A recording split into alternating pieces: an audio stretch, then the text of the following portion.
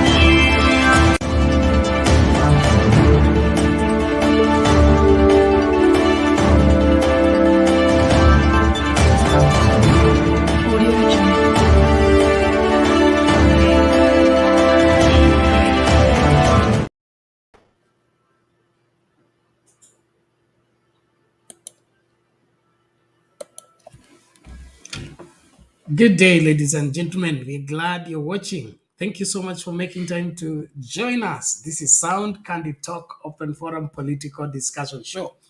The show that gives you an opportunity to air what you feel and think about the latest development on our political front. Well, the US state visit is at the top, and things seem to be going for one William Ruto as information trickles in on how many deals he's signing. And of course, it appears things are looking up for Kenya as it's being reported. So today we want us to look at this keenly for us exactly to find out, is Kenya gaining from this? In view of the luxurious and expenses that have gone into this trip, is Kenya gaining from this or losing?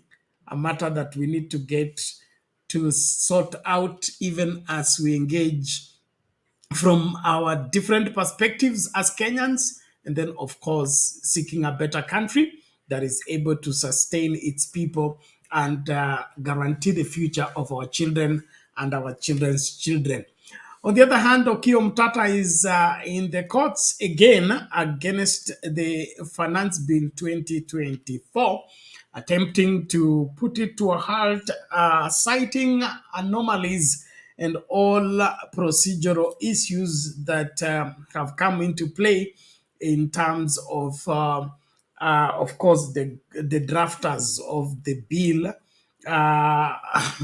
and seeking how to make sure that it passes without being kind of changed. This is happening in the backdrop of the Gachagua new Tanga push. Is Gachagua up to the task to cause a Tanga storm in UDA, or his history is repeating itself? That's something I would want us to look at of great interest. Begin again with apologies. Yesterday it was tough, couldn't have the show as scheduled as because of my medical issues, but I'm getting better. Thank you for your prayers and your support. I will be here as long as I can be, and then of course we will engage to the degree. Lakini naomba wakereketo wangu msicheze mbali, naomba mkachezee karibu tu, ili kama ni kuendeleza show iendelee wakati tunazungumza masuala haya kwa kina. Nikiomba tu tukue Wakenya wazalendo ambao watatekeleza wajibu wao bila kuogopa na bila kuegemea sehemu ambayo haifai, haswa katika masuala ya kutengeneza historia katika nchi hii. Mambo mengi tu yanaendelea katika nchi hii, mengi yao hayapendezi kabisa, haswa kama vile serikali ya Kenya Kwanza inavyozungumza na inavyotekeleza ni kama usiku na mchana. Kama vile nilisema, mhubiri mkongwe akasema katika mahubiri, akasema your actions are too loud, I can't hear what you are saying. That means what you say and what you do are not agreeing, and therefore we wonder why you are there in the first place. Well, thank you. Please, let's be on the forefront to invite each other as we engage into this great conversation. And then, of course, other matters arising even as we start the conversation. So the link to use to get in the studio is already available in the comment section. Click on it, allow StreamYard to configure for you the camera as well as the audio, and you will find yourself in this space for us to get talking. And then, of course, we really need you to be the extension of what you're doing right here, right where you are. We believe through this conversation, we will make giant steps in attaining and gaining our country that we wish to see and appreciate for everyone. Well, 50 people on viewing, please, let's push quickly. I know there are those who had issues yesterday waiting for the show. It was rough. I couldn't start the show, but I believe we are now set. So tumia your link, ingia studio, tukajadili masuala haya kwa kina, tuambiane ukweli, ni kipi kinatoka Amerika kuja Kenya katika safari hii, ama ni game tunachezewa? Ni historia tunatengeneza ama ni historia tunarudia? So karibu sana, naomba umakinike katika kuangazia masuala haya. Nashukuru namuona Wangira is right across here. Please, let's be on the forefront. Let's be on the forefront. Invite each other.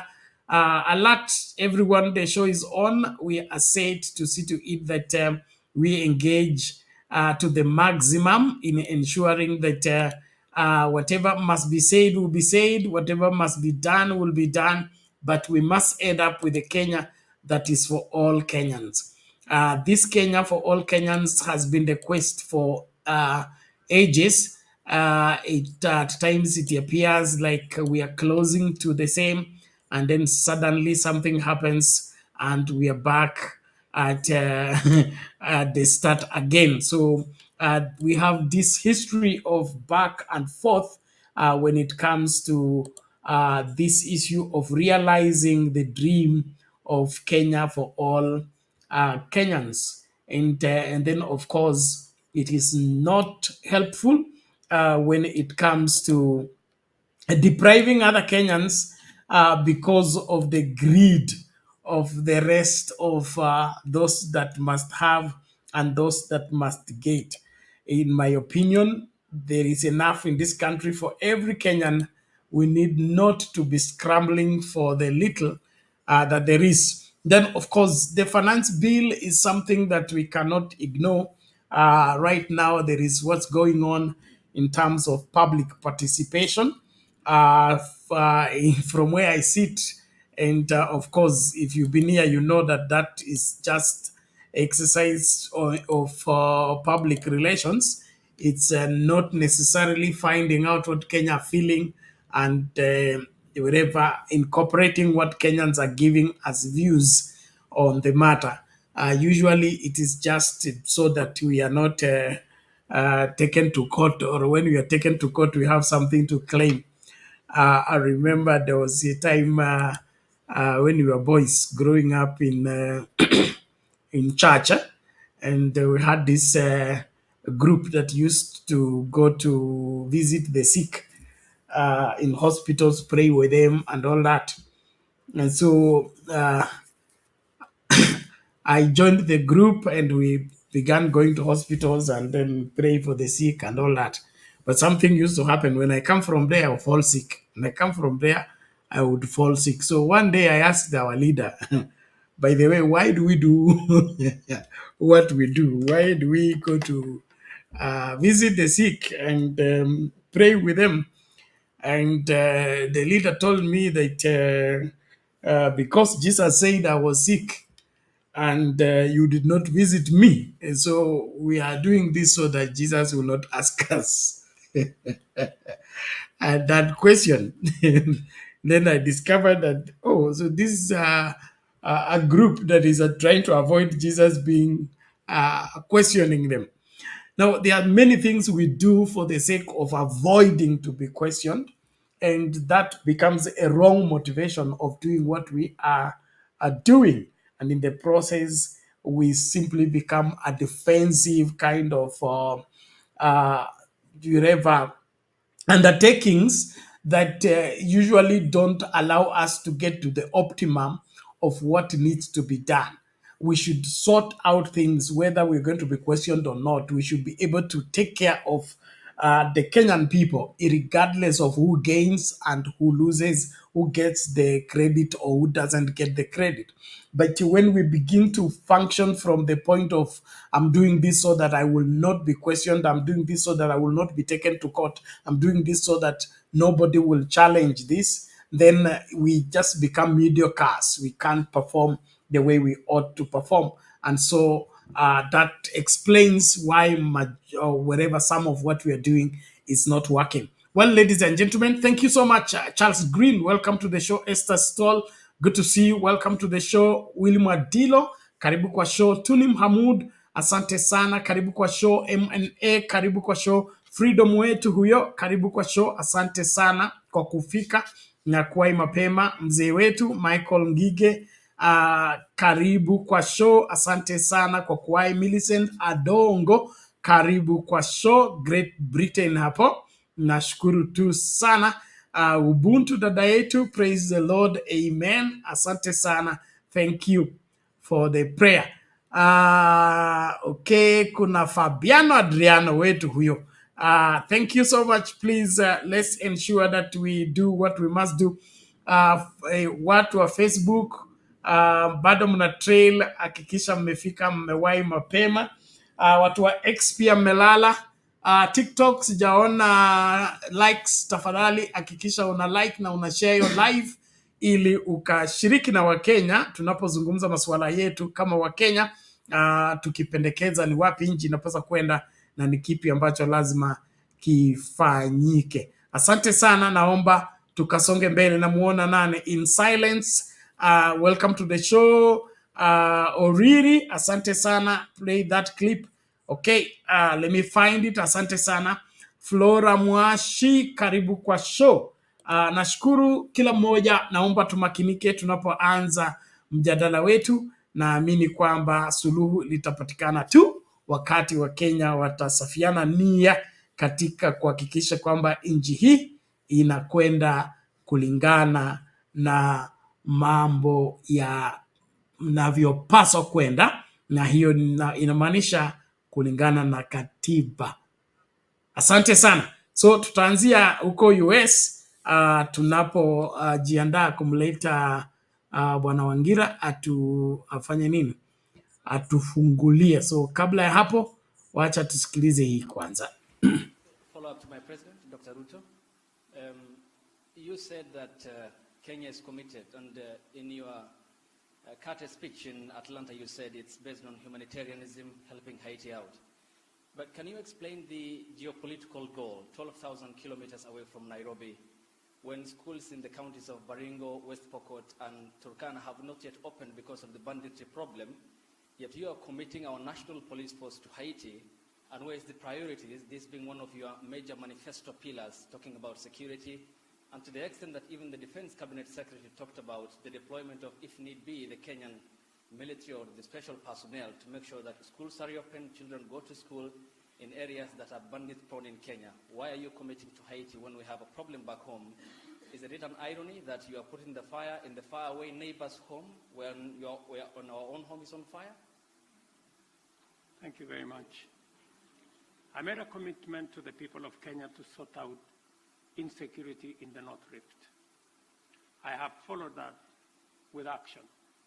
As we talk, there are 3,000 military officers in the North Rift, 2,000 police officers in the North Rift. We have renovated the first 15 schools and completed.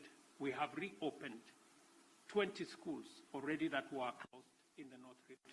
And that exercise is ongoing. We have made tremendous progress in making sure that we create security at home, but that does not take away our responsibility. Even as we were deploying troops and policemen in our own country, in North Rift, to sort out the banditry problem, we still deployed 1,000 troops to DRC Congo, because that is our neighborhood. We have 5,000 troops in Somalia, because equally that is our responsibility.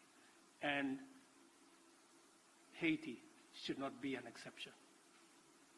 That's why deploying 1,000 security men to Haiti speaks to the same belief and commitment to peace.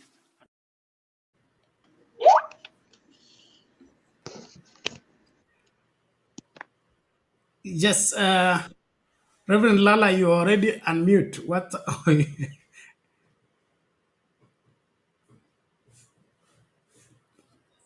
Okay, let's have Bwana Wangira tufungulia. Bwana Wangira, vipi? Niko salama, labda wewe. I'm getting better, thank you. I didn't see Lala demonstrate. And, you know, he guaranteed us that we were going to see a few people demonstrating in Washington. Today, we didn't see any. That just by the way. Bernard, there are one or two things that I want to comment on, perhaps if I make my contribution. Accompanying William Samoei Ruto in the United States, Bernard, is this gentleman called Wandai. Wandai is the minority leader in the National Assembly representing Azimio la Umoja One Kenya. And also in that delegation are two Azimio governors, Gladys Wanga and Wavinya Ndeti. Then at this time when majority of Kenyans are complaining, especially over the huge delegation that accompanied William Ruto to the United States of America, that included some jokers in the name of actors and comedians, Bernard, whether it was advisable for Wandai and the two governors from Azimio la Umoja to have accompanied William Samoei Ruto to the United States. And again, Bernard, now that we are questioning the expense or the expense in this particular trip, and we are supposed to be checking this government as a minority in parliament. How will Wandai question the expense of a jet in a trip that was part and parcel to? Those are some of the basic questions that I'm asking. And again, I saw a statement yesterday by Baba Raila Amolo Odinga, justifying, reasons why, the Azimio la Umoja people were accompanying William Samoei Ruto to the United States. I remember last year, Baba told us that, he was not recognizing William Samoei Ruto as president. We want to be certain now whether he has now recognized William Samoei Ruto as president. We want to be certain because, we are members of Azimio la Umoja One Kenya. We don't want to be a confused lot. We want now to be certain whether Raila Odinga has now decided to recognize William Samoei Ruto as president. Bernard, those are just the two issues that perhaps I had to raise before I make my real contribution. Now, the state visit by William Samoei Ruto now officially started yesterday, where we saw him being received by the wife of the... Wanaogira, before you go there, you have raised the question, you have not given us your answer. Or is just a question for us to debate in terms of what is the statement? I always tell you, Bernard, to learn to relax. These are issues I've raised. Any other person can ponder over it. There are people in the comment section. They are my fellow panelists here. They can also pick up from there and perhaps help me answer. It's not up to me to ask my own question and also give an answer to it. It's not very, very possible. With all due respect, I just seek to clarify or seek clarification. When you raise a matter and you leave it hanging, especially when you cite a particular reference, we get interested into that reference. And then don't forget, we are engaged in this conversation for hours. There are audience who would want to get an answer to your question. So if you leave it hanging, then go to other areas, then we go to the other areas endlessly. We either leave that unaddressed, or the people who are interested into finding out what you raised don't get it. So when a matter is raised, let's settle that first before go to the next one.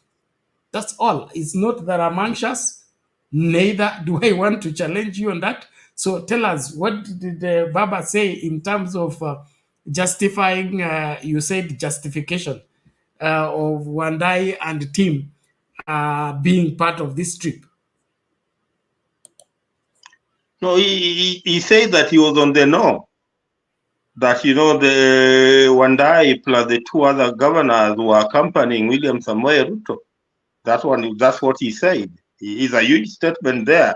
You can perhaps get it and perhaps put it here. So he was justifying that, they were there duly. And because he was justifying that they were there duly, and that's why I was raising the question, Bernard, that, last year, Baba told us that, he was not recognizing William Samoei Ruto. Now, that's why I'm asking a very, very basic question, and this is a question that, we need to know whether he has now started recognizing him.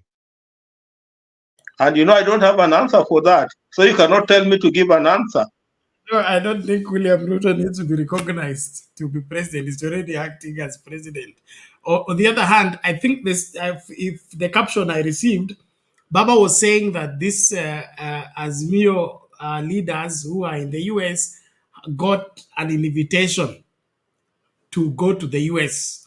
So that is a statement I have, is an invitation directly from the US for them to be part of this. So I don't know whether that is what is the true picture, or they are joyriders, like you said, they are jokers who are running around with William Ruto. So that's what we need to ascertain. But the caption I have from Baba's givings is that the Wandai, the Wanga, and the other Azimio leaders were specifically invited, okay, to be part of this, but not from the Ruto perspective, but from the US government. If that is true or not, I don't know. But go ahead, You know, go ahead, make your submission. Lala is waiting. Let's keep engaging. And Julius, don't go far. Before I go ahead on my next part, let me just say that, Baba was trying to firefight, after many Kenyans complained because they never understood why, they were seeing members of the Azimio within William Samoei Ruto's party in the United States. And, I believe Baba was only firefighting, after many of us complained. And again, Bernard, of what value is Wandai, Wanga, and Wavinya adding, by them being in the United States? What is the value of them being there? That's the question. Okay, let me just continue with my contribution.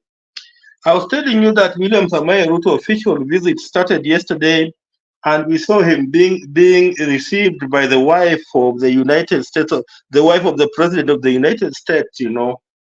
I think she's called Jill, if I'm not very, very wrong. And today, which I believe is yesterday, he received, the traditional welcoming, including the parade by the American military. Oh, Bernard, what caught my eyes is what we are calling, the deals that are being cut in the United States. And remember, Bernard, there's no free lunch. There's never free lunch in some of these things.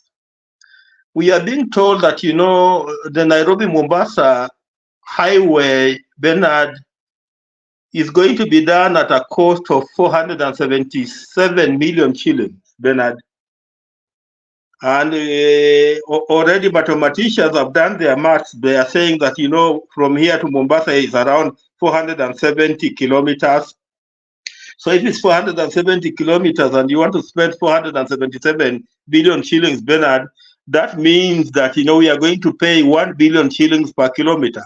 So they're asking 1 billion shillings per kilometer they're asking whether, that's a good deal. If you are going to be spending 1 billion shillings per kilometer, they're asking whether that is a good deal. Then we are being told that they are going to give us 5.2 billion shillings towards democracy, human rights, and governance programs. It sounds very good on paper, Bernard. It sounds very good on paper that we are going to be given 5.2 billion shillings. Sounds very good on paper. The challenges we have in this country on democracy, we have issues around human rights in this country, and we have huge issues around governance. So, my hope is that, if this money comes, it will be used, Bernard, for the purposes that it's supposed to be used for. Then I understand they are going to give us 924 million shillings, close 1 billion shillings, to modernize the police. Bernard, you know that our police are headed to Haiti. So is this a payback that now, because our policemen are headed to Haiti, we are being given under 1 billion shillings, Bernard, by the American government? Those are some of the questions. Then there is this issue of the helicopters that we are being given. There's Ahui. I hope that I've pronounced that name correctly. Is Huey Lala, you can write it, then you'll help me pronounce it correctly. HUEY, HUEO, helicopter. They are going to give us 8 of them. Then they will give us another, what they call MD 500 helicopter, 8 of them. And we already have issues around some of these helicopters that are being donated to us, Bernard.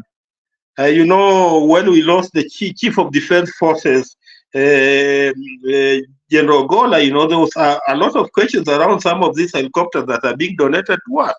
And here are we being given another 16 of them, 8 of another type and 8 of another type.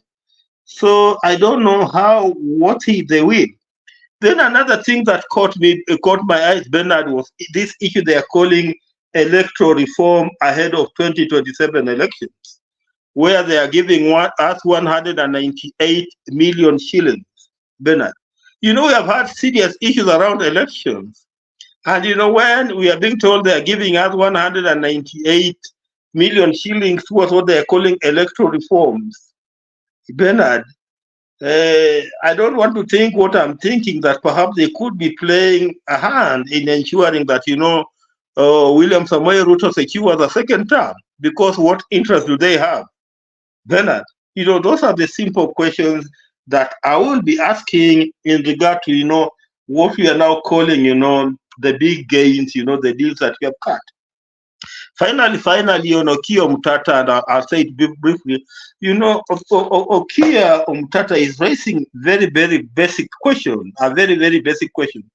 Bernard, for example, if you have a project, you cannot start raising money before you set a budget. You need a budget first before you start raising money. But a finance bill is a mechanism of government raising money. Appropriation bill is what we call the budget, how we plan to spend the money. So he's asking a very, very basic question: that how are you telling us to raise? How are you telling us to finance what we don't know? What we don't know, because we need to have an appropriation bill first before we can have a finance bill. You cannot place what we say. You place you place a horse before a cart. It's not possible. So he's raising very, very basic questions here. That first present an appropriation bill. We know what you want to do for the people of Kenya before you come in with what we call a finance bill, because a finance bill cannot come before an appropriation bill, Bernard. So those are the very basic issues that Okiya Omutata is raising. Because Ndugulala is there. Let me allow him to come in. Then perhaps later on, I would like to say 1 or 2 things about regarding Gachagua. Asante. Okay, thank you, Mr. Wangira. We appreciate that. Ladies and gentlemen, we appreciate everybody who is joining from wherever you are. Please, let's continue inviting each other. And then, of course, the poll question. And before you respond to the poll question, ensure that you like the video. It's important for your response on the video. It helps on the ranking on YouTube. You are the one that we have out there that can help us achieve that. I appreciate everyone. Please, let's keep going. Reverend Lala, come in, please.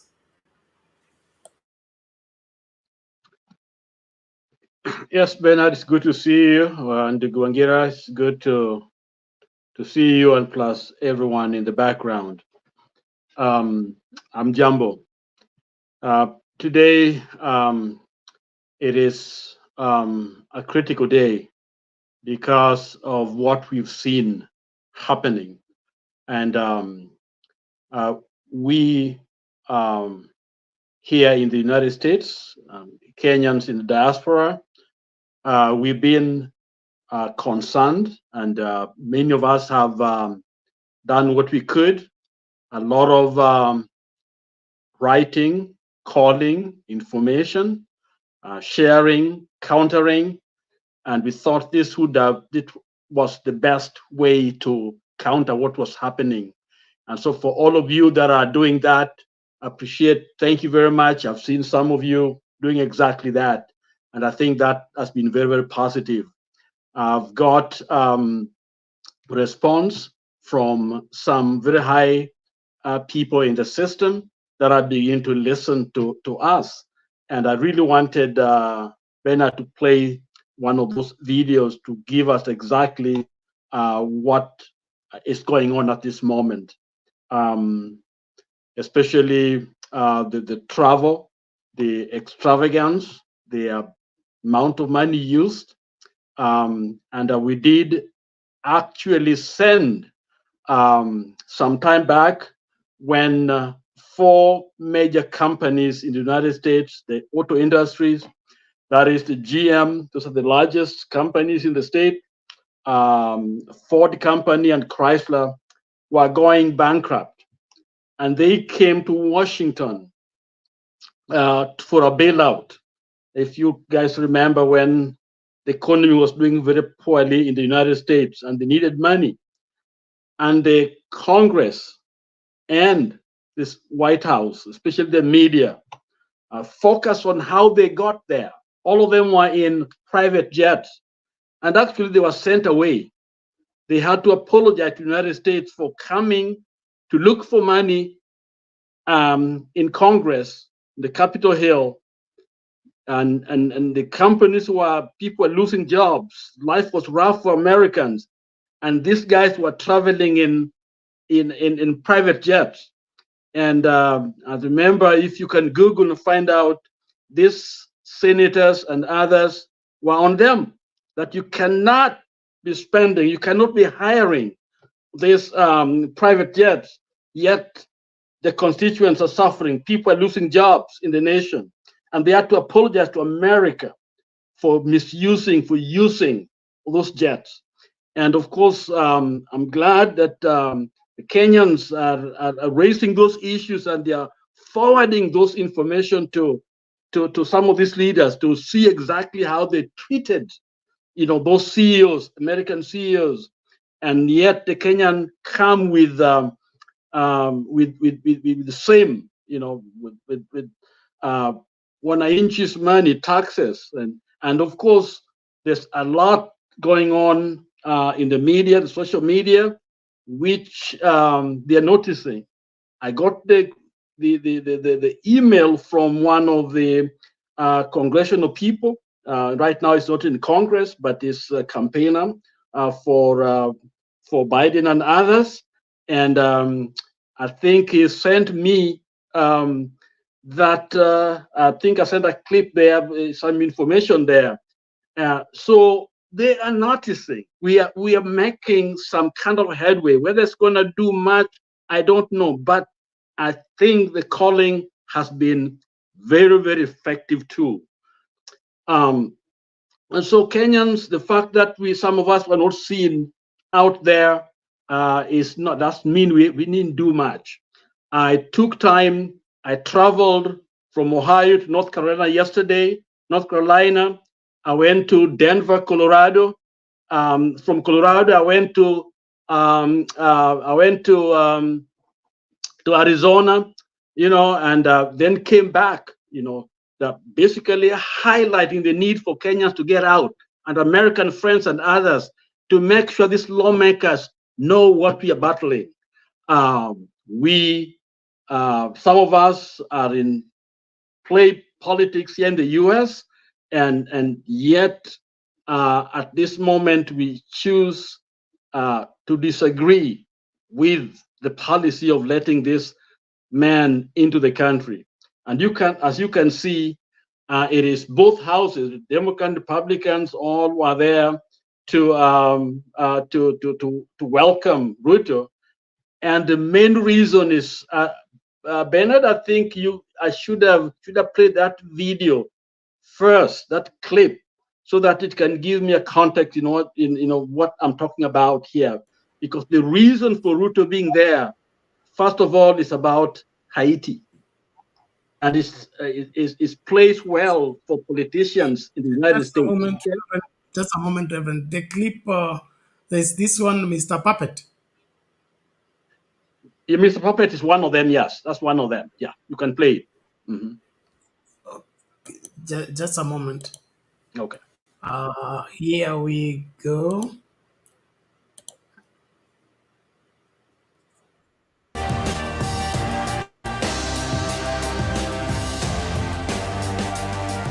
Haiti is on the cusp of being a failed state. The U.S. is hoping that multinational forces led by Kenya can reverse the downward spiral.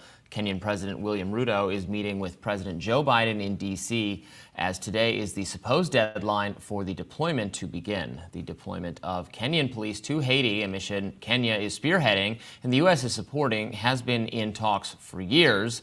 But the deployments now face a delay as the country grapples with extreme equipment shortages.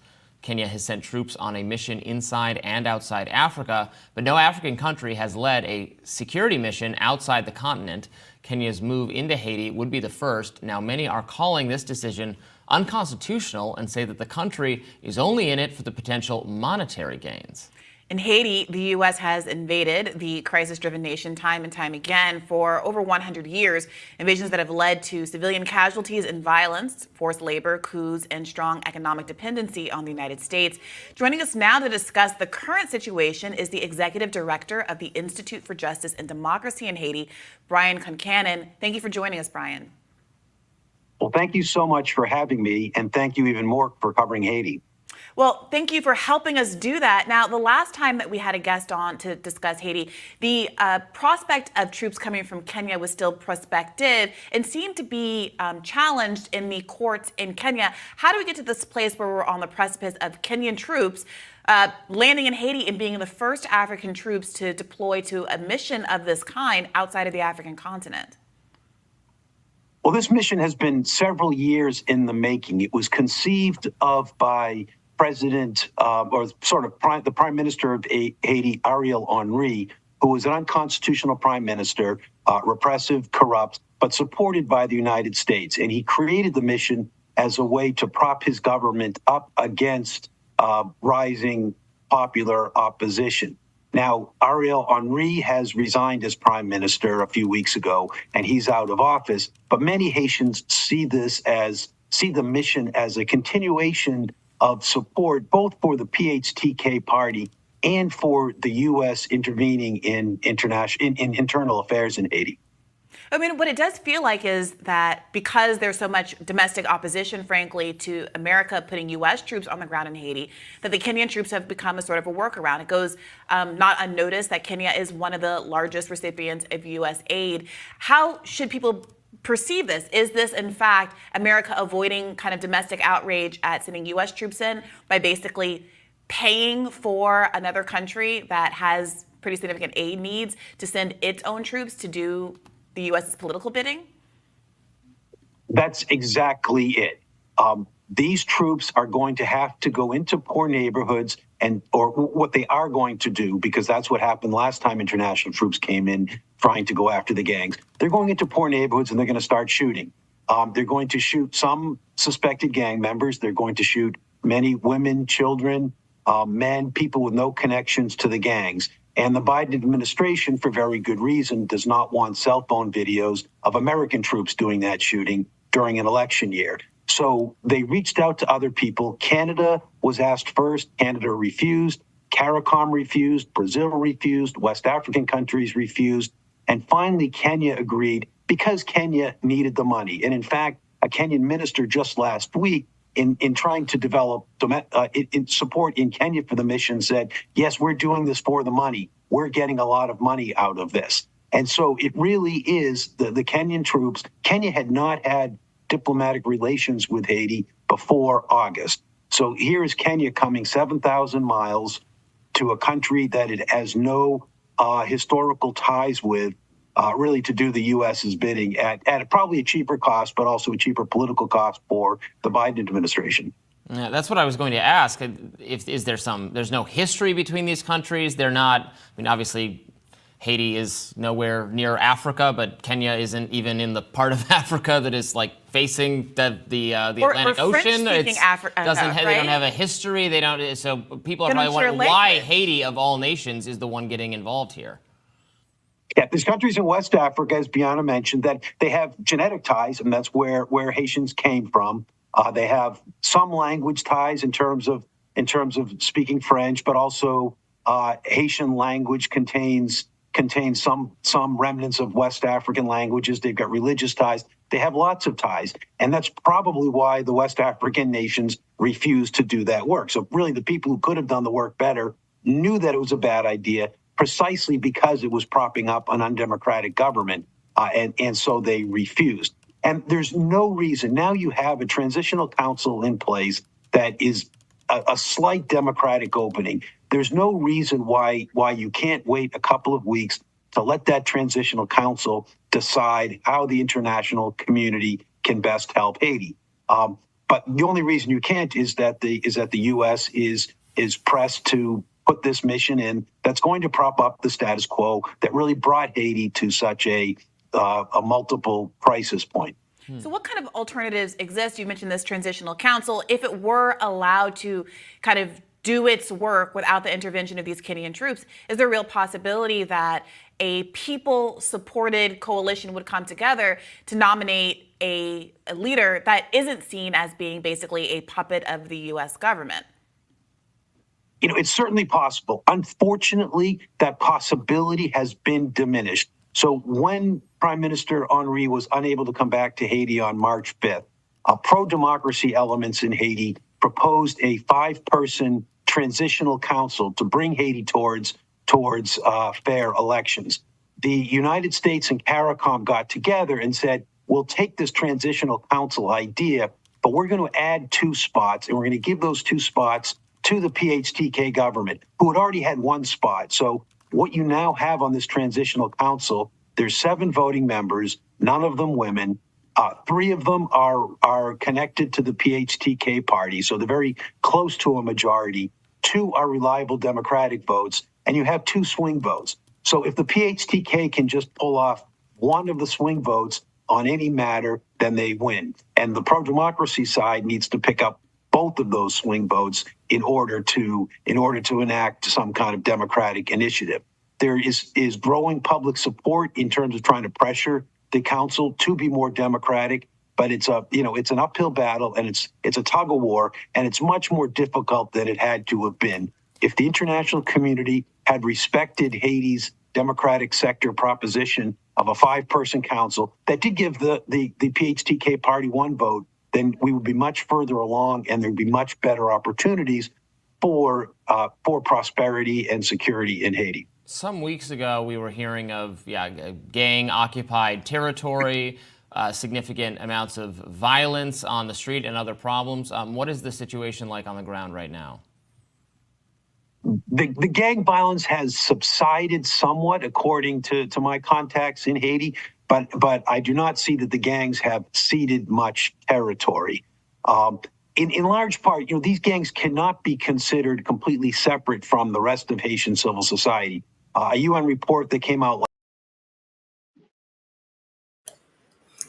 Just, Reverend, I think that gives the context.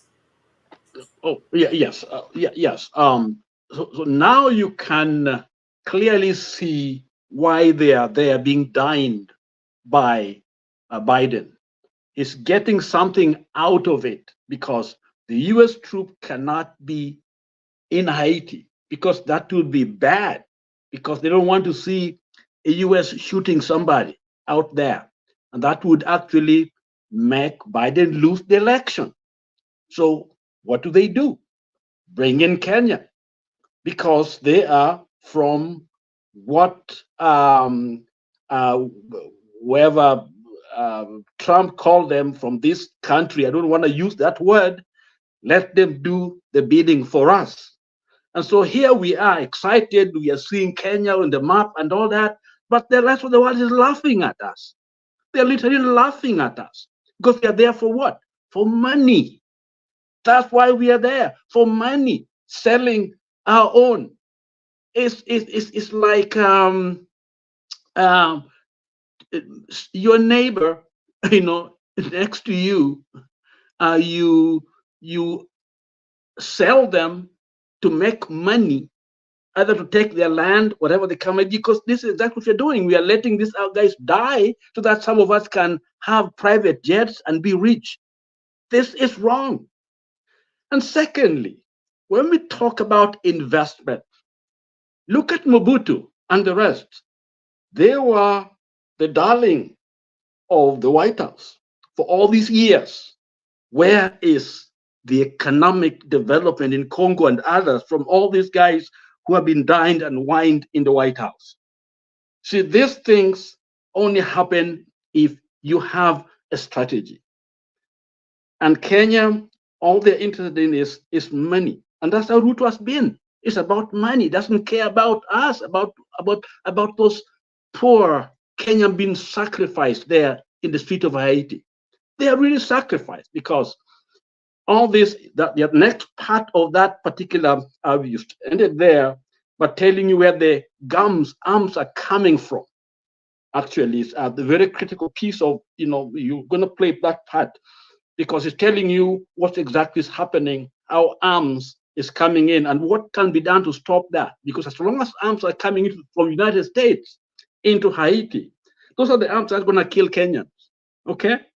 So the US has basically done a good job making sure that we are out of it. Let Kenyans lead and listen to where Kenya's coming from. Miles and miles apart. We've never had a diplomatic relationship with Haiti. None. Till that day, did money motivated us to get one. Okay? So Kenyans, let us have critical thinking. Let us think. God gave us a brain. Let those brains work. Money, we're selling our soul to the devil. It's exactly what Judas did. Judas sold Jesus for 30 pieces of silver. This is what we are getting in the US. I'm sorry to say that. I'm emotional. Let me just stop there. Somebody else can come in. But finally, you can pay part of it later. Okay, thank you, Reverend Lala. Ladies and gentlemen, it appears we are caught into a mix that our opportunistic attitude has thrown us in by reason of us, maybe being desperate to get a cut. And so we are not looking at things from all perspective. We are only considering it from the monetary perspective, and that sells us in bad light as a country, and then of course being led by that aspect. But the view that we were not the first ones to be approached. They approached different countries in Africa. Most of the countries turned down the offer.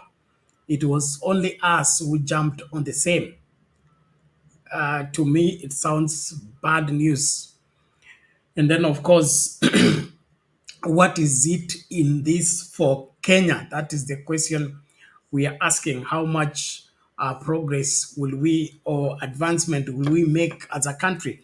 It appears we are only retracting and not advancing. And if that's the case, tuko babaya. Okay. DJ, how are you? How are you, VP?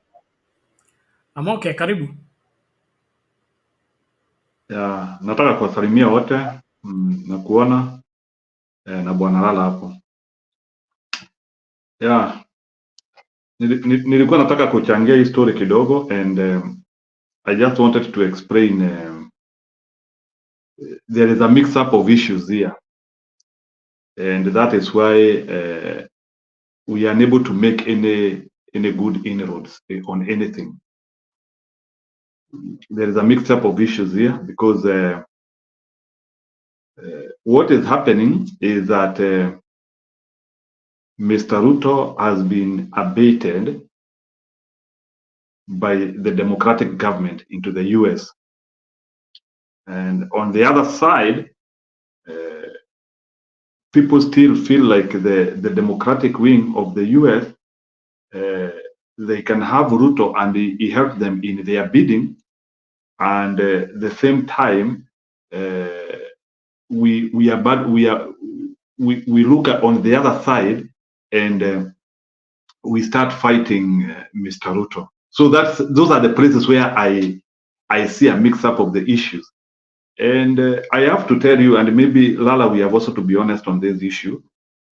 We need to understand that Kenya, there is the reason why we are in this war, and you can see you can even see what is happening, because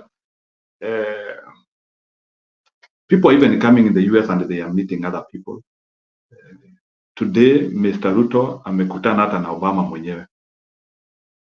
Leo amekutana na Obama na watu wengine. Like, frankly speaking, sababu hizi ni vitu ambazo tunafaa kuongea hapa bila uoga, so that we can be able to help our nation. Our country has been tilted towards the democratic wing arm, and that is not one thing which we do not look at it. But the question which we need to be asking ourselves, even as Kenya gravitates towards the democratic wing, because if they were gravitating on the Republican side, they could have even met our leaders.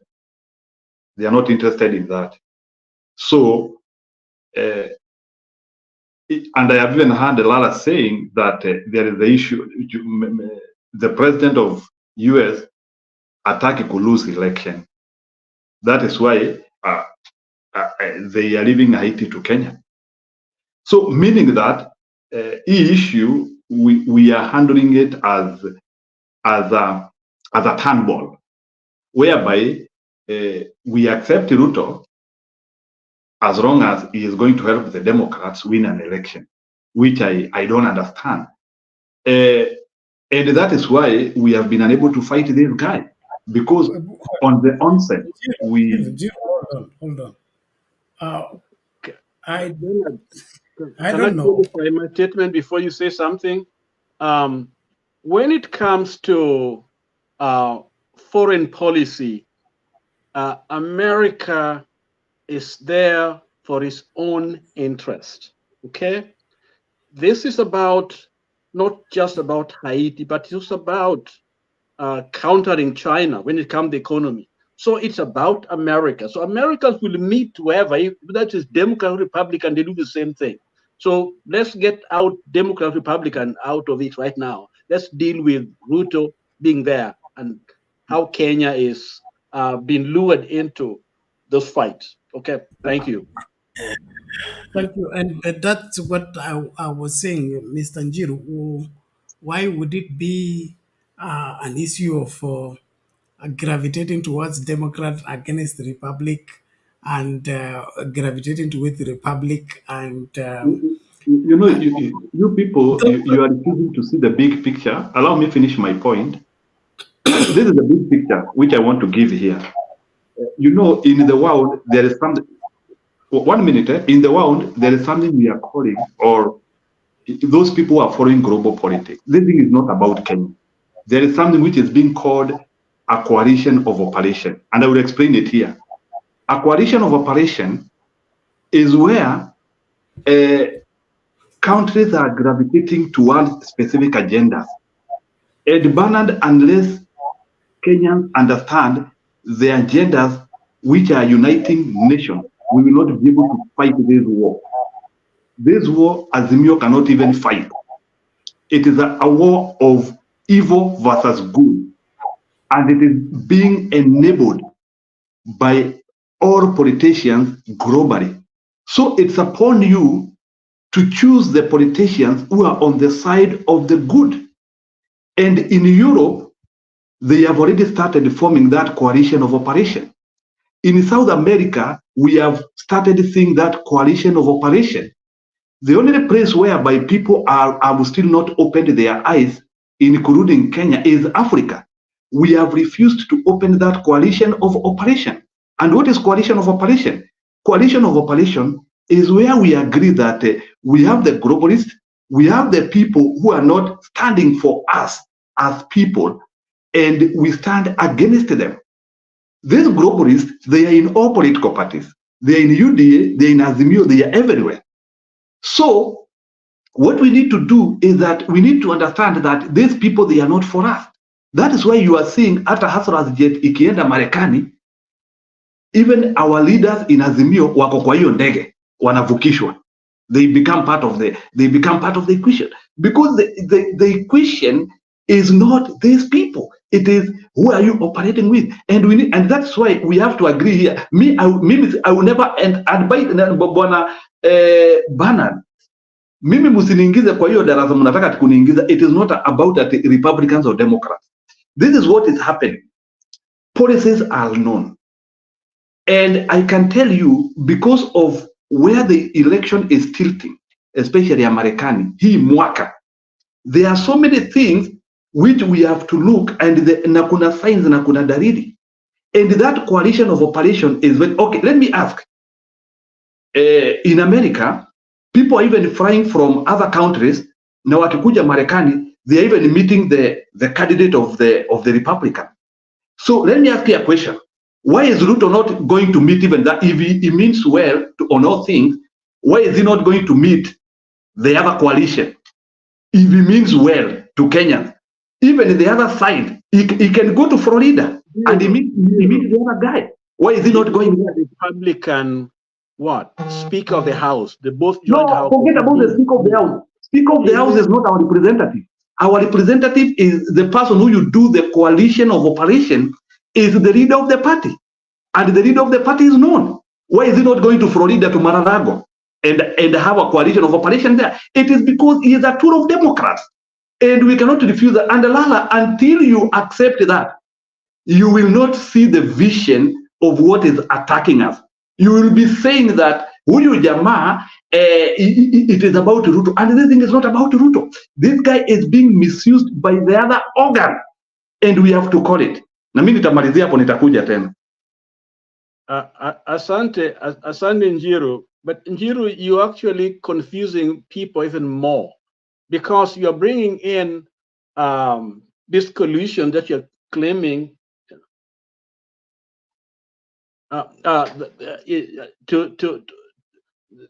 for us to be either understand how they operate, and actually what you're simply saying is that there are certain characters that are working within the Democratic Party, because that's exactly what you're saying.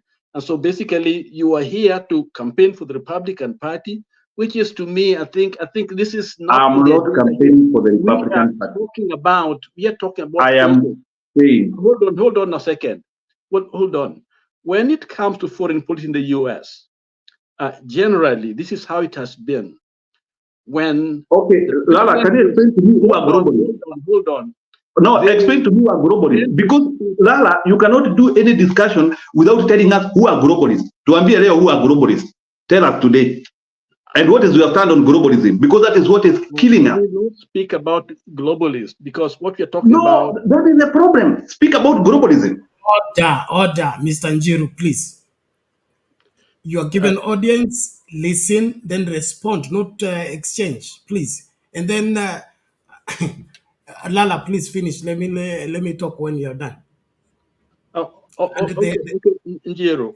When it comes to one of the things that I think we must understand, that U.S. will act in its interest. That is number one. What is the interest? Whether it's security, whether economic, whatever the case may be, it is their interest first. Okay? And when it comes to their interest, there's no Republican, no Democrat.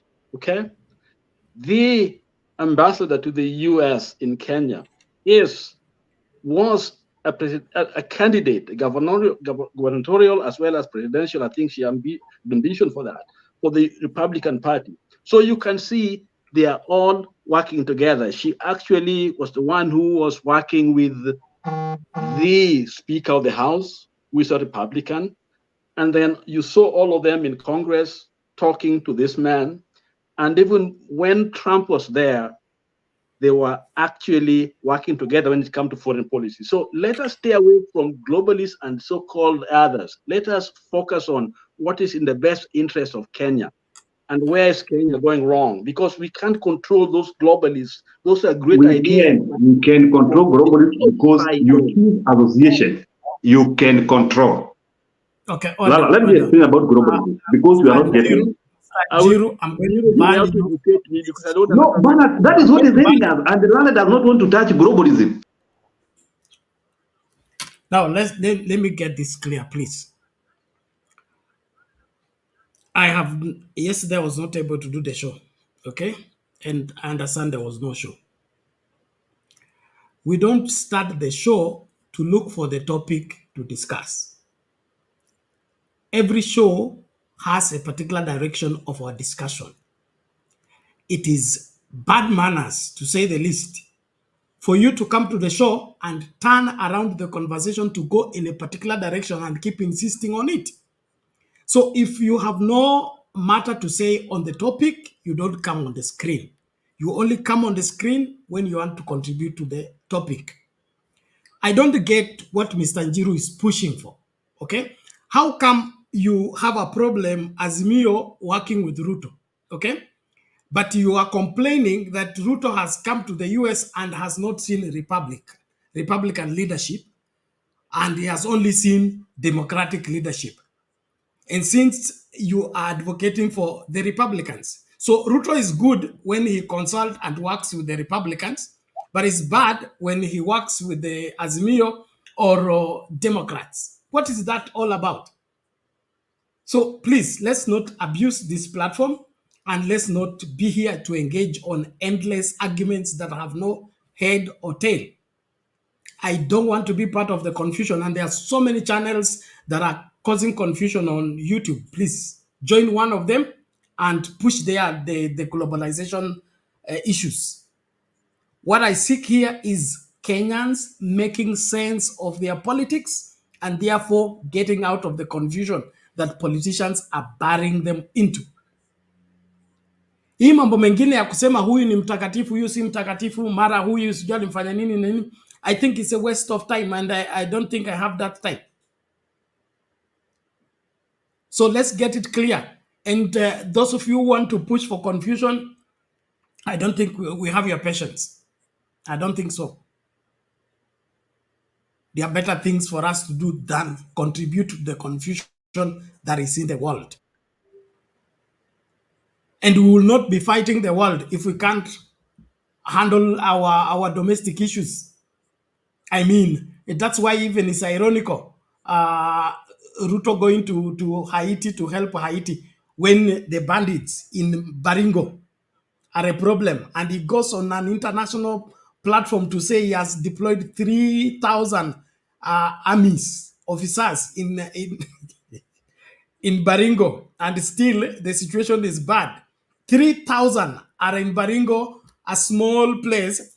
They have not managed. Now you want to send 1,000 to Haiti to help the situation. Does it even make proportional, logical, whatever, explanation of what's going on? So I would want us, please, to respect each other. And we are not here to score points. I don't think that adolescent of competing who knows what where is not for here. With all due respect. Thank you. So we'll take a short break. When we come back, we continue with the conversation. But please, let's restrain ourselves. I don't want the Republic, wherever democratic politics here, until we have sanctioned that subject. At least hiyo inasaidia. Lakini tukiwa hapa eti wewe unakuta tunaongea hiki, wewe unataka kupindua sisi tuongee kile unataka kwa sababu wewe ndio unajua. Hapana. Sioni kama tuko na time ya hiyo.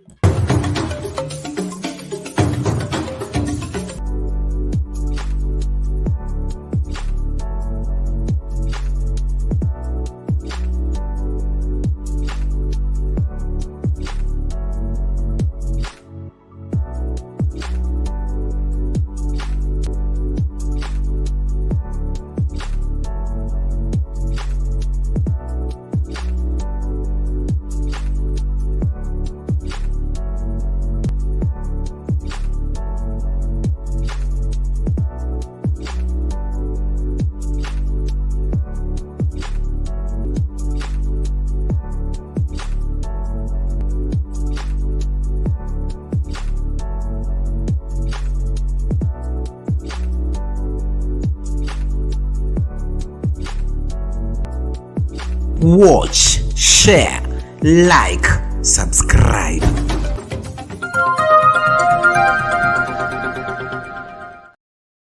Right. to scatter a voting bloc that has voted unanimously for the last 2 decades. According to Deputy President Rigathi Gachagua, it's a mix of both. At stake is Mount Kenya's interests and the political muscle they've wielded for years. I agree with President Biden that Kenya's participation in Haiti is not so much about what happened in the past. It's about what we believe in, the peace and security of humanity. And we don't find that the U.S. is committing Kenya because the U.S. cannot commit Kenya. I am the president of Kenya. It's me to make that decision. And it's the people of Kenya to commit their own troops using their own structures. We've gone through the processes in Kenya. Parliament has approved.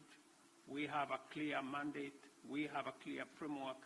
And it is us, the people of Kenya, who made this decision in the interest of serving peace and stability as a responsible global citizen and understanding that insecurity, instability anywhere is insecurity and instability everywhere.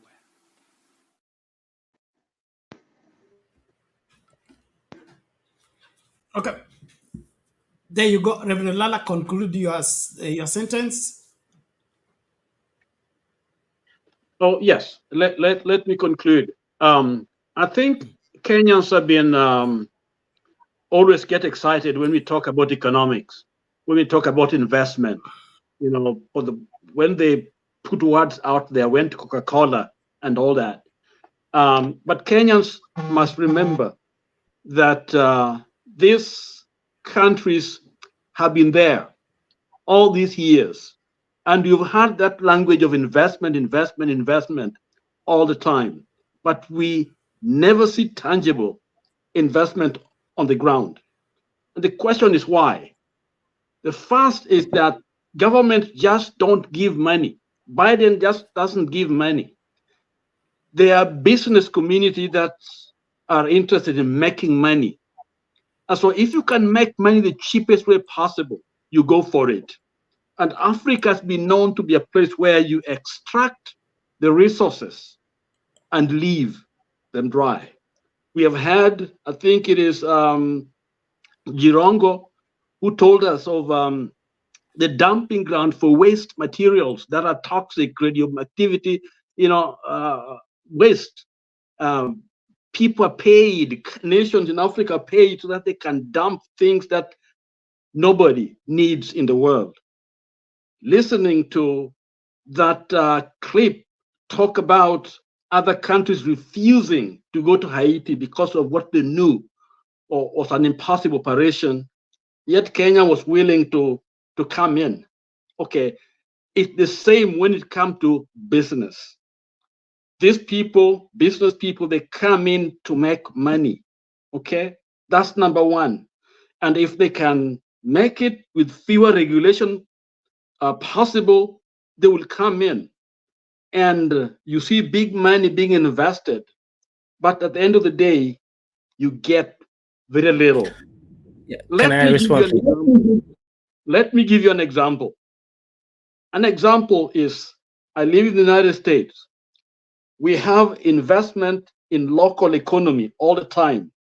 Usually when an investor comes, we sit as local government, the people in the neighborhood and others, to make sure that that investment will not hurt, but will add value to that economy.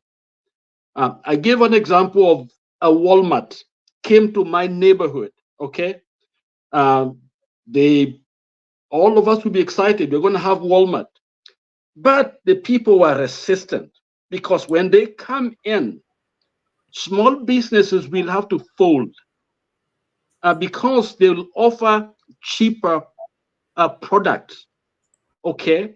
And they will hire people who make very little money, okay? Who are still depending on the government for subsistence, for their livelihood. Basically, they're retiring those middle class because they would ask for more because these people are now bringing cheap products At the end of the day, these huge companies will extract all the profit, and that profit will leave that economy. Sooner or later, you see businesses rent down, you see a lot of prostitution and gang in these particular communities. And the simple reason is that the business people are interested in making money, not developing the area. Can I respond? And so when we talk about the third world, this is very important. The third world, it has always got a raw deal. Time, the queue is very long. I'm closing in because a point that I'm making. They get the raw deals. So even right now, they know Kenya's desperate. Okay? It's a desperate. So who would want to come in and get as much out of this country and leave nothing? So Kenyans must understand that even when we tend to open our hands to these people to come in, we got to be able to ask hard questions and be able to negotiate and attract businesses that will give us a win-win situation. Okay. In other words, we got to be in a position where we can be able to negotiate. I don't think we are in that position to do that. We are just desperate, like the man has stated there. The desperate, politically we're desperate, economically we're desperate. So every one of us must know that there's somebody laughing at us. Unatuchekelea tu. Okay. Kila mtu Can I respond? yule mtu alinitumia hiyo clip is very high, close to the president and very noob. He didn't want people to know, but they are laughing at us because they know exactly what's going on. Asante. Okay. Thank you, Reverend Lala. Okay, ladies and gentlemen, please, our standing orders remain. Tafadhali sitaki kusukumana na mtu yoyote. Wait, when it's your turn, you respond. You should participate in the show with a piece of paper and pen. Note down whatever you would want to challenge until it's your turn, then you can prosecute that. Those shouts and interruptions are not healthy for the audience and for the show. Tafadhali. What is his name? Kaizorian Empire. Yes, thank you very much. I wanted to respond, agree on some things, and also challenge some other things. So this deal that Ruto has signed is actually a deal for a service-based contract. It's not that we don't have resources to be exploited in Kenya, so that's a good thing for us. They are actually signing a contract that will bring in more contracts for calling centers, which will be expanded within the special. Oh, go ahead. The CCI Global. Go ahead. Good, yeah, good. So the deal is between Kenyan government and the CCI Global, which is a managing company that hires service-based people, for example, calling centers. So, you know, T-Mobile or AT&T, they will have the calling centers in Kenya. So this $50 million contract, this directly does go to the Kenyan people because they'll be employing around 10 to 20,000 Kenyans. The money will be directly coming from America, and not from Kenya. So actually we'll be the one benefiting it by creating jobs for the community, and also in this case, having a more increased foreign direct investment, aka we have the euro dollars, which we can utilize to actually pay back the debt if the government is not corrupt. That's a separate conversation. I don't want to get into that for now. Secondly, regarding Haiti, if the government was forcing police officers to be drafted, I believe then you guys will be correct that this is deleterious and it's going to cause us issues, and we're putting our men at risk. However, the way I understand it, the police officers were given a choice of volunteering, and actually they were overcapacited on the volunteers. So in other words, morally speaking, this doesn't go against the rights of those police officers. They were not forced into it. And this kind of money they'll get there, of course, it's around $2,000 to $3,000 a month, which is way more than the Kenyan government will ever pay them. So they volunteered themselves. So morally speaking, I don't believe. What are you citing? What are you citing? Give us a reference of what you're claiming. Secondly, nobody serves in the police force at in terms of the moment you sign, you sign in as a police officer. You are a person who is supposed to carry out orders. That's how the police works. This voluntary operation is sounding crazy. Let me know how you got into that.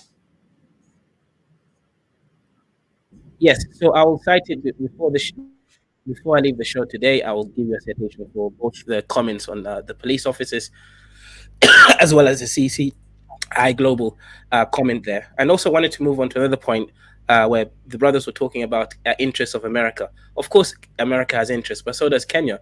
I always feel it's doing a disservice to think that we can't protect our own interest. We do need money, right? If Ruto is able to get that $330 million America has pledged to give, that will help us pay back these debts that we have. We have a lot of money in debt, and the debt is not in our local currency, meaning we can't just pay it back by taxation. So you ask me a question, well, why is Ruto taxing so heavily? I believe he's taxing heavily so that he can utilize that money and probably sell off assets in Kenya, real estate, etc., because the debts are not in our currency. So the only way for us to pay it back is by getting these direct foreign investments in dollars, euros, or any currency that has marketable interest in the global economy. So, in other words, I understand that the situation in Kenya may not be the best for some people, but this is this is the way that I see working right now, whereby we're able to get euro dollars into the Kenyan economy and be able to at least begin paying back the debts. So investment money should be used to pay debt. How does that add up? Yeah, so great question. So there is a economic theory called MMT, modern monetary theory. What will happen is this, right? The money from us, not us, I'm not a diasporan. The money from the diasporans here who are living abroad, they send back home. The government can take that money and use it to pay debts. Then they can just print the Kenyan shilling. See, this is how you can play the economic situation to make it make sense. So this money that we get from millions of dollars, you just put it in the bank, pay the debts, then you print the equivalent amount of money in shillings, then use it in the local economy. The only issues why countries go broke after printing money is because they don't have something, productivity. So if money's coming in dollars, you can actually print the equivalent amount in shillings and use it in the local currency. I know it sounds funny, but this is a real theory that works. Empire, don't say that. Don't say that, please. Okay? There is what is called foreign Hold exchange. on. Foreign exchange. Can I say something? Order, Lala, please. Let's Just stay. highlighting something is stated that I wanted just to. Hey, I don't want us to push each other. Order. Okay? We are seeking clarification here, and somebody has just thrown information that is questionable. Mr. Empire, there is what's called foreign exchange. Exchange means when I have $5, okay, when I change it to to Kenya shillings, okay, the Kenya shilling I receive is right from what is in circulation. You don't bring in dollars so that you bring more, you print more Kenya shillings. So what is this that you have dollars now, you can print money against dollars? Which economics is that? It's called monetary. If you have obtained money for the construction of Kenya, or wherever, Nairobi, Mombasa highway, that's investment for that particular project. If you take that money and use it to pay debt, now where will you get the money to construct the road? You print it. You print it. Hey, please. Reverend Lala, please quickly. I'll give you half a minute, then Wangira. I think my brother's confusing us. First of all, countries like US can print, but Kenyan can tell us that theory too. I think you are, but you mentioned MMT theory. It's an economy that examines the role of government spending and taxation in an economy. Suggests that government spending and taxation should be used to achieve full employment, price stability. It does not say investment. So you use for investment, that's just paying, those more spending than anything else. Investment, we expect something to come out of it. Where is the business? So I just wanted to clarify that part. Thank you. Wangira? My brother Empire, who purports to come from Busia, must be the inventor of what we call gerongonomics. Bernard, You know, in economics, immediately you mention the word printing money, then you create a big issue because immediately you start printing money, Bernard, you increase what we call the money supply. And when you increase the money supply, then there will be what we call the inflation pressure. And with this inflation pressure, you just know what will happen to a country. You know, I don't know, perhaps, you know, my brother Empire has got his own definition of what he calls printing money. I don't know. But within the economics concept, you know, printing money, that means putting more money in circulation. You know, your explanation was a much better one, where you said, for example, when you send me, when I have a friend in the United States, Bernard, and he sends me $5, you know, when I go to redeem, you know, I'm given equivalent of the $5 in Kenya currency. That's my understanding. But, you know, I don't understand, you know, this aspect of printing money. You know, perhaps he could be having his own definition, his own theory and his own perspective on this particular area. But if it's the economics that we all understand, you know, printing of money, and, you know, there are various examples in the world, you know, where countries have printed money and they have ended up in big trouble. I hope that he's not encouraging William Samoei Ruto to print money, Bernard. Let me just leave it at that.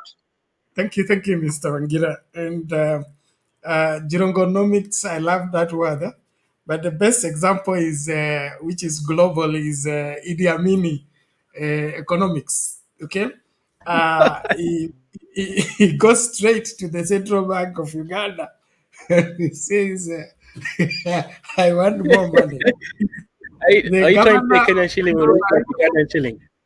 That's exactly what you're saying. You are reasoning like Idi Amin in the rise and the fall of Idi Amin. Okay, there is no way you cannot have money. Print money. For me, I need money. So to you, money should be printed. Money is not printed. Money is regulated. That's why there is central bank governor.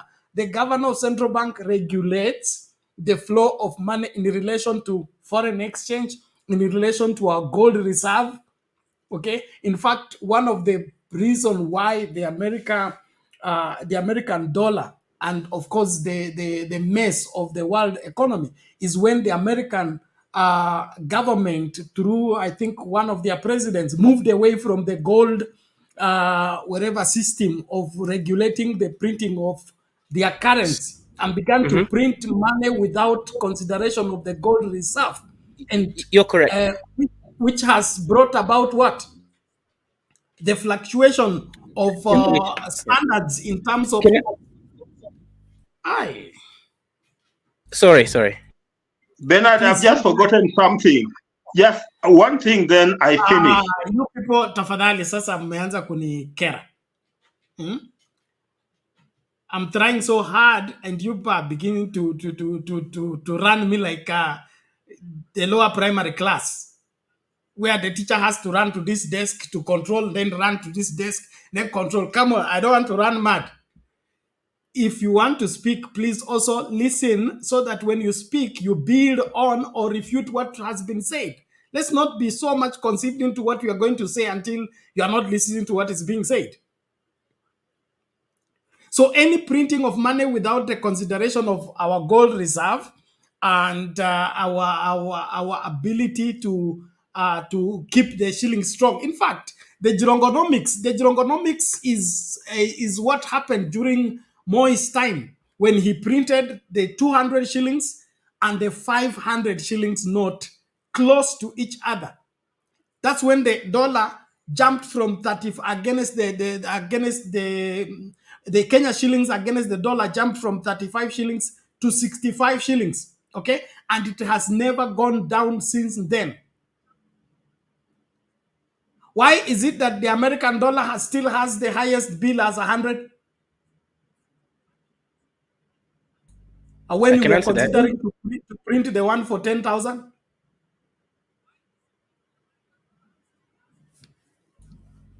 Yes, Mr. Wangira, quickly, please.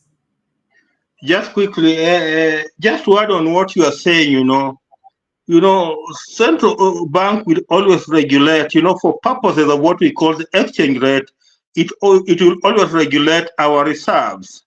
And, our reserves are always tagged on what we call an import cover, Bernard. An import cover is, for example, if every month we are importing goods worth, let us say 300 billion shillings every month, then we will have 4 times of that particular amount in what we call our reserves. Our reserves are always 4.5 of our import cover. So, they are regulated on the import cover depending on how much we import, Bernard. So, I'm lost, unless this guy is talking about destabilization, I'm lost, when he comes in with this new word called printing of money. Printing of money, Bernard, is a very dangerous term when you talk about economics. Okay, thank you. Thank you. Your point is made. Reverend Lala, what do you want to say quickly?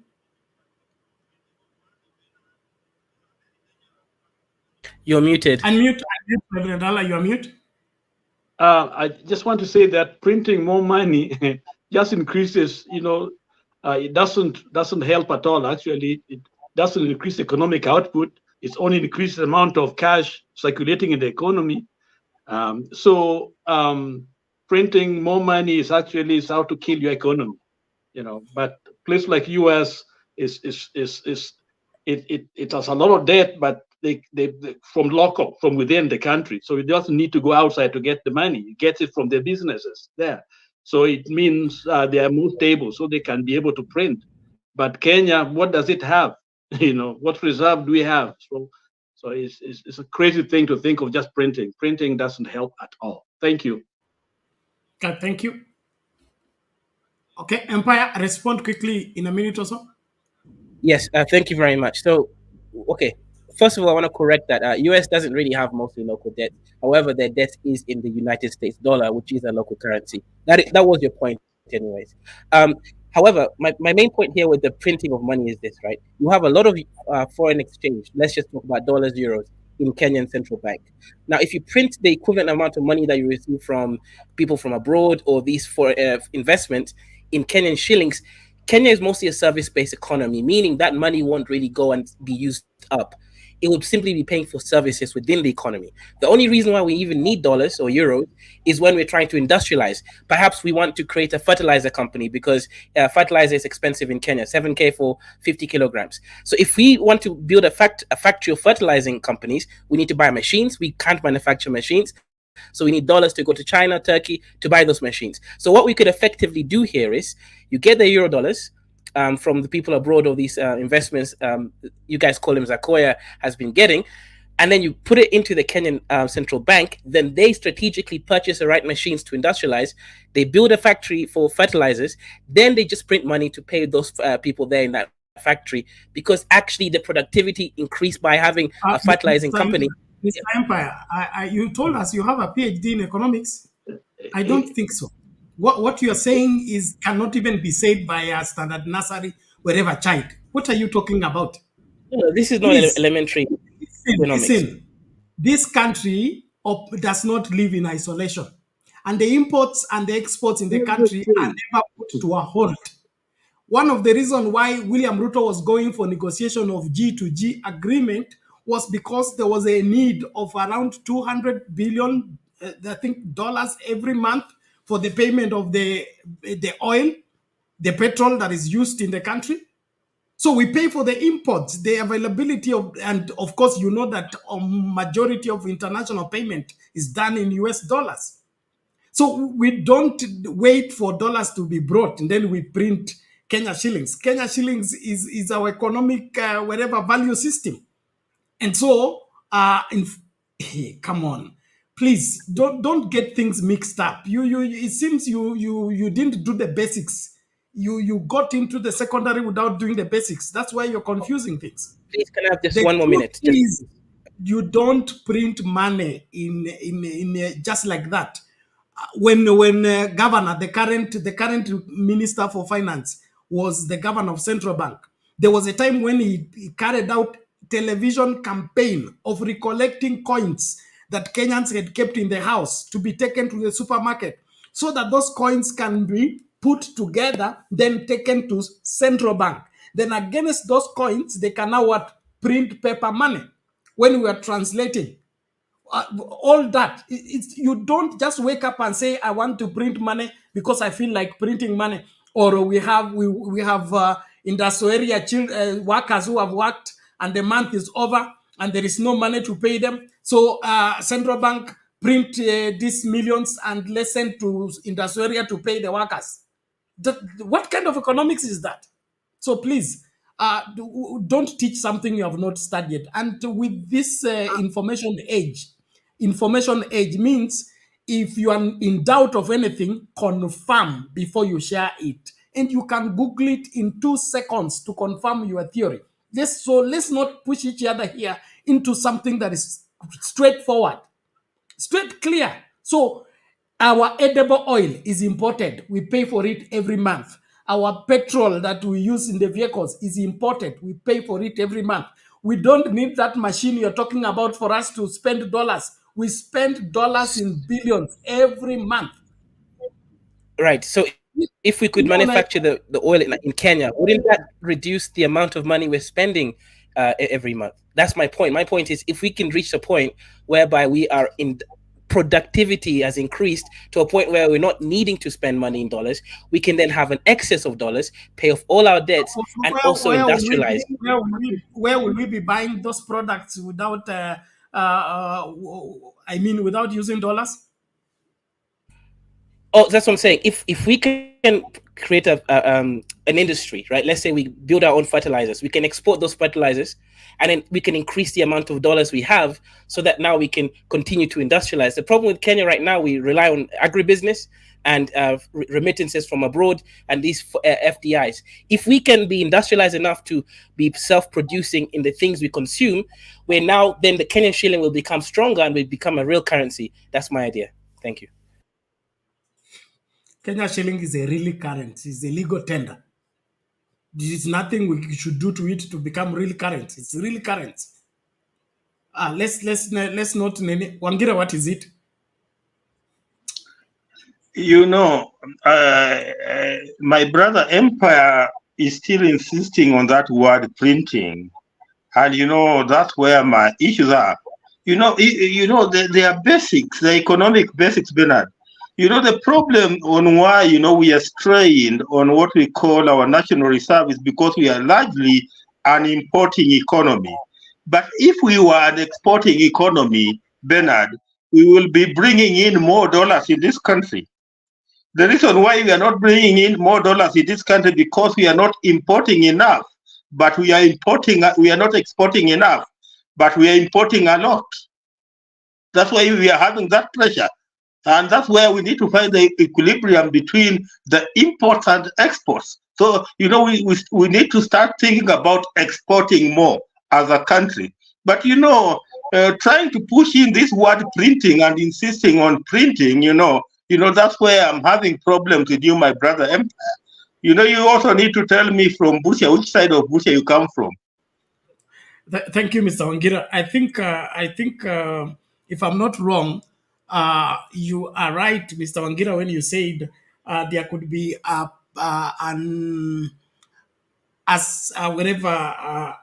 consideration by William Ruto to print more money, and now he wants to send that narrative so that Kenyans can internalize it, familiarize with it, so that they will not react when that happens. Remember also there are those who reserved the 1,000 shilling note that was changed by Uhuru Kenyatta. They still have got those money in their containers.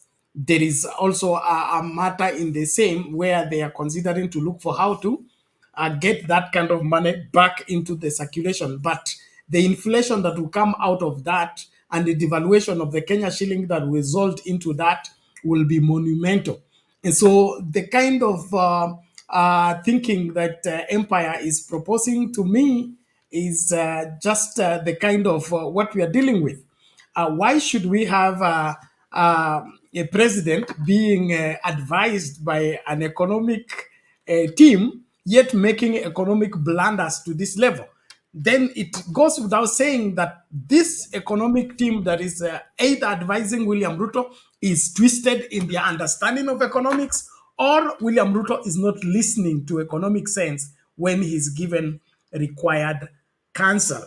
In my understanding of all my studies, and I'm a trained banker, and Forex is part of the banking training. So I'm not green when it comes to foreign exchange. You will not tell me that get more dollars. I mean, Kwanzaa, if money comes in for investment, that money goes straight for investment. I would be very happy if William Ruto went to America and got for us market for coffee. Then he signed another deal for the direct supply of our tea to America. Then our horticulture, that when it's coming back, our farmers, okay, can now breathe easy. That avocado will be flying direct from Nairobi to America, and then America will be paying directly. To me, that will have helped Kenya a great deal than all these promises. We are going to do for you the road, we are going to do for you that, we're going to do for you. If there is no market for the local farmers abroad, we are still less in terms of how much export we are giving. It doesn't matter how many years we are given, we'll still be the underdog in this matter because we are importing more than we are exporting. And as long as an economy is imbalanced in that way, it doesn't matter how long it lasts, it remains the same. Because we will continue to consume oil, we'll continue to consume our edible oil, we'll continue to consume even mutumba clothes, okay? They are imported, and they're imported in dollars. So everything, as long as our imports are more than our exports, there is no amount of investment within the country that will what? Change that particular order. So, okay, let's have a plant. Let's manufacture whatever we're manufacturing. If it doesn't have market, it will have local market. If it's local market, it has no foreign exchange. If it has no foreign exchange, it will not impact on our import-export imbalance. So, economics is CEO rocket science is just simple understanding of how things work. But this one you people want to do from the air, that Mungu akafanya hivi hivi, tukafanya hivi hivi, tukaingia. That is the kind of method, whatever thinking that is not, heading anywhere. Let's go back to Mr. Njiru to prosecute his case. Na kuna mtu anatukumbusha hapa the topic of the day. So tafadhali, let's not deviate from the topic of the day and turn the example into the subject. If it's an example, let's cite the example and get back to the subject. Thank you. Mr. Njiru. Okay. Thank you, Bernard. Yeah, I strictly want to talk on the subject of today. And maybe to do a small correction as I continue. The US printed money in 2021. That is part of the inflation currently. So people need to get that data. There was printing of money in 2021 in the US. Yeah, so I want to handle the issues of Ruto being in the US. And personally, when I'm looking at things, I look at things on a bigger array. Ruto is in US because he is a globalist tool. And because no one is ready to handle that, that is why I'm willing to handle that here, so that people can get sense of what is happening. And this is what is happening currently in the world.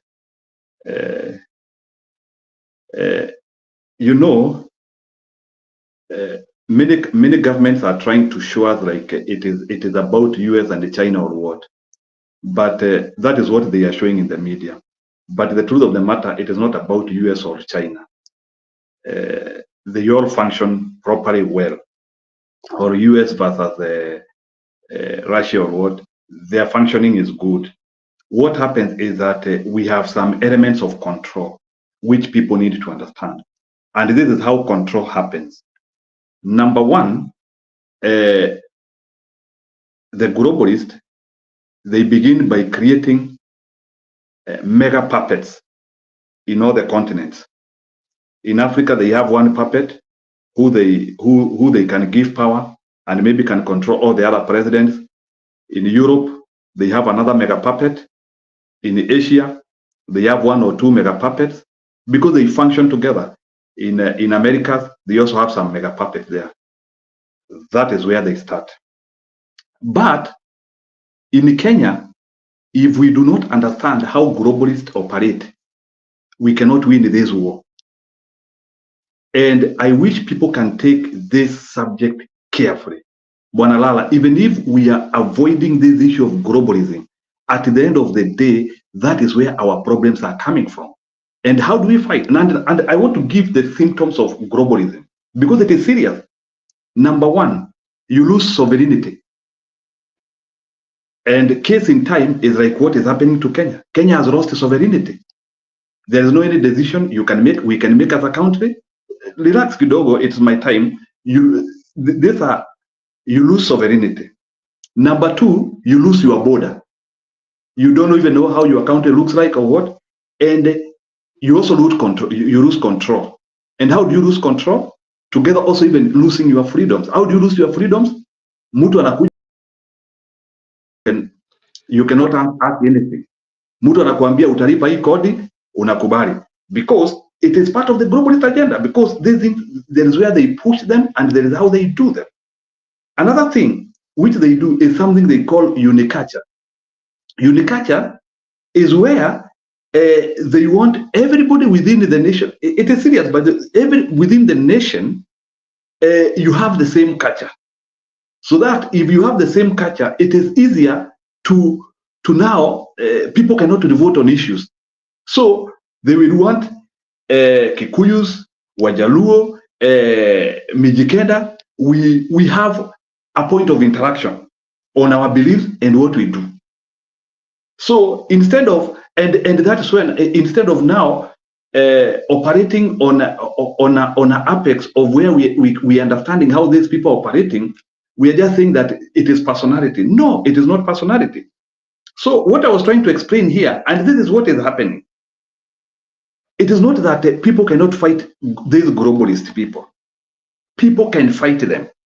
But the problem which is happening is one, people who are showing signs of fighting globalist, wanapigwa na hao wengine. Unaambiwa nyinyi ndio adui. Because people are not understanding who is the bigger enemy. For Trump, you know, this no. I'm explaining. Crazy. No, nyinyi muongee hii mambo ingine, mimi wacha niongee historia yangu because it is key. Relax, please. Stop heating up. So Ngoja Mr. Njiru, hold on, please. I want us to have a civil interaction, okay? Civil interaction in the sense that as much as you are bringing up the global perspective of what has contributed to Ruto's trip or what Kenya is gaining from the Ruto's trip to the US, okay? Please keep it concise as much as possible so that you don't spend all the time going around trying to make the point. So as much as you're giving it a global approach, let it be as concise so that the people to follow can follow within the shortest time possible, not forever. Don't turn it into a lecture. No, it's not a lecture. I was trying to give the basis because some of our friends here. Reverend Lala, note down the point you want to refute. As soon as Njiru finishes, I'll give you opportunity to rebut. Thank you. Njiru, quickly, please. And So what is happening, because Mr. Ruto is a globalist tool, there are so many things which he has to, and we can understand. Number one, he is serious on climate change. Serious, whereby ameweka miguu yake yote hapo, and some of the things tunaambiwa za climate change hatuelewi. We had France the other day, and na sijui kwa nini France zimeisha ile wakati anaruka Marekani. That is something which people should analyze seriously.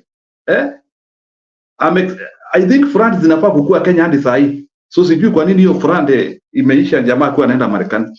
So in a nutshell, ile kitu Bernard anajaribu kuelezea hapa, and it is very key. This globalist agenda is going to affect us on all spheres. It is going to affect us on religious matter, where even the church and the government will tend to unite in the name of wanting to do bad things to the common mwananchi. Another thing which these people are going to do, and you'll be seeing, utakuwa unaona hizi dalili kama hizi dalili tunaona hapa. And for your information, this globalist, it doesn't matter wako kwa chama gani. What you need to understand is, don't enable them. Once you realize that your leaders are globalist, it's upon you to make a turn, because these people, they want to, wanataka kumaliza kila mtu. And that is something which I want to confirm here. We might pretend as if we are very naive. We don't understand how things are related in the whole world. Kila mtu analia, and it is only 1 or 2 leaders who are standing. And na ukisimama unaanzia kuitwa Farlight or unaanzia kuitwa dictator. Some of them wale ambao wamekataa na nchi zao. When Museveni stands strong, they start calling him a dictator. When you stand strong, they start calling her a dictator. What I'm trying to explain here in a nutshell, it's simple.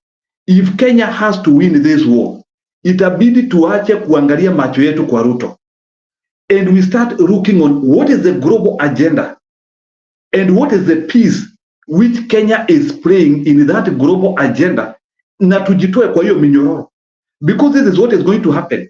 LGBT will become a norm of the day, because you cannot accept all these things. Part of the globalist agenda is the LGBTQ thing to become a norm. Part of the globalist agenda ni njaa ikue kila pahali, njaa. And you can see some of the things zile ambazo wanafanya, they are stimulating njaa ikue kila pahali. And how do you stimulate njaa? It's simple. You just tell people subsistence farming is not good. You make so many things. Some few people need to farm, and what you need to. You can see that njaa itakuwa kila pahali by the way. Another agenda. Now you can see it being done by Ruto properly. It is this story of burdening people. And why do you need to burden people? You want to burden people so that they can lose their voice. Once you burden people, they cannot fight.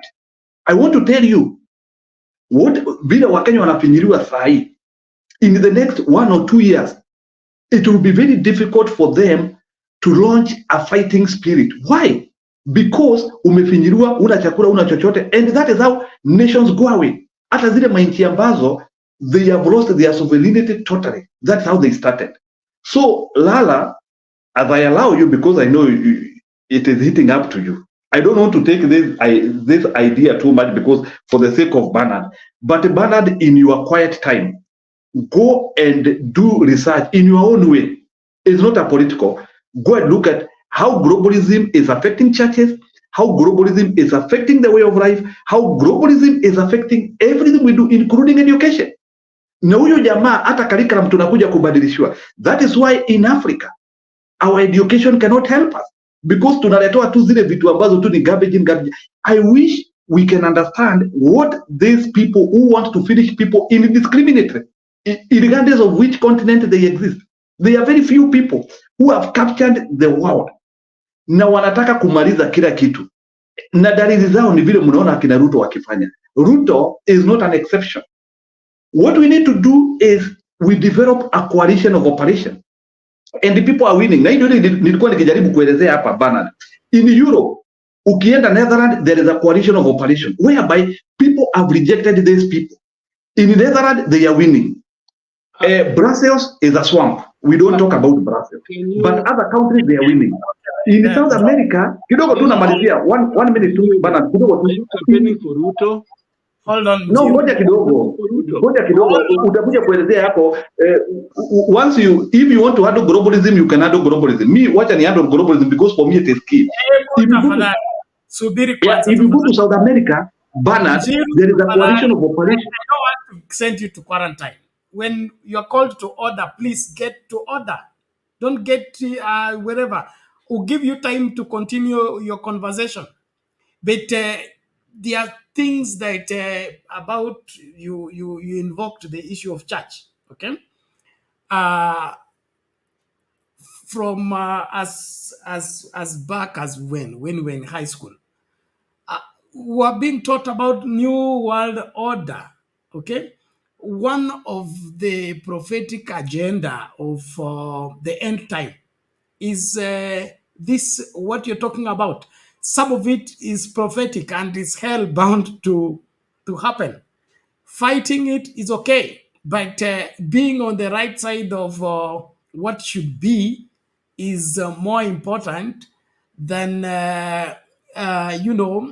fighting it politically.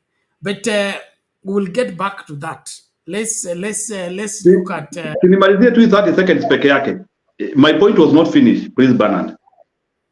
That second. You see, what I was saying is, if we have to win this war, any person who is pro-people in Kenya, we have to look for people in Europe, for people in Asia, for people in South America, and for people in America who are pro-people and they are against globalism.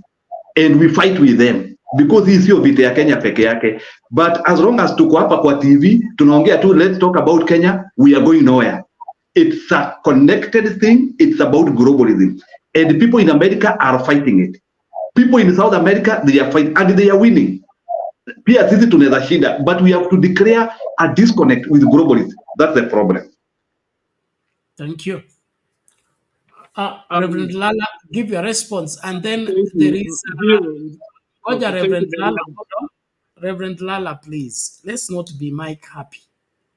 You are becoming mic happy. Relax, Kwanza. I want us to have simple communication where our audience are making sense of what we are saying, not just between us. That's paramount.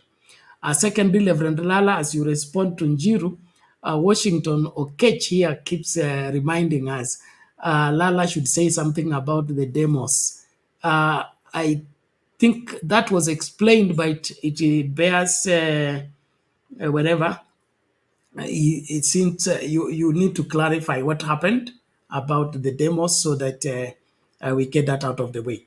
Reverend Lala, over to you. Okay. Thank you, Mr. Kesh. Thank you, Njiro.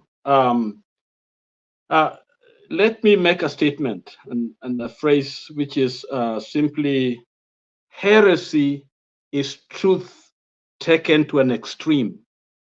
When you take truth to an extreme, it becomes heresy.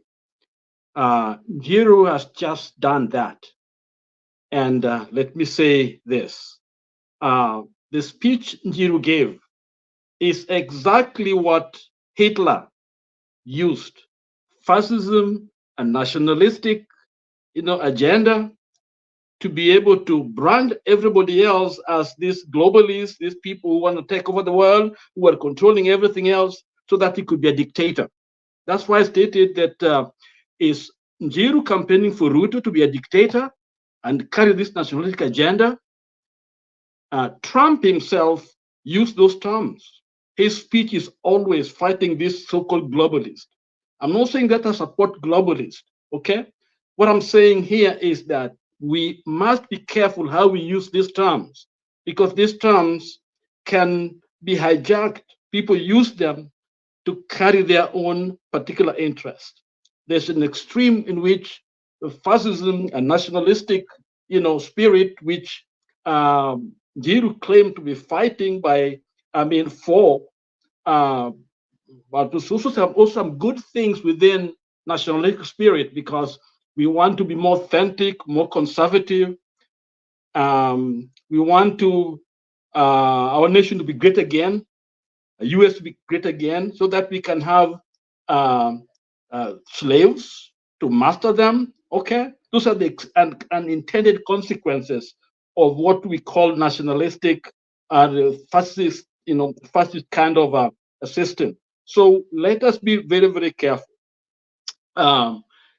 There is no answer in being a nationalist. Therefore, this is what will bring this panacea, this wonderful world, this fight and get rid of Ruto. Actually, what Njuru stated was actually strengthening Ruto, because I think Trump was a good inspiration for some of these dictators in the past, because he wanted strong people like North Korea, man. That was the kind of people he was looking forward to, because they are very nationalistic.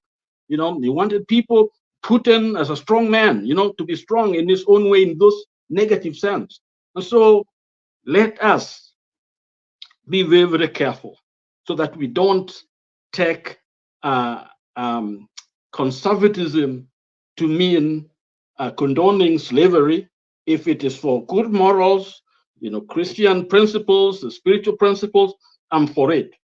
And if globalization means helping other people, the poor around the world, I'm for it. As a matter of fact, a lot of African Americans, where Njiru is, are theologically conservative. They are very conservative theologically, but politically very liberal. They are into the poverty, fighting poverty and others. And so you cannot brand them as conservatives or liberals, because they are simply people who want to relate to people, want to be authentic, they want to follow God and follow things of God. That's what we are here all about. I believe this is what this channel is all about, not this ideological, lofty ideas that really they are used by certain people to preach what they want into the world. Trump is the best. Listen to Trump and you will hear Njiru right in there. So that's my answer to the question. Thank you to Njiru's globalization, fighting against globalization. Okay, back to you, Bernard. Okay, you didn't give clarification that Washington was seeking. We need that. Sure. I think in the beginning, that's what I addressed in the beginning. Number one, all of us would have wanted to be in Washington, carry our placards and run around, but I think we did even better, because the target was the lawmakers, the target was giving information. As a matter of Mr. Cage, we played a videotape here to kind of capture the essence of what we are trying to do.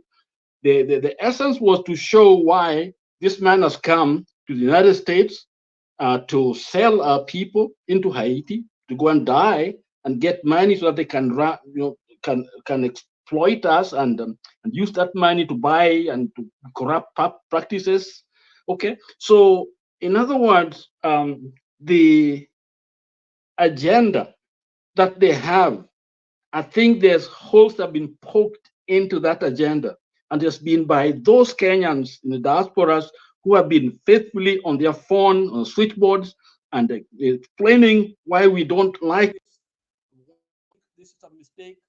I think in that sense, I think you would have wanted to be there, to stand there and carry the placard, but I think we done even a better job. So those who have done their job, thank you very much. And I think it's allowing people to start thinking much more, questioning, putting holes into what has been portrayed to us as African face trying to save Haiti, which actually is not. It is a bidding for the United States.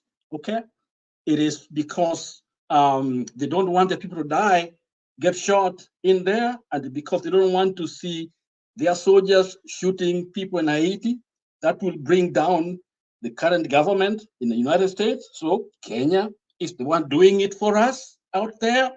And I think that is a bigger message to the larger audience than just one little space where we stand together and shout, yet we are not reaching out to those Congress people, those senators and others. I think I'm proud of the kind of job that we've done with the letters, with the message, with what now is going on. And I think Bernard can even play that video because I don't think people saw it.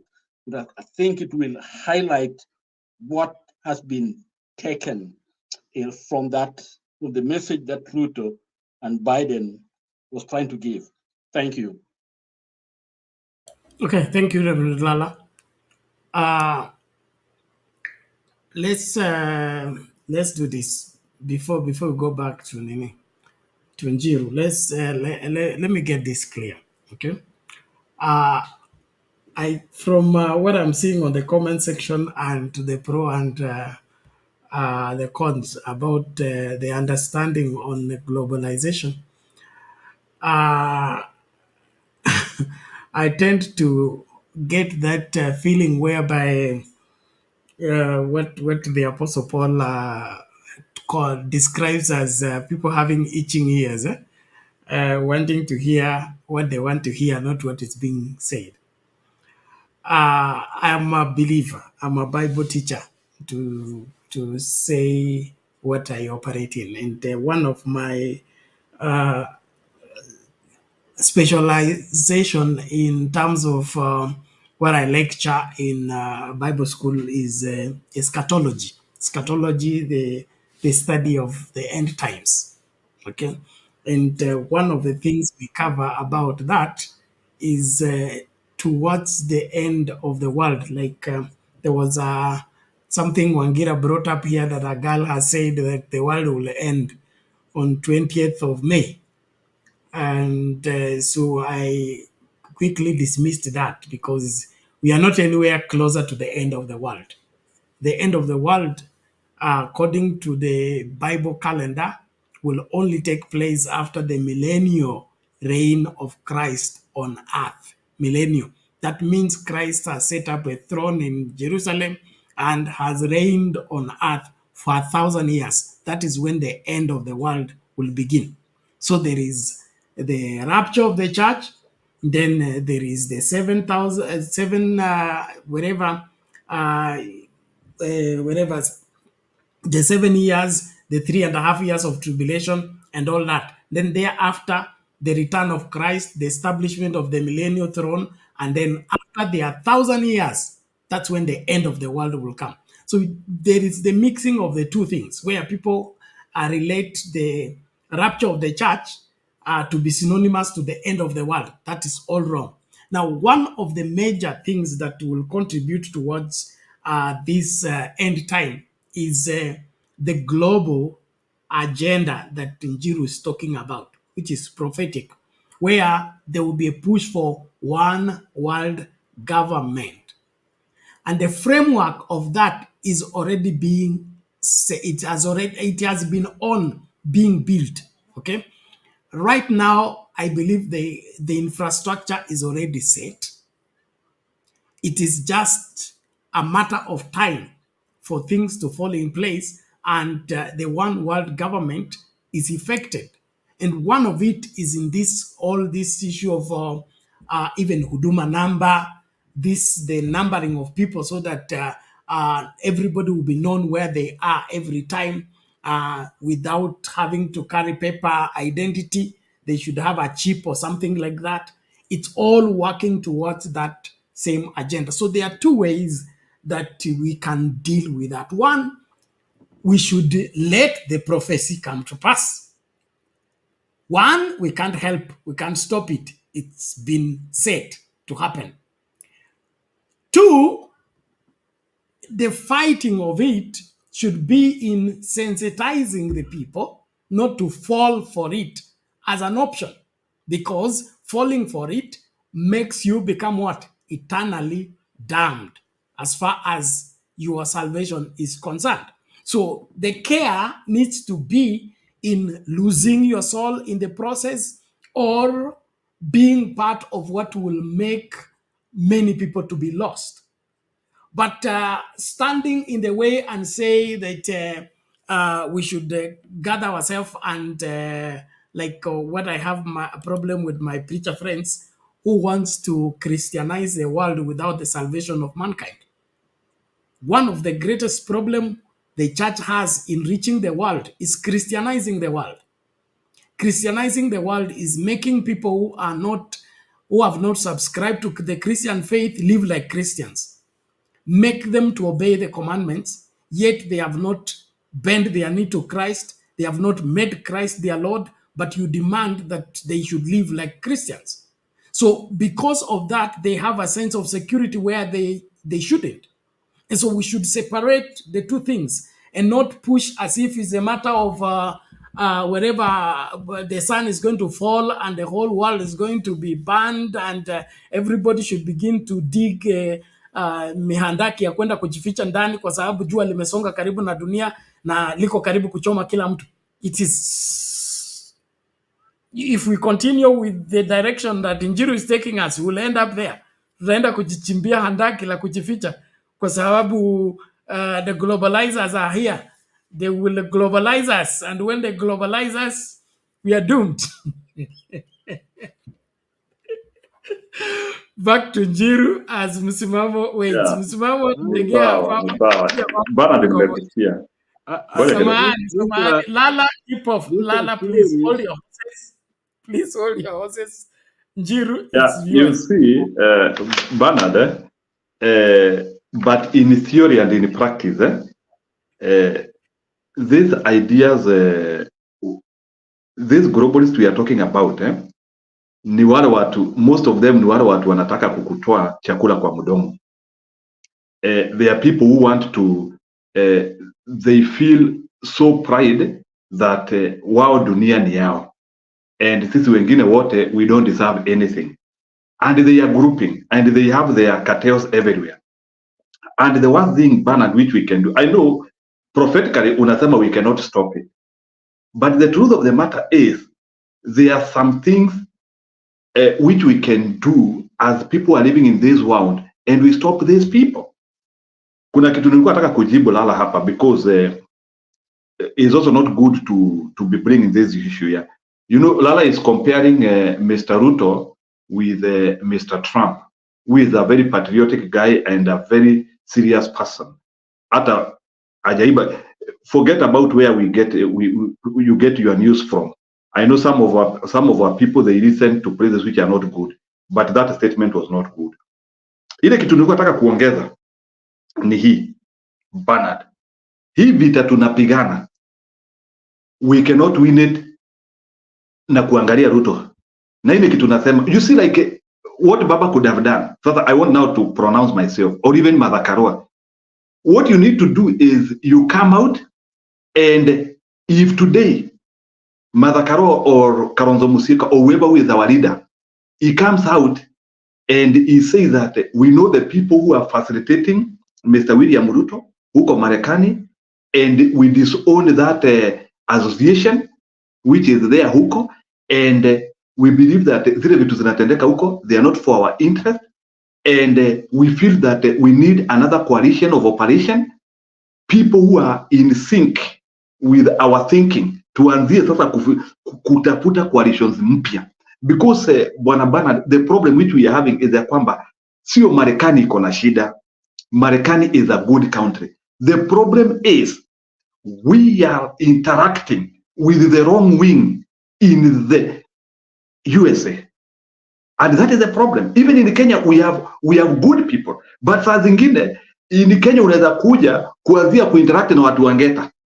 Wewe ukirudi kwa nchi yako unaanzia kusema hiyo nchi vile nimetoka, hao watu wote ni wezi, because it is you interacted with the people who have already taken siege of that country.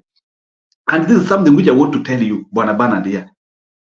America ile level wako sahi wako pahali pabaya sana. It's only that Lala doesn't want to be honest. If this election, people are not going to use wisdom, and I know people are going to use wisdom sababu Mungu amepea watu akili. We believe that this election, the trajectory of American country has to change, because so many things are going in the wrong direction. And as America goes into the ditch, they are also taking other countries into the ditch. So bwana Bernard, hizi mahilo unaona zikuwa Kenya, it is because of the policy ile iko in America sahi. Tunafuata the democratic policy. What is the democratic policy? Big government, high taxation, control lack of freedom, kusukuma zile vitu zote. So ukiangalia the democratic policy in America is a twin to what UDA is doing in Kenya. And that is a problem. So we need a Kenyan leader who will denounce the Democratic Party. You come, you denounce the Democratic Party, and you say now we need association with other people.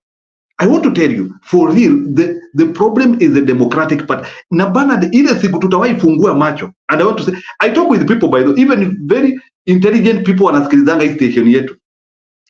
And they are saying, by the way, in a light note, they are saying we are not discussing issues here because we are not handling the real things which are bedeviling our country.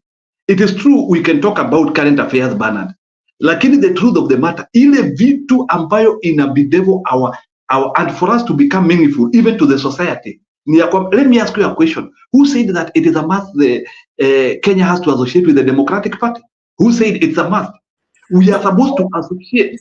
Mr. Njiru, you know, I tried so hard to follow you, but you confuse me, okay? No. Huwezi nielewa bana, sababu hutaki kunielewa. What is the ruling party in America right now?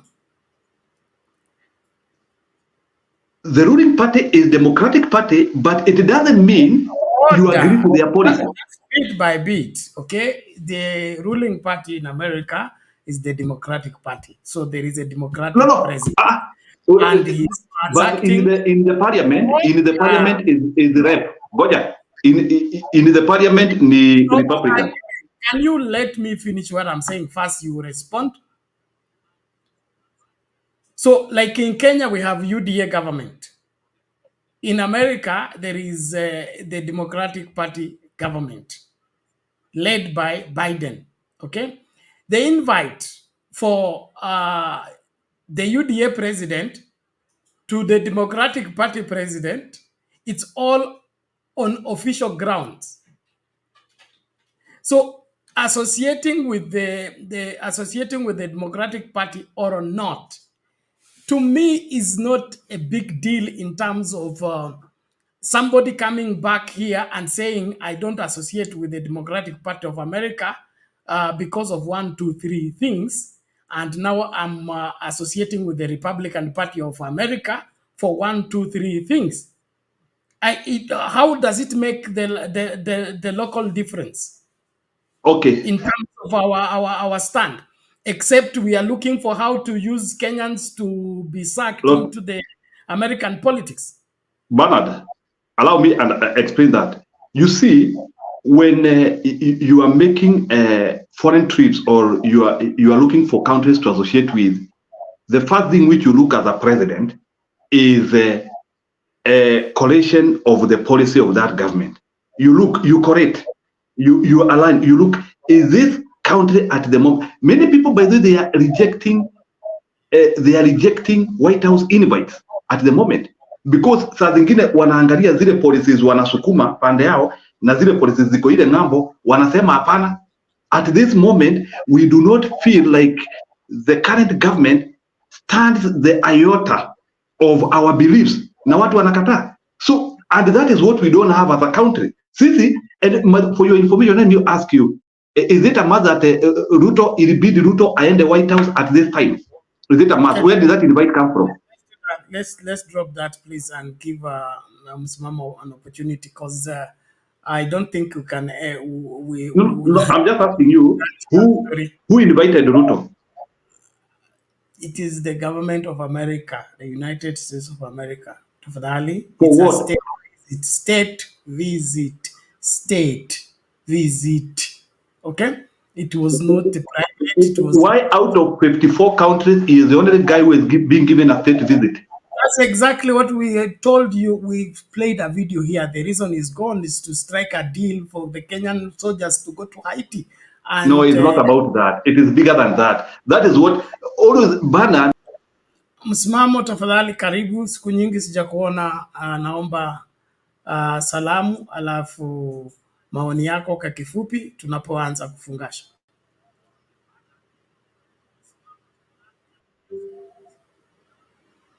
Msimamo, you are still mute. We can't hear you. Aha.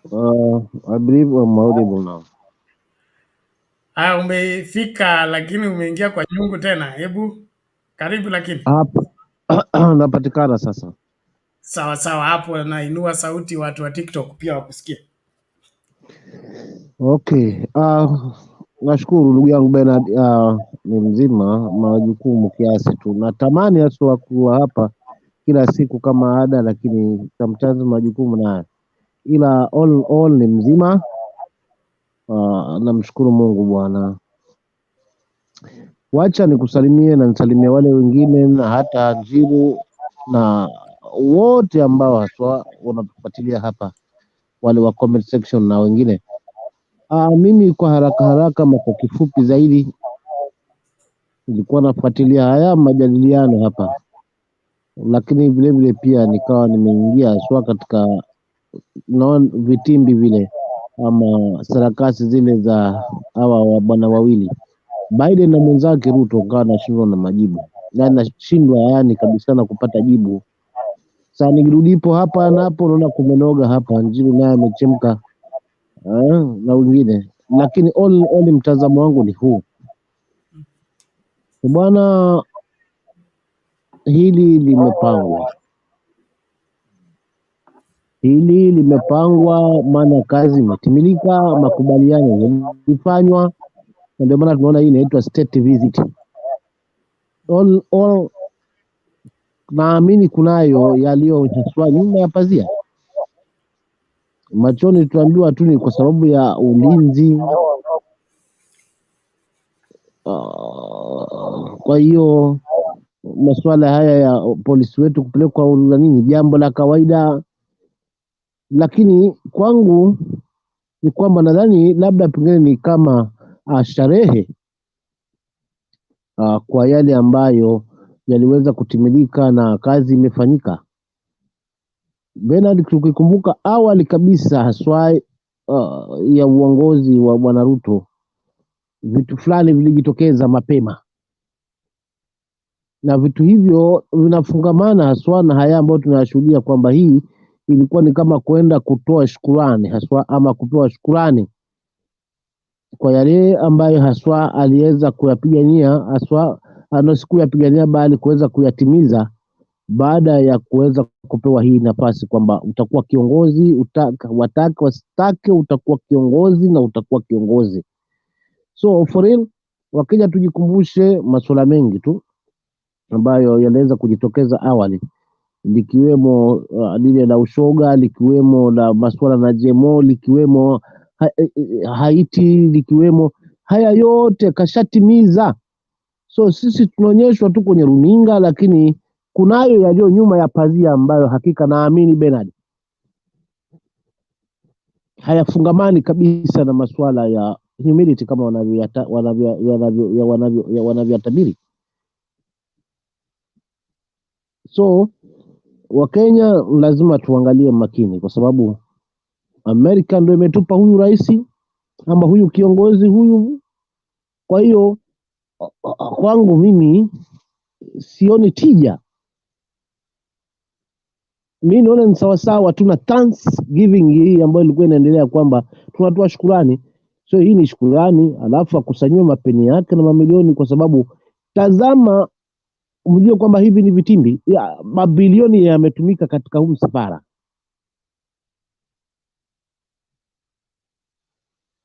Pesa ya mtoza ushuru,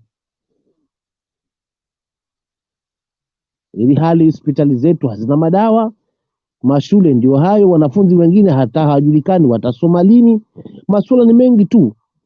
Huu msafara wa mamilioni ulikuwa una faida gani haswa kwa Mkenya wa kawaida kama si Thanksgiving, kwa kuweza kutimiza baadhi ya yale makubaliano? So tulifikiria zaidi kwa undani zaidi haswa kwamba hii si faida kwa sababu ya minajili ya Kenya wala ya Mkenya.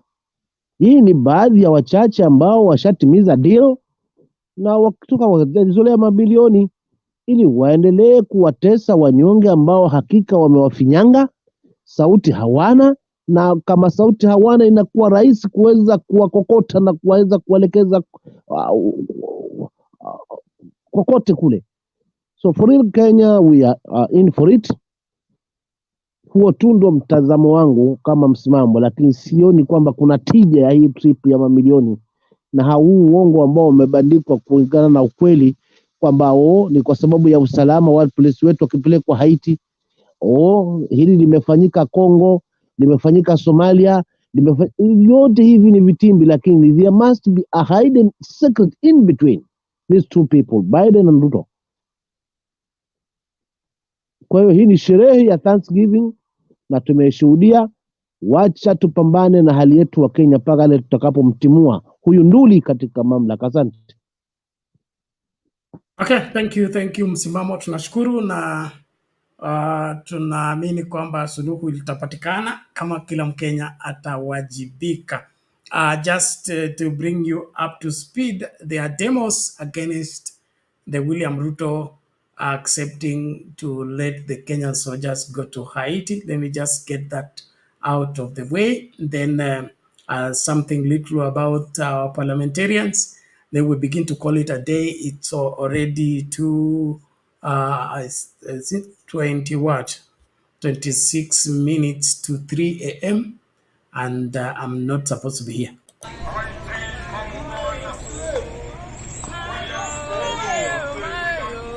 You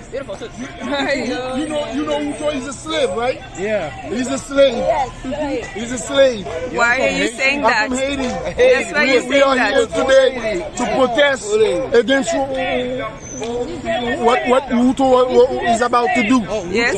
Yes. Why William do Ruto. you think it's a bad thing? It's a bad No, thing. what you he's want to doing. invade Haiti. Yeah.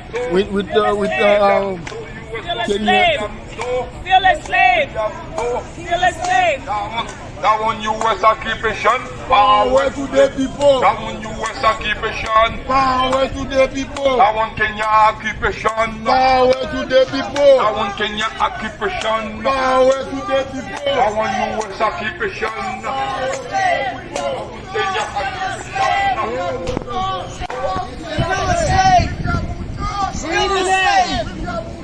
Still a slave. Still a slave. Still a slave. Ruto sister. William Ruto. William Ruto. William Ruto. Resta avec. Resta avec. William Ruto. Resta avec.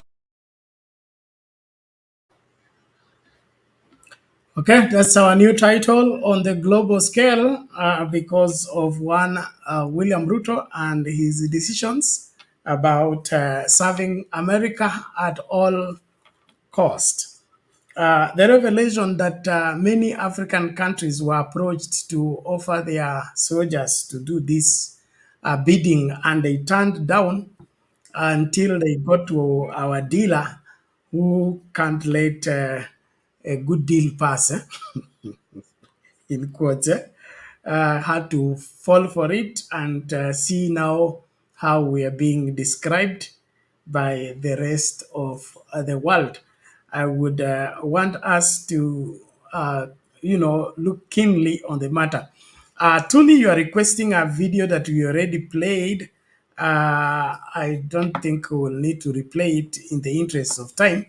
We have also not done justice on the Okiya Omutata's challenge of the finance bill, as well as Gachagua and his outcry for Uhuru Kenyatta to come to his rescue on the issues of what is boiling in UDA. We will deal with this.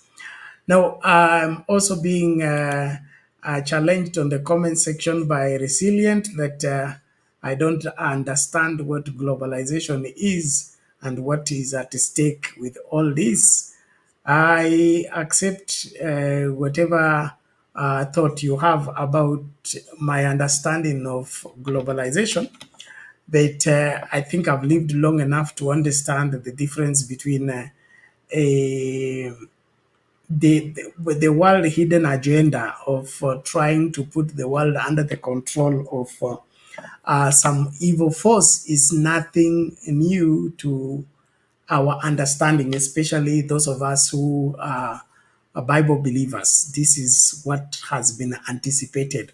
And the truth is that those forces are going to be thwarted at a specific time. We can fight where we will be able to fight, like reject what they are offering. But in rejecting what they are offering, we should reject it, one, on personal grounds, two, on different communities. Like, for example, if they are poisoning the food and we don't produce our own food, what do you expect? What are people going to eat? So the best way to safeguard ourselves from what they are bringing is to forearm ourselves. Forearm ourselves means take responsibility. We cannot be saying foreign food will not come here when we are doing nothing in terms of raising enough food for our people. And that's why I appreciate the Burkina Faso president, who is investing heavily in agriculture to see to it that the country becomes food secure.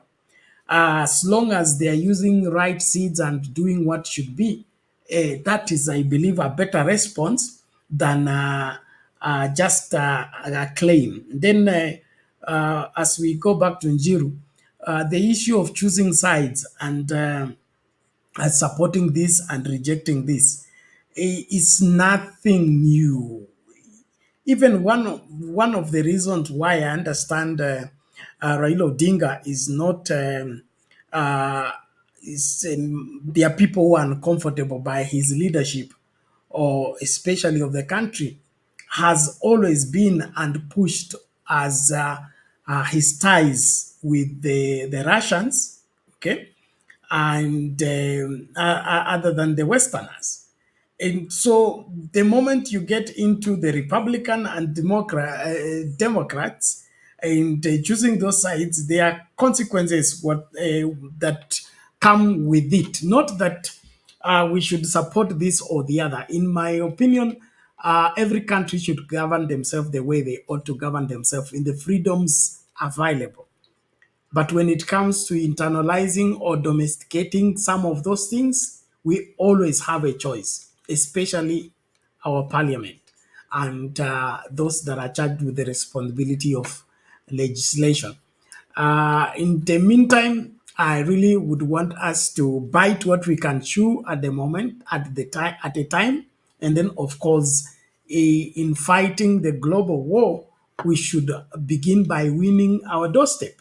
What Mother Teresa said, the world will be a clean place if everybody swept their doorstep. Njiru. You know, wale watu wameelewa hii vita bwana Bernard, wanatumia kitu inaitwa inverted pyramid. That is how the globalists are being fought. Inverted pyramid is where you start as a big group and then you narrow down to yourself. In Italy, we have a woman called Meloni. She was part of that coalition. But your coalition inaenda ikitengenezwa and it is working. There is a reason why I'm talking about this coalition of operation. You know, as we have said that, unajua, by the way, for your information, hawa maglobalist ndio wamezuilia baba hata kukuwa president, for your information. Mimi, by the way, hata nimefika level after analyzing these things critically, hata nimeacha kuaccuse baba about what has happened to in his life. Angeweza with these forces. They are too big, and you can only fight them if you understand them and if you start isolating yourself from those forces. But the moment you start playing gray and white, una point of operation, these things sink you. So sisi wa Kenya kama tunataka kupambana hii vita, sababu bana hii vita ya we will never get Kenya again if we pray. Kenya ishaenda na globalist. We need to understand that, and Kenya is not returning, but it can return tukianzia kutumia vichwa. Itarudi aje? Number one, we have to, unajua, even when you are forming a coalition of operation, you look for people who are closer to you in terms of values and in terms of thinking. and the people are not doing extreme control on you.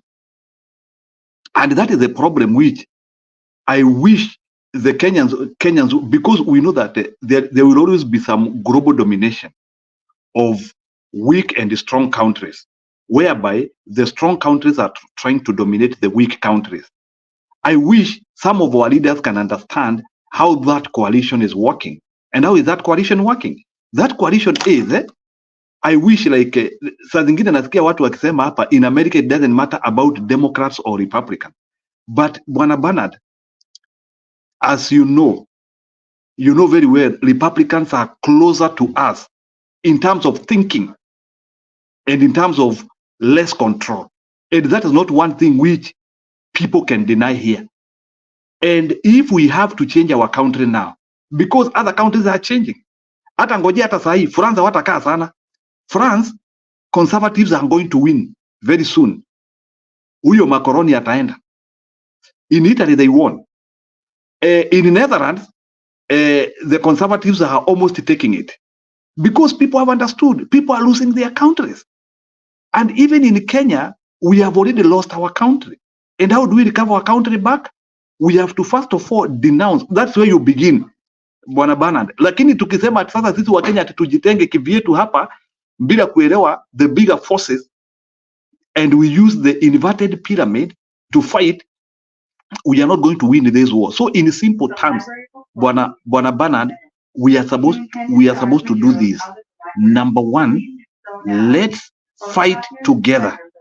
Tutafute watu, unajua in Africa hakuna nchi inajielewa hata moja in terms of how this global politics is working, because all of them wanaenda pale AU wanakuwa confused.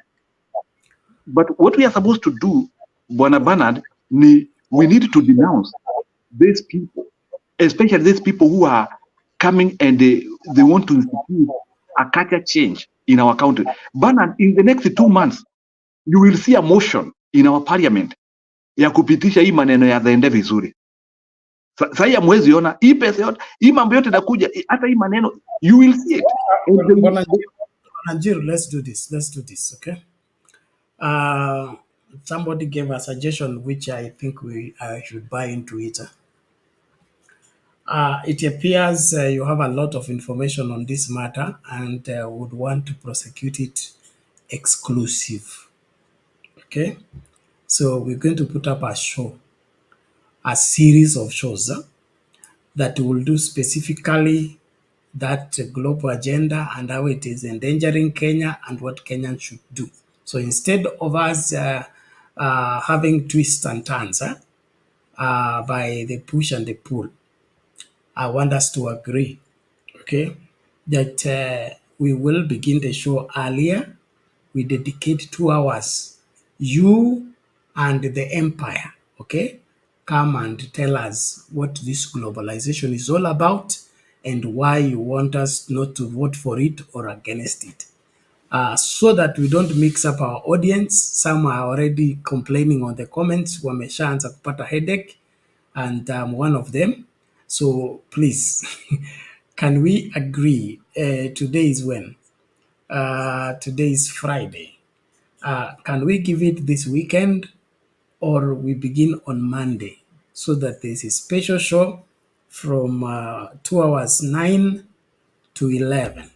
Then 11 we start the general show where we'll have the topic of the day and open forum so that there's a special show where all this is done. Because if we are all going to be pushing and pulling, and then I always say that half truth is worse than no truth. Half truth is worse than no truth.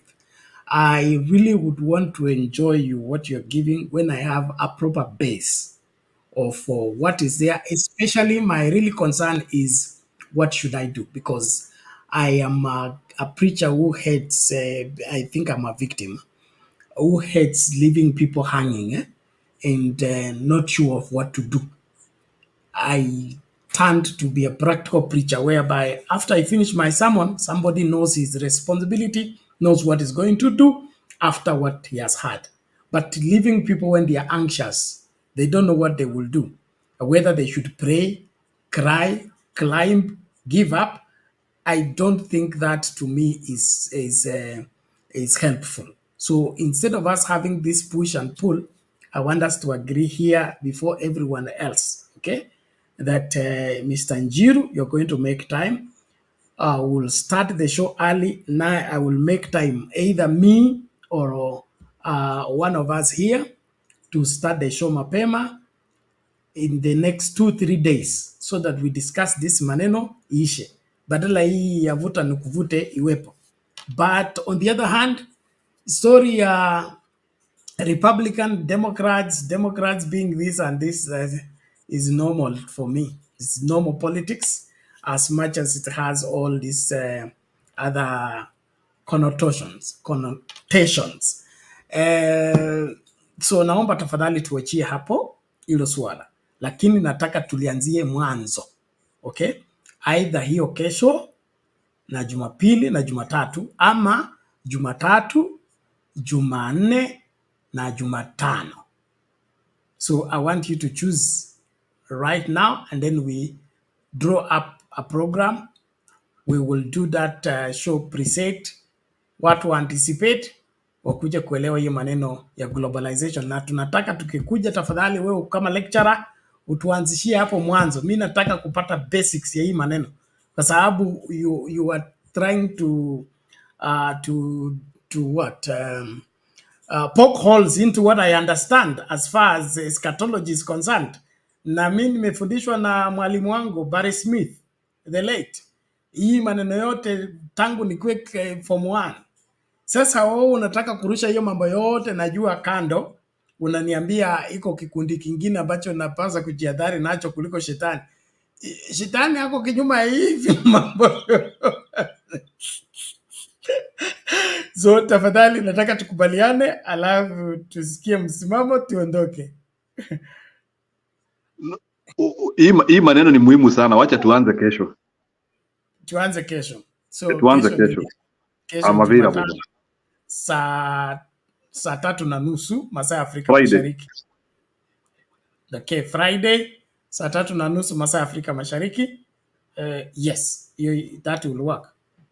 That is okay. I will be here and we have a date with Njiru now, alafu tutakuwa tunazungumzia hii masuala ya globalization, so make time and be available. It will be on both our channels, the backup as well as the main channel, and then you will do on all platforms, TikTok as well as X. So apply yourself and make a date with us as we ventilate on the matter. In the meantime, I want you to remain focused. William Ruto is a problem that needs to be solved. And if he's the candidate for the globalization agenda, then you know why we are where we are. Are we able to walk from this hand of the global agenda in terms of wrestling power from William Ruto with our Kenyan approach and our politicians who have a huge appetite of being settled in order to do anything for the masses? God will have mercy on us. Msimamo upo ama? Mimi niko ngambi. Asante. Tutaongea nyuma ya curtain baadaye. Sawa. Nataka tutamatishe I think my energy has run out. I need to rest. Sawa, nitaungana na show ya Njiru. Hata mimi hili swala la globalist nataka nilifahamu. Unajua ni bora kujitahadhari, ama nisemeje, hata sijui niweke nini, lakini nitakuwa pamoja na Njiru nisikize zaidi, maana kiupande fulani naliona linatija. Kimtazamo wangu unaona upande fulani linatija, so nitajitahidi hata kama ni vipi, angalau hata kama nisikize haswa, unajua at least nipate mawili matatu, maana nikifunga kwa haraka tu kakangu Bernard kama sekunde 1.5 hivi, kimtazamo unaona hili jambo ni kama kweli hivi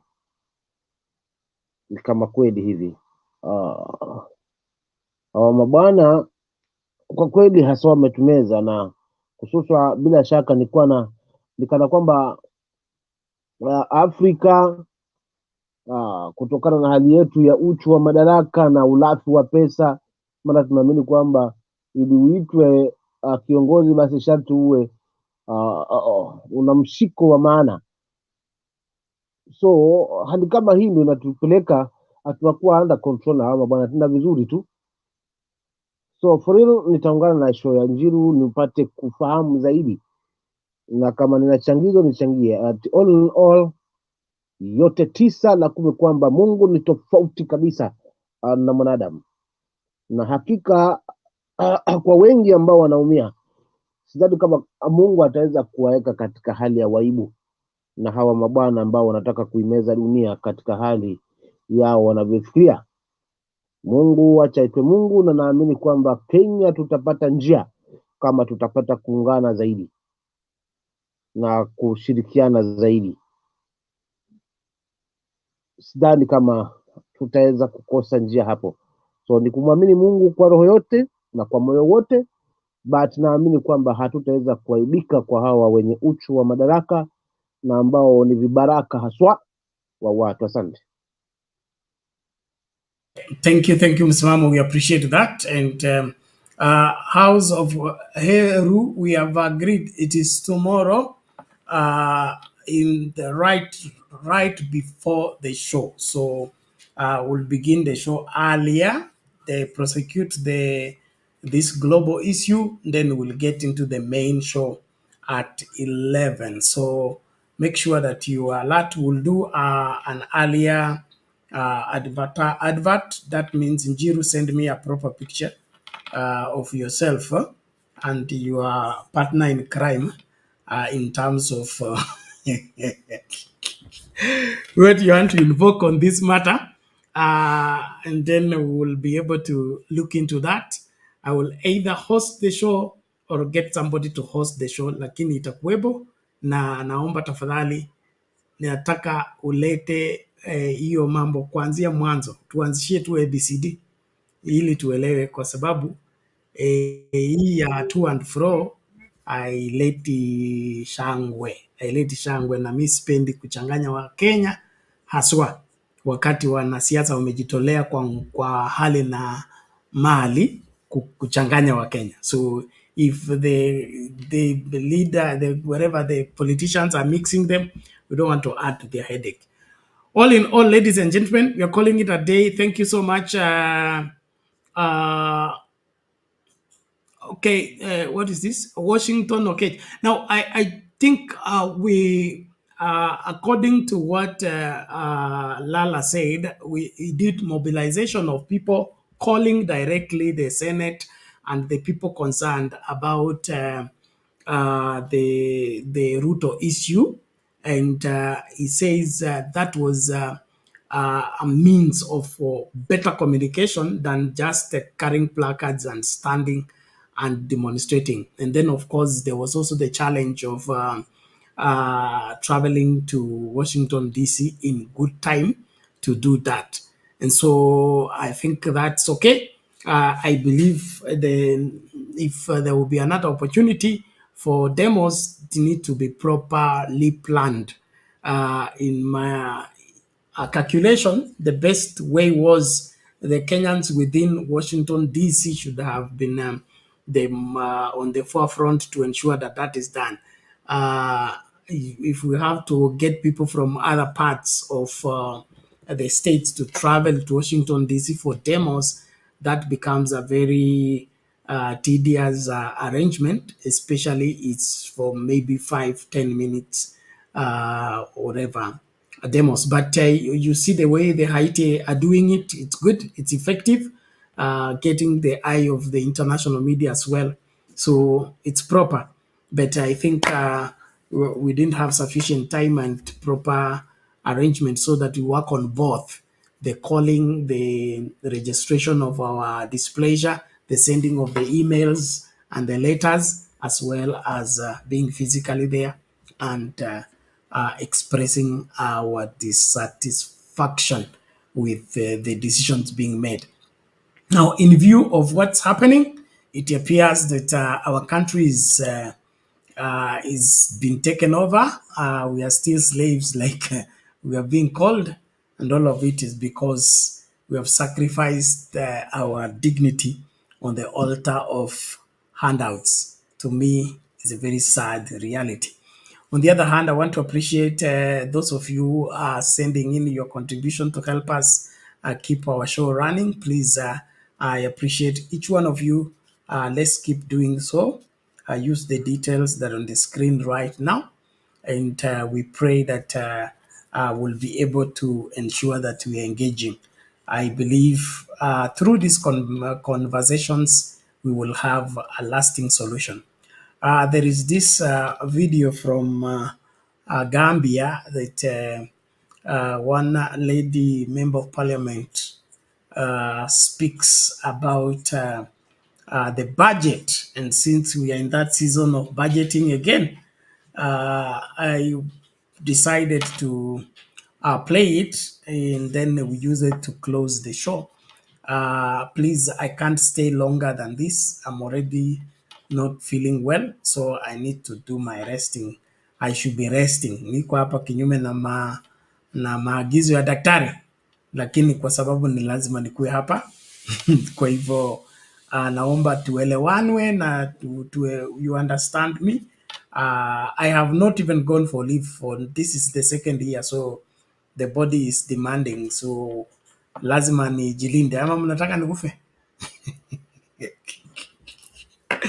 So naomba tafadhali tuelewanwe, but I think we have done enough. 3 hours almost there is not bad. Cha muhimu tuhakikishe kwamba tunaendeleza mambo haya. Share the video widely so that people get the information about what we are doing. Or on the other hand, we also want you to be our ambassador, getting more people to subscribe to our channel. Our channel is as good as more people join, and our ranking becomes better than when we just enjoy the show. Kuna wengi ambao wanapiga simu, mbona show haiko, leo hakuna show, na hiyo ni nini. It's good to do that, but maintaining the same number of people all through, that means we are not growing. So the only way for us to grow is get more people to subscribe, and then of course can benefit from this. So let's listen out to this mama as we close, and then from there we call it a day. I salute each one of you. Watu wa TikTok leo sijaona likes, sijui nimekosea wapi, lakini naomba hizo likes tafadhali mfikishe 1000 tu kabla tufunge in the next 5 minutes. So hit that screen tafadhali. Let's see some likes. Watu wa X mtaendelea, ninyi mnakuanga na repeat show after this, so kuna kungatuka. Asante. Lakini looking at the Honorable Minister's statement and looking at the budget, I think that our government does not love this country. They do not have the feeling to nurture our children in this country. Honorable Speaker, $6 billion in salaries alone, not in administrative cost. Honorable Speaker, and we say we are a poor country. Honorable Speaker, the median age in this country is 19 years old. We should consider the life and the livelihood of our children. We should be investing in education. We should be investing in health rather than paying ourselves, feeding ourselves out of the poor people of this country. I will start with this August Assembly, Honorable Speaker. Honorable Speaker, to see the salary of the Honorable Speaker increased from 658 million to 658,000 to 1,560,000. I feel ashamed to call myself an honorable member, Honorable Speaker. I gave myself for service. I did not give myself for the poor people to feed me and my family. Honorable Speaker. When I saw this, I felt embarrassed. I did not want to come to this budget session because I said to myself, there is no need, because we are just sharing the cake in our pockets, going home, feeding ourselves. Not only that, but to see the responsibility allowance, the residential allowance, the roving allowance, and all those for the representatives of the people. It is embarrassing for me to go back to my poor constituency and tell them that the meager resources of this country, I am paid that much at your expense. I took an oath, Honorable Speaker, to serve and to give back to my society, not to enrich myself. And even if I go to the Constitution, Honorable Speaker, it says that we shouldn't deliberately enrich ourselves. And increasing our salaries is deliberately enriching ourselves. And that is an embarrassment. I think as a National Assembly, we should not accept any salary increment. It was in this August Assembly that we sat and discussed the salaries of the ministers and denied them, even though they went behind our backs and increased it. That is their problem. We offered ourselves for service, Honorable Speaker. We were not appointed. We were elected and we offered ourselves, Honorable Speaker. And I think we should think of our people when we do the budget. I'm not allowing you to observe me. I don't have that time. When you are on your own feet, observe yourself, please. Thank you. Honorable Speaker, when we go to the office of the President, Honorable Speaker, I have seen new units, ICT units, being established at the office of the President. The office of the President has, I think, whatever they call it, the person that does her public speech or whatever, that lady. Why would he need an other ICT? Why would the Honorable, His Excellency want 6 advisors? How many ministers does he have in addition to the new ministries? If the President is telling us that the ministers are not good enough, I told this August Assembly here last year when we did the budget, if he is implying that his ministers are not good, let him sack them and apply and appoint advisors.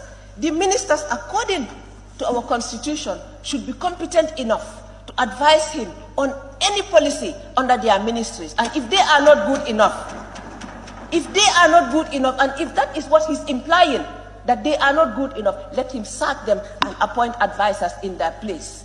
But as a poor country, we cannot be paying ministers and be paying advisors and be paying deputy advisors. Come on, we are a poor country. Instead of thinking of ourselves, 6 billion in emoluments alone. Come on. Honorable Speaker, I think we should think of the Gambian people, not our pockets. We say that when you are a politician, your skin starts shining. And I'm starting to believe it. Once you are appointed a minister, before 2 months, you marry a second wife. You start buying homes abroad. Come on, at the expense of who? At the expense of the poor Gambian? No way. Mr. Speaker, I am ashamed to call myself a National Assembly member. To be honest, I did not want to contest again. The only reason I contested was to show them that I can come back to this August Assembly. And I did against all odds, Mr. Speaker. If they want, they can die seeing me at the Assembly, but I will come.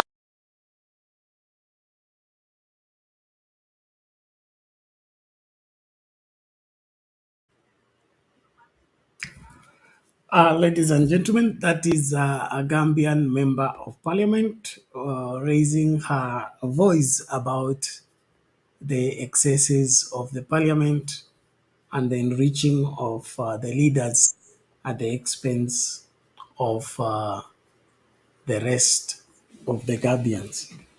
I played that video to remind us, it's not a new video, it's an old one, but to remind us how many of our parliamentarians think like that, speak like that, and feel for the masses.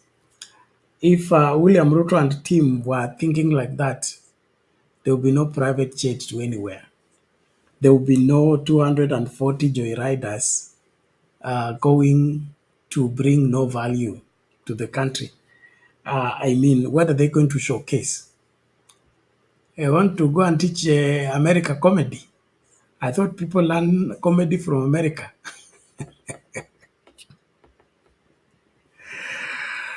Well, ladies and gentlemen, I must call it a day.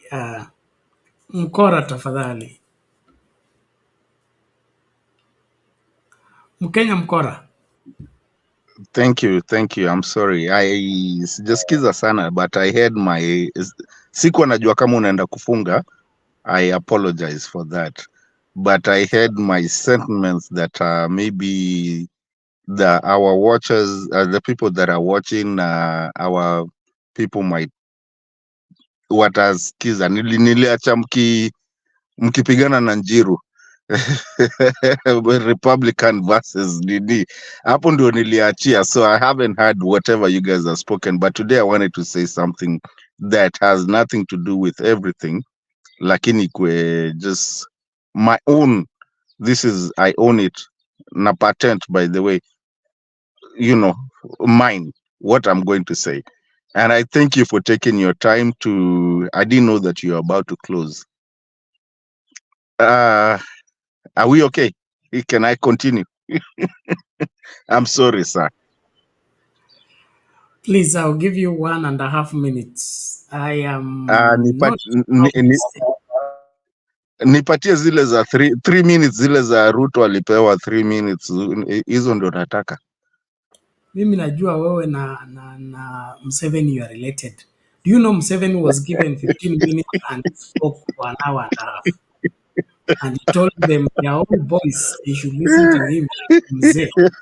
So, tafadhali. Mimi sina hiyo nini, si eti sitaki, lakini Naumu anapaswa kwenda kulala sasa, nimekunywa dawa. Pole daddy, and actually feel better soon, eh? Thank you for everything that you do for us. We really do appreciate you. Because I know you're not feeling well, and you've taken your time. Bernard, please, mwache kutusumbua. You cannot tell us we come for a state visit and then we only have 3 minutes to speak to people.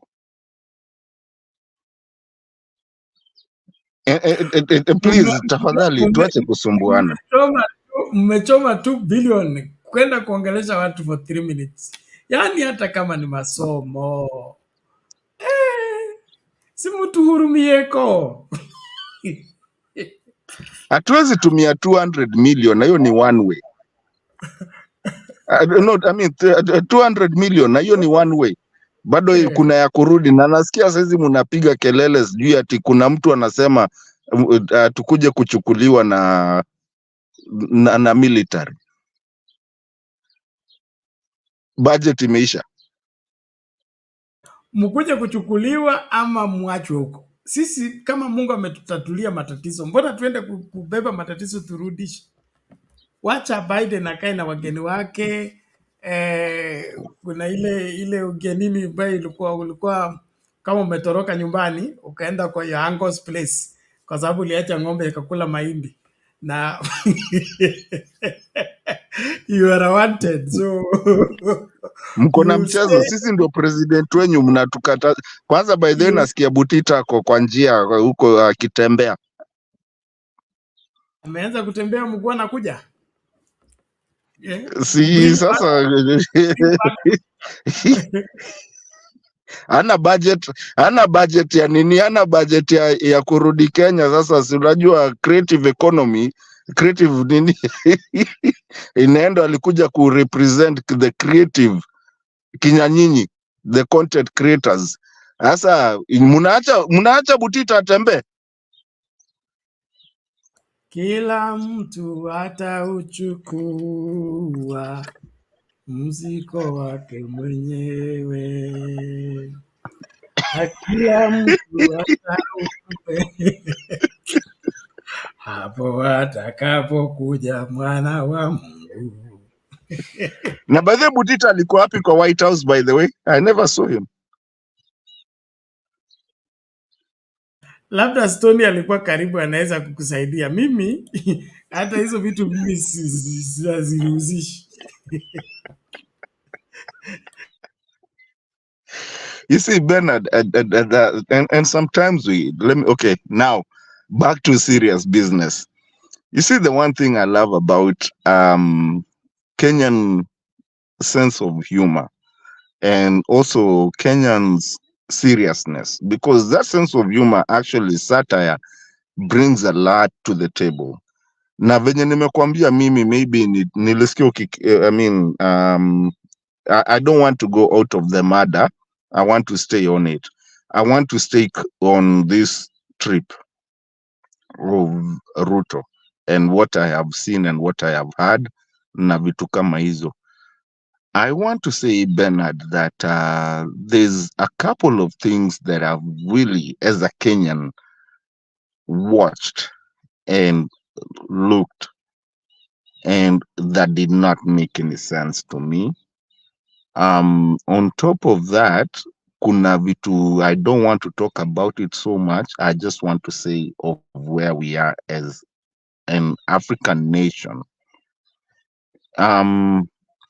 We've come a long way to, assuming we give Ruto the credits of being hosted at the White House. What I have seen is masculinity and something that will never work. And and the one thing that I'm really grateful of is something that some of us, when wanatuambianga nyinyi amwendangi maandamano, you in the diaspora na mfanyangi nini, I have seen something that is coming out, and because I know how to read body language. Bernard, I saw Ruto being asked some questions to a point where Biden did not even speak. One, I want to go and just to give an example, where he was asked, how are you sending the Haiti? And I've heard you guys kitambo tu huko nyuma before I left because I was listening, but then I left kidogo. And maybe I don't want, at the risk of repeating myself or repeating the people who have spoken, when he's being asked, how are you taking Haiti, Kenyan police to Haiti, while in your own place, in your own backyard, where you come from, there's a problem? You know, when he was answering that question, Biden never answered, never even spoke about anything. I don't even believe Biden actually knows exactly that uko kwao kuna shida. And then also the media this time has not spared this man. The media, the international media, and even the Kenyan media has not spared him this time. It came to a point, if you don't know Bernard, I can tell you, they shut down the media because Ruto had gotten to a place where he was actually being hit. And I want you to remember, and if you have that video, I wish I was in my place where I am always when we're playing this show, to play you a video of that person that was asking that Haiti thing. And I want you to look at who. Dr. Ruto, you said that Kenya is committed, and in your Carter speech in Atlanta, you said it's based on humanitarianism, helping Haiti out.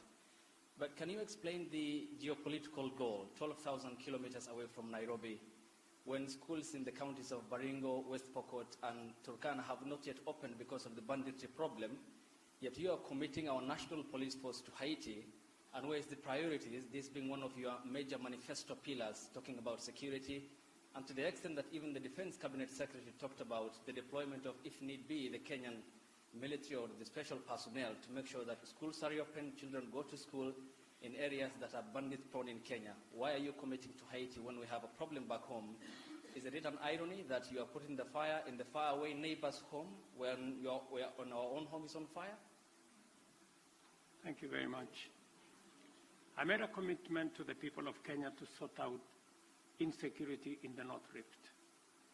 I have followed that with action. As we talk, there are 3,000 military officers in the North Rift, 2,000 police officers in the North Rift. We have renovated the first 15 schools and completed. We have reopened 20 schools already that were closed in the North Rift. And that exercise is ongoing. We have made tremendous progress in making sure that we create security at home, but that does not take away our responsibility. Even as we were deploying troops and policemen in our own country, in North Rift, to sort out the banditry problem, we still deployed 1,000 troops to DRC Congo, because that is our neighborhood. We have 5,000 troops in Somalia, because equally that is our responsibility. And Haiti should not be an exception. That's why deploying 1,000 security men to Haiti speaks to the same belief and commitment to peace. Thank you. Thank you, Mr. Bernard. You see, the guy started coming back to his numbers. These numbers that I've always questioned them. He started 1,000 troops, 1,000 kwanza. Actually, wacha nikuchekesha now. Let me go back to my sarcasm, sarcasm himself. He said 1,000 trips, not troops, trips. That's what he started with, trips. Stop over. Eh? Did you see his face? Look at his body language. He didn't anticipate that question. And I think he's overwhelmed. Of course, he is before his boss, so he has to be in the best of his character. Nakwambia angekuwa Mbale, angesema unauliza hilo swali nani? Wewe ni nani kuniuliza swali kama hilo? Bas, thank you. Thank you. Bas, you sasa umejileta mwenyewe, umejingiza kwa kisungumkuti like Kasuti alikuwa akisemanga. Did you actually now, watu wenye wanajua kusoma nini body language kama sisi, did you actually look at how many times he blinked after that question? It was actually 27 times. Because he didn't know what to answer. And on the platform that he is, for the people who know how to read body language, and I'm saying this, Bernard, in a good way. What was Sinigonge? Let me tell you, that question was so hard for him because even Biden stood aside and he didn't understand what you guys are talking about. And Bernard, I'm telling you, that's the problem with you, trying to show yourself that you're such a bigger person in the whole world, and like there's something that you did, and now actually these people actually now seeing who you are for who you are, because you can't even answer questions that actually come from your own background. And Bernard, that's a bad thing in governance, because what you do, and you will hear, and Bernard, I bet you in the next 2 weeks, you will hear panelists and the political pundits moving around and talking about, and yeah. Kenya Mkora, tafadhali. We are time bad. I am not supposed to be here. Okay, let me wind up. Just a moment. I need to respond to something. House of Heru, we agreed we are going to have the Njiru leading us into understanding the globalization agenda from 9:30 p.m. Kenyan time. So it is 2 hours before our main show. It's not in the morning. The morning will have the other shows as usual.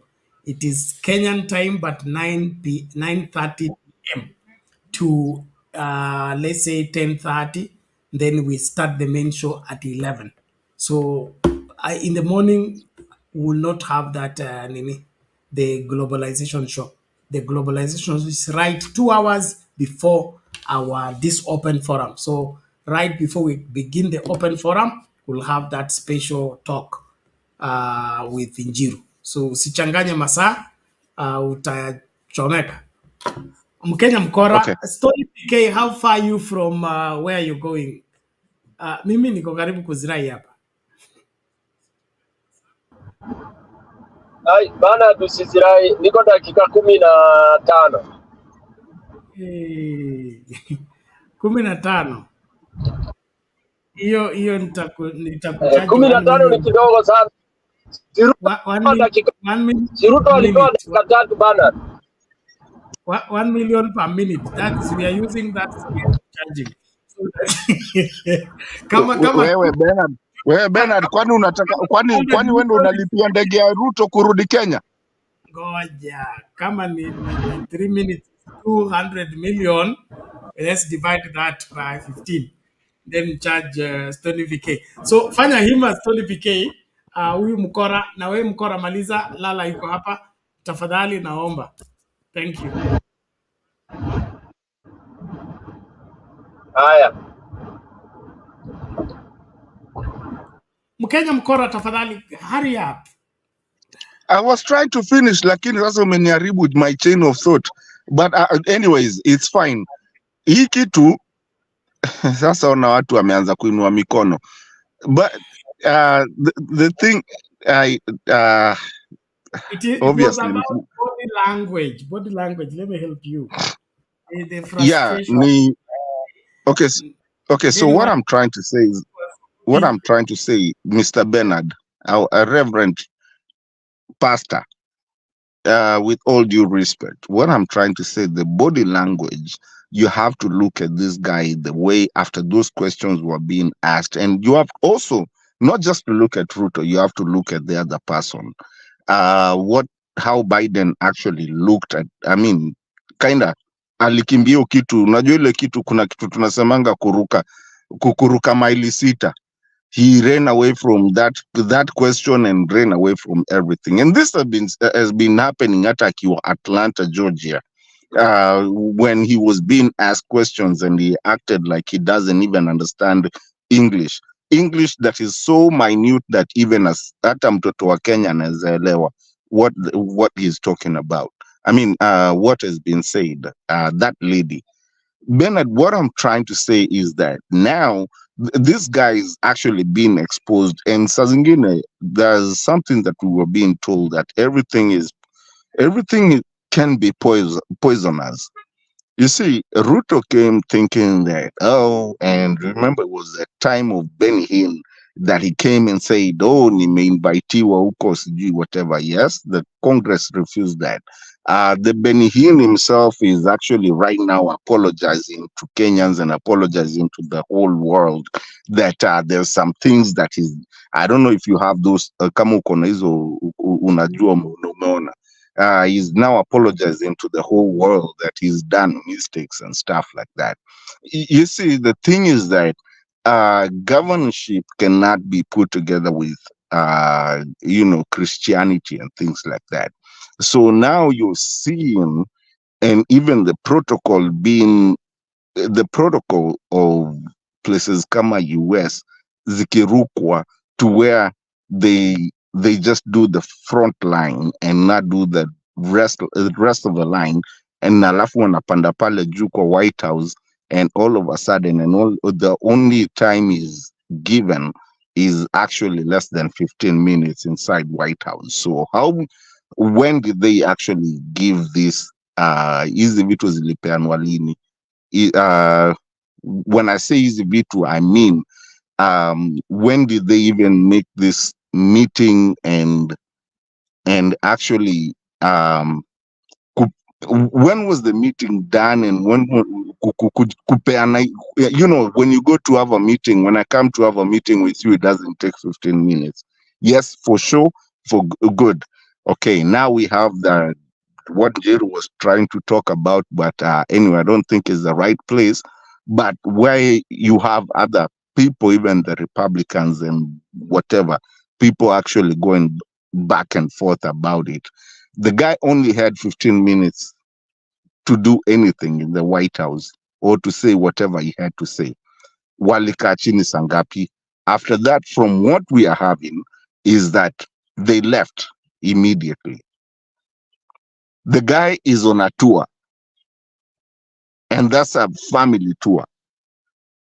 Just the fact that he's a president, he was and that's from Met Migman, whatever her name, the ambassador.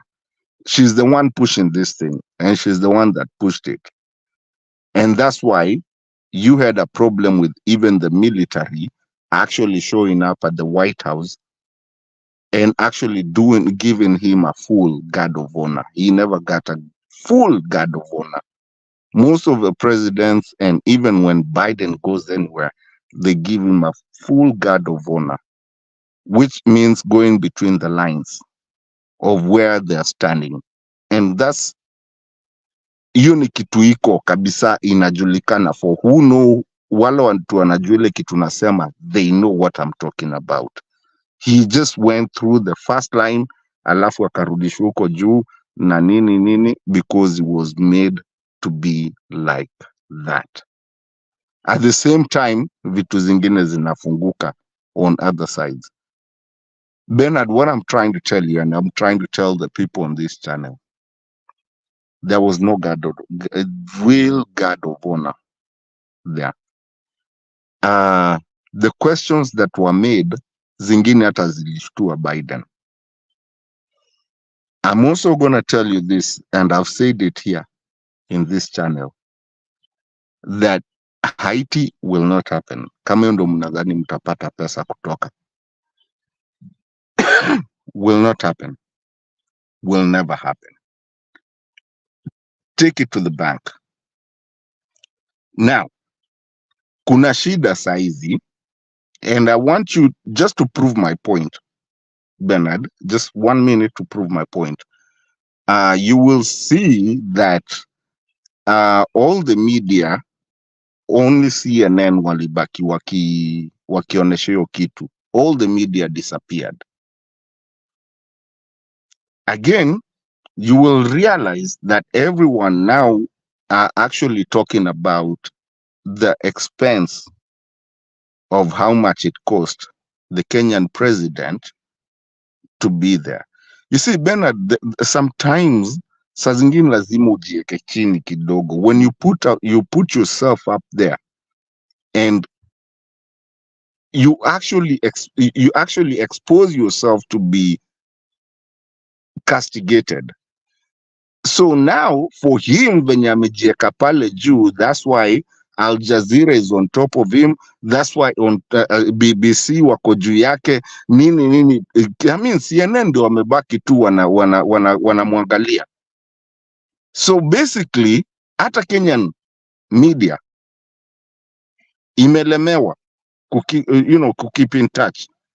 So you expose yourself, know what you're exposing yourself into. Because what this guy has done, kuna watu wengi sasa watakimbia wakisema, oh, unaona rais wetu anaonekana huko America. But let me tell you, the damage that this guy has done to our country is international now. Unajua tulikuwa, Bernard, kuna ile kitu inaitagwa mtu wenyu kwako nyumbani. Your brother, when he's doing a damage in the house, in your own house, kwenyu, you can handle that. But now this guy has taken it to international. Do you know how much backlash we're going to get in the whole world? And maybe, Bernard, I need to keep it out of there. But I mean, but I need you guys, the political analyzers that you analyze politics. You need to start understanding. Right now, we are not talking about Pakistan. We are not talking about anything. We are talking about Kenya. But now people are asking, and people who did not know Sugoi, and people who did not know North Rift, now they are starting to know North Rift, and now they are actually in the internet right now asking, where is this North Rift?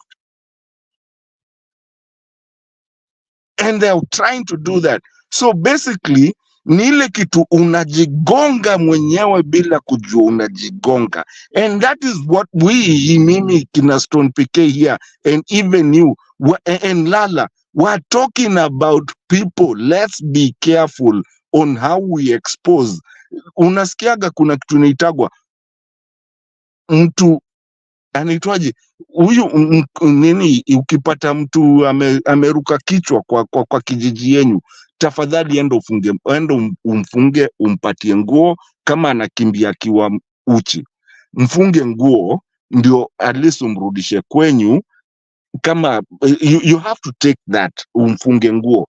Huyu ameenda kutu expose, and the king, wannabe king, is naked as we speak in the whole world. Si Kenya. Kenya tunajua kuficha vitu zetu, tungeficha. Lakini right now Bernard, mali imefika saizi, tusha exposiwa. Wakenya wenyewe wamemchapa, sisi tumemchapa na amechapika huko, na wacheni muone. Biden saizi mali yuko, hata hizo naambiwa analetewa uongo. Hakuna kitu kama hiyo. Hiyo jet wacha warudi. Kina Butita, na by the way Bernard, you have to tell me venye Butita narudi kama tunamchangia. I'm sorry, I have to finish it at that point. Thank you, sir. Okay, thank you Mato. Interesting. Butita atarudi. Hawezi kwama alipata rafiki huko. About their president, William Ruto, who is on a state visit to the U.S. It's the first state visit by a Kenyan president in over 2 decades, the first since 2003. It's also the first time in 16 years that an African leader is on a U.S. state visit. So it is quite significant, but that's not what it's making news for. President Ruto is being slammed, not because he's in the U.S., but because of how he chose to get there. He decided to fly in a luxury jet. He chartered a Boeing 737-700 business jet from an Emirati company, the Royal Jet Group. He hired it for about 200 million Kenyan shillings. That's $1.5 million US. Ruto pulled out all the stops. He brought along an entourage of more than 30 people, which includes a famous Kenyan comedian. Everyone traveled to the US in style on the Kenyan taxpayers' dime, and this, more than anything else, has triggered the backlash. Now, some of you may wonder, what is the big deal here? After all, world leaders travel all the time. It's part of the job description. They need to travel to build relations and to negotiate trade deals. In the long run, the trip should more than pay for itself. And all of this may be true. And it's exactly what Ruto is using as his defense. But that has not helped quell public anger. Why? Because of Ruto's policies.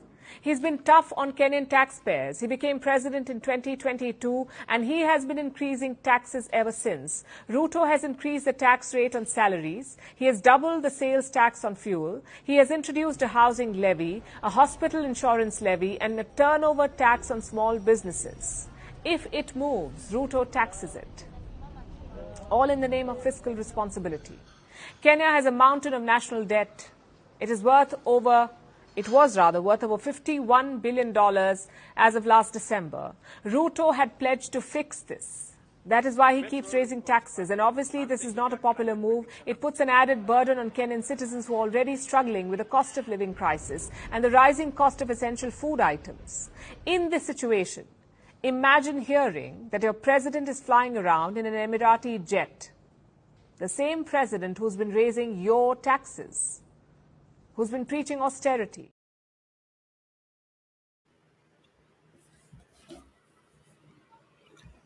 Okay.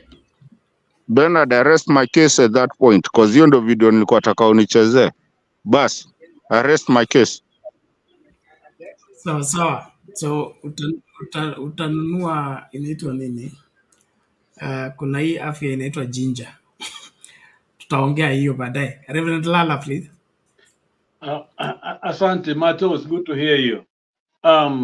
You know, that was the economics, and then there's the Haiti thing. Play the other video. I think the two of them covered it so well. Which the Haiti one is very extensive. It's 9 minutes. You can put parts of it because I think the two agendas go together very much: economy and Haiti, and the very reason why Ruto is there. I think that also put US an indictment because they want Kenyans to be shot on the streets of going to prop up the status quo. We had stopped Nations is the one somewhere. getting involved here. Yeah, there's countries in West Africa, as Biana mentioned, that they have genetic ties, and that's where Haitians came from. They have some language ties in terms of speaking French, but also Haitian language contains some remnants of West African languages. They've got religious ties. They have lots of ties, and that's probably why the West African nations refused to do that work. So really, the people who could have done the work better knew that it was a bad idea, precisely because it was propping up an undemocratic government, and so they refused. And there's no reason. Now you have a transitional council in place that is a slight democratic opening. There's no reason why you can't wait a couple of weeks to let that transitional council decide how the international community can best help Haiti. But the only reason you can't is that the U.S. is pressed to put this mission in that's going to prop up the status quo that really brought Haiti to such a multiple crisis point. So what kind of alternatives exist? You mentioned this transitional council. If it were allowed to kind of do its work without the intervention of these Kenyan troops, is there a real possibility that a people-supported coalition would come together to nominate a leader that isn't seen as being basically a puppet of the U.S. government? You know, it's certainly possible. Unfortunately, that possibility has been diminished. So when Prime Minister Henry was unable to come back to Haiti on March 5th, pro-democracy elements in Haiti proposed a 5-person transitional council to bring Haiti towards fair elections. The United States and CARICOM got together and said, we'll take this transitional council idea, but we're going to add 2 spots, and we're going to give those 2 spots to the PHTK government, who had already had 1 spot. So what you now have on this transitional council, there's 7 voting members, none of them women. 3 of them are connected to the PHTK party, so they're very close to a majority. 2 are reliable Democratic votes, and you have 2 swing votes. So if the PHTK can just pull off 1 of the swing votes on any matter, then they win. And the pro-democracy side needs to pick up both of those swing votes in order to enact some kind of democratic initiative. There is growing public support in terms of trying to pressure the council to be more democratic, but it's an uphill battle, and it's a tug of war, and it's much more difficult than it had to have been. If the international community had respected Haiti's democratic sector proposition of a 5-person council that did give the PHTK party 1 vote, then we would be much further along, and there would be much better opportunities for prosperity and security in Haiti. Some weeks ago, we were hearing of gang-occupied territory, significant amounts of violence on the street and other problems. What is the situation like on the ground right now? The gang violence has subsided somewhat, according to my contacts in Haiti, but I do not see that the gangs have ceded much territory. In large part, these gangs cannot be considered completely separate from the rest of Haitian civil society. A UN report that came out last fall talked about how political and economic elites, including, again, the PHTK party, had been using gangs for years to carry out their own activities, including, in the PHTK's case, massacres against political opponents. And so, in a sense, people are talking now, well, should the gangs have a seat at the table? The gangs already have several seats at the table, including through the 3 PHTK votes, and also a 4th vote. It's a party called the Petite des Salines. They got onto the council after they had made an alliance with one of the gang leaders. Yeah, it's interesting. I spoke to an expert on my podcast a few weeks back, and we were talking about the gang leader known as Barbecue, Jimmy Cherize. And frankly, in all of the mainstream coverage, it hadn't been made clear to me that he was actually a police officer. And so before all of this, and so I think in some ways the word gang isn't quite encompassing the role that these groups are playing in Haitian society. Can you help to tease that out for us a little bit? You know, how did he go from being a police officer to being a gang leader, and how are these gangs perceived? Are some gangs perceived differently than others, depending on how much they increase violence versus keep the peace, etc.?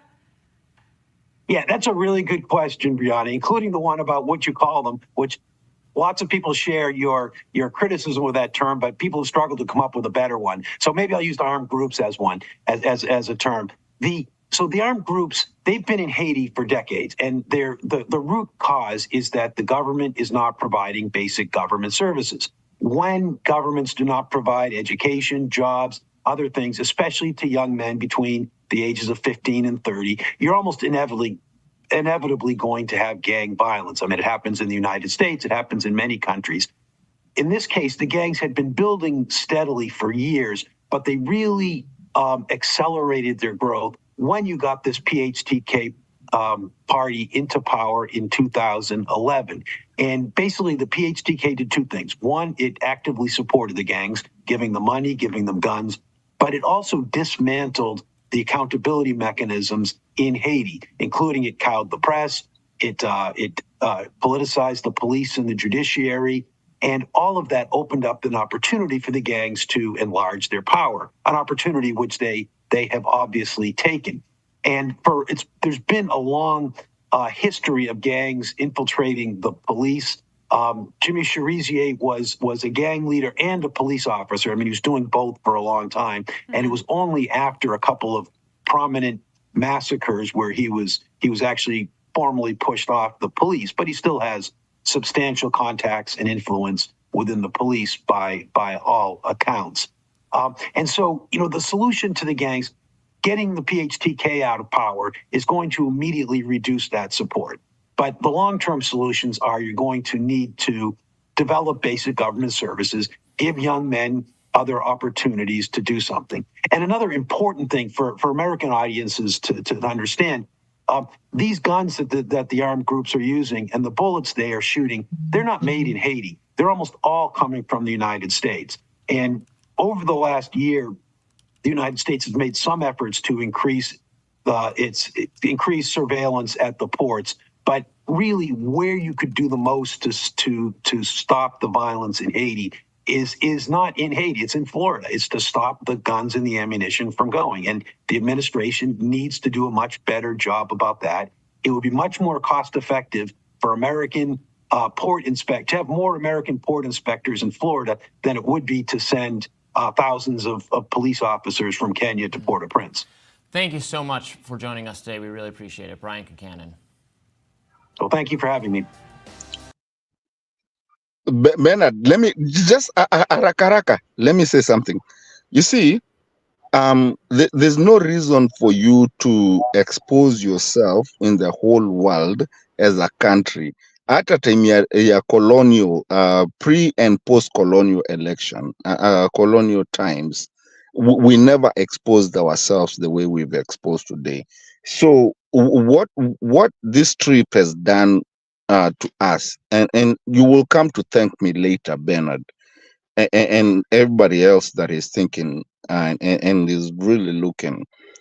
There's countries who are really big, like South Africa, who have not, especially, and I want to stake on Africa, South Africa, Egypt, Morocco, and all those people. There's so many people who are not exposing themselves to become a scrutiny of what exactly is happening in the world. So now you find someone like William Ruto, who, because for him, he thinks that's a big thing to be. As a president, Bernard, and I believe the way I know you, and Lala, the way I know you, and Stone PK, if you were the president, you will lay low so that you can actually do your deals on the sides. But once ukianza kujifanya kiherehere, now guess what? The whole world, the whole media and the whole world is talking about you. So guess what? Hata tu country twingine hamkuwa mnajua tunaishingi, because there's some countries that we don't even know exist. There's some countries, Bernard, I can ask you, have you ever heard? You tell me no. Sometimes I travel And when I'm traveling around, you're traveling and you're above, and the screen is showing you are above this country, and you're like, wawa, hii ni country gani sijaiona. So now all those countries are looking. Bernard, one thing that you never want to do is let everything face you. I don't know if you understand what I'm trying to say. I think Lala will explain it better, or Stone PK. Face you. You don't want everybody to face you. But basically what we've done is face us. Hata Museveni is staying us away from that. Bernard, hiyo kujiletea mashida ndio hiyo kitu tunasemanga hapa hivi na kina Lala na kina Stone PK. Saa zingine heri tupiganie nyumbani, tumalizane kama uko na bibi yako, because right now the whole world inaangalia ba. Kwa hivyo yeye ni kina nani?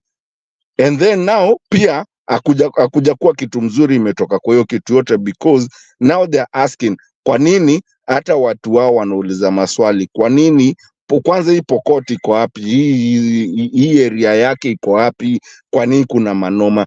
And Bernard, that's what I'm trying to tell you in kuacha utoto mingi sasa, I mean bila mchezo mingi. That is where I'm trying to tell you that I think this guy messed up everything for Kenya, because sasa tunaangaliwa. Remember the CIA, MI6, kuna nini saizi zitaanza kuingia huko. Hii ni country gani hii? Wenye hata wako wanajua, wenye hata wako wanasumbuka nayo. Yani now is gonna be a whole different problem. And let me just keep, I'm just talking that in the sense of, okay, sawa, pole. Kenya, fanya hivi, utaendelea na hiyo nini. Stone PK amefika nyumbani, so show sifungi mimi ndio nita drop out, but I agree with you. Kumbuka what Chris has been telling us, we are in the season of exposure, and one of it is that wanasema when the gods wants to destroy you, they first of all make you mad. So unakuwa na ile hali ya kuwa you are too smart for everybody and you think you can deceive everybody, and so you keep you deceived in the election, you go away. You deceived the Supreme Court, you get away with it. You have deceived the taxes, you have got away with it. You deceived this, and then you think by that line you can now handle everything. Only that we are being brought now on a very wider global platform to be embarrassed. And so itakuwa ngumu. I agree with you. Probably the deal will change, and when the deal changes, si unajua kuna down payment ambayo unapaswa kurudisha. Sijui kama utarudisha ama itakuwaje, and then mikakati zingine ambazo walikuambia watakulipia kwamba kuja tu tutakulipia Eurobond, kuja tu tutakulipia hii na hii. So other deals are going to go sour because of this one going sour. And then of course, if the only string that was holding the Ruto administration is the backup by Biden and his team, now imagine if Biden pulls out and America gives up on him, what remains to hold him in place? Will it be the military? Will it be the police? Will it be the Kenyan people? I rest my case. Mkenya Mkora, kama una jibu, kama huna tumlete Lala. Stony PK, you are in charge. I'm out of here.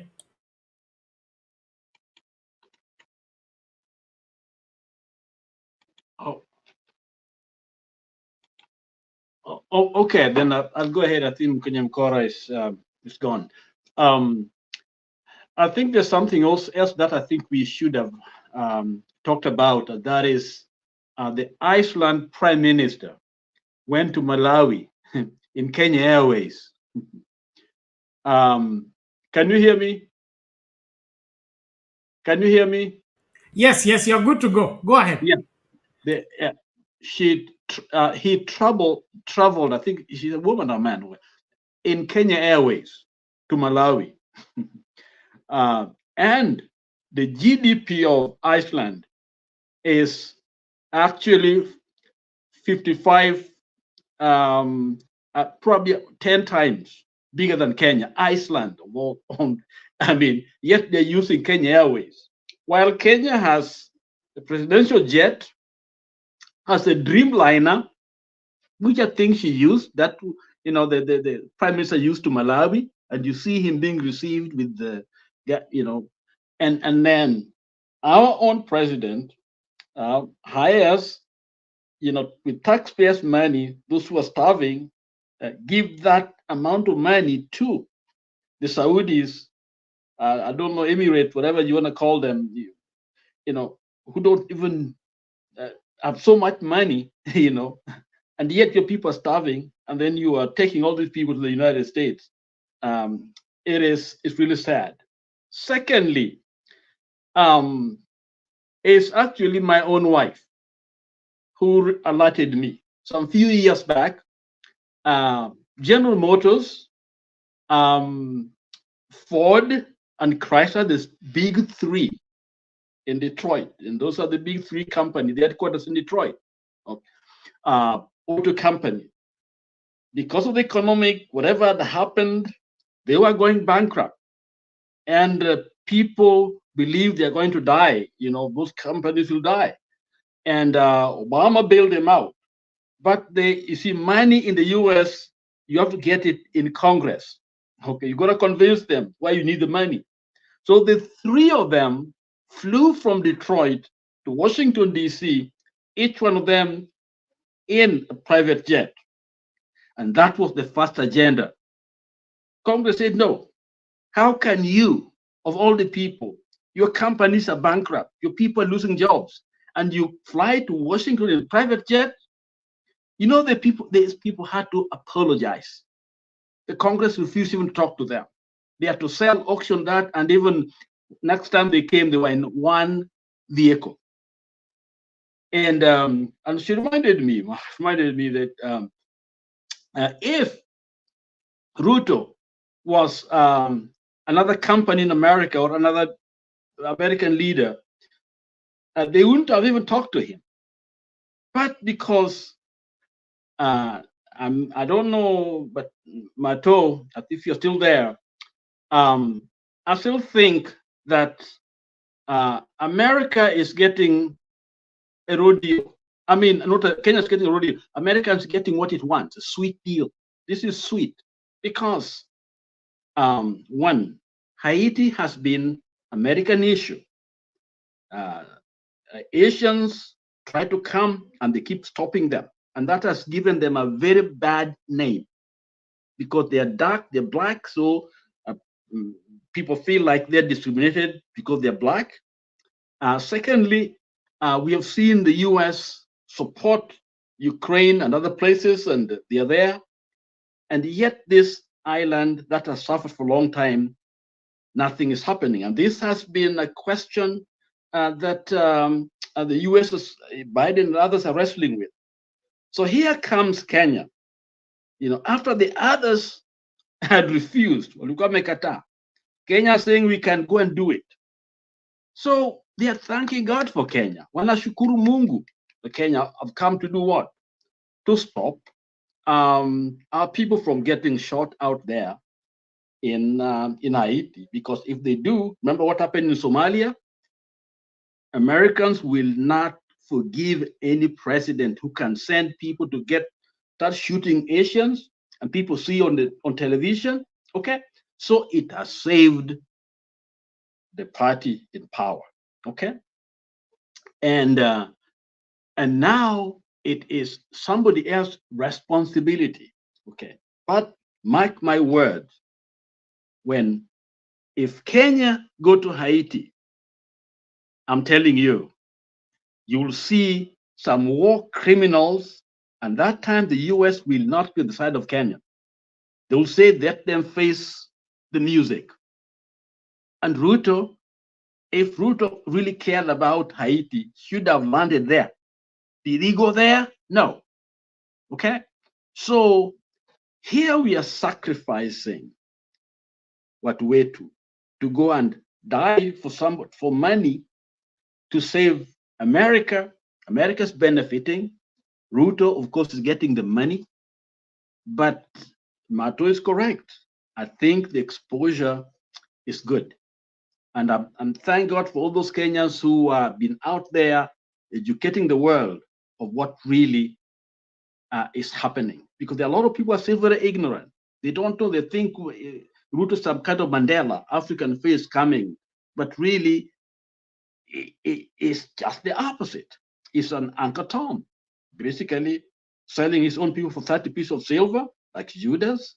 And so I think that exposure, Mato, Aponi, excellent, because people now know this guy for who he is. And based on that video, that the last part that you did not play, you played it earlier on, people know that Kenya is in there for the money, because there was no cultural connection. There was no diplomatic connection with Haiti. It was because of money. Then that diplomatic, whatever it is, signing of a bilateral relation was hurried very quickly so that you can get the money when others had refused the money. So ni kama ni mlafi, lazima ale. Na sisi kama hivyo, na sasa imetupatia jina mbaya sana. Wakenya wale wanaenda kupigana kwa pesa. You know, it's a bad title that we are getting. It's not helping us. And even business people don't like people like us because they're not sure that the money is going to be safe with us if we can do that for our own people. You think that will help, and that may not help. Lastly, I'm also with Mato in this. You see, a lot of times when a leader travels to another land, it is usually the private business institution and others that meet and do the contract. Government simply guarantees those contracts, okay? And depending on who you are and what's going on there, the government will ask for, the business people will ask for a lot of concessions. Just a moment, Reverend, just a moment. Stony PK, confirm, are you there?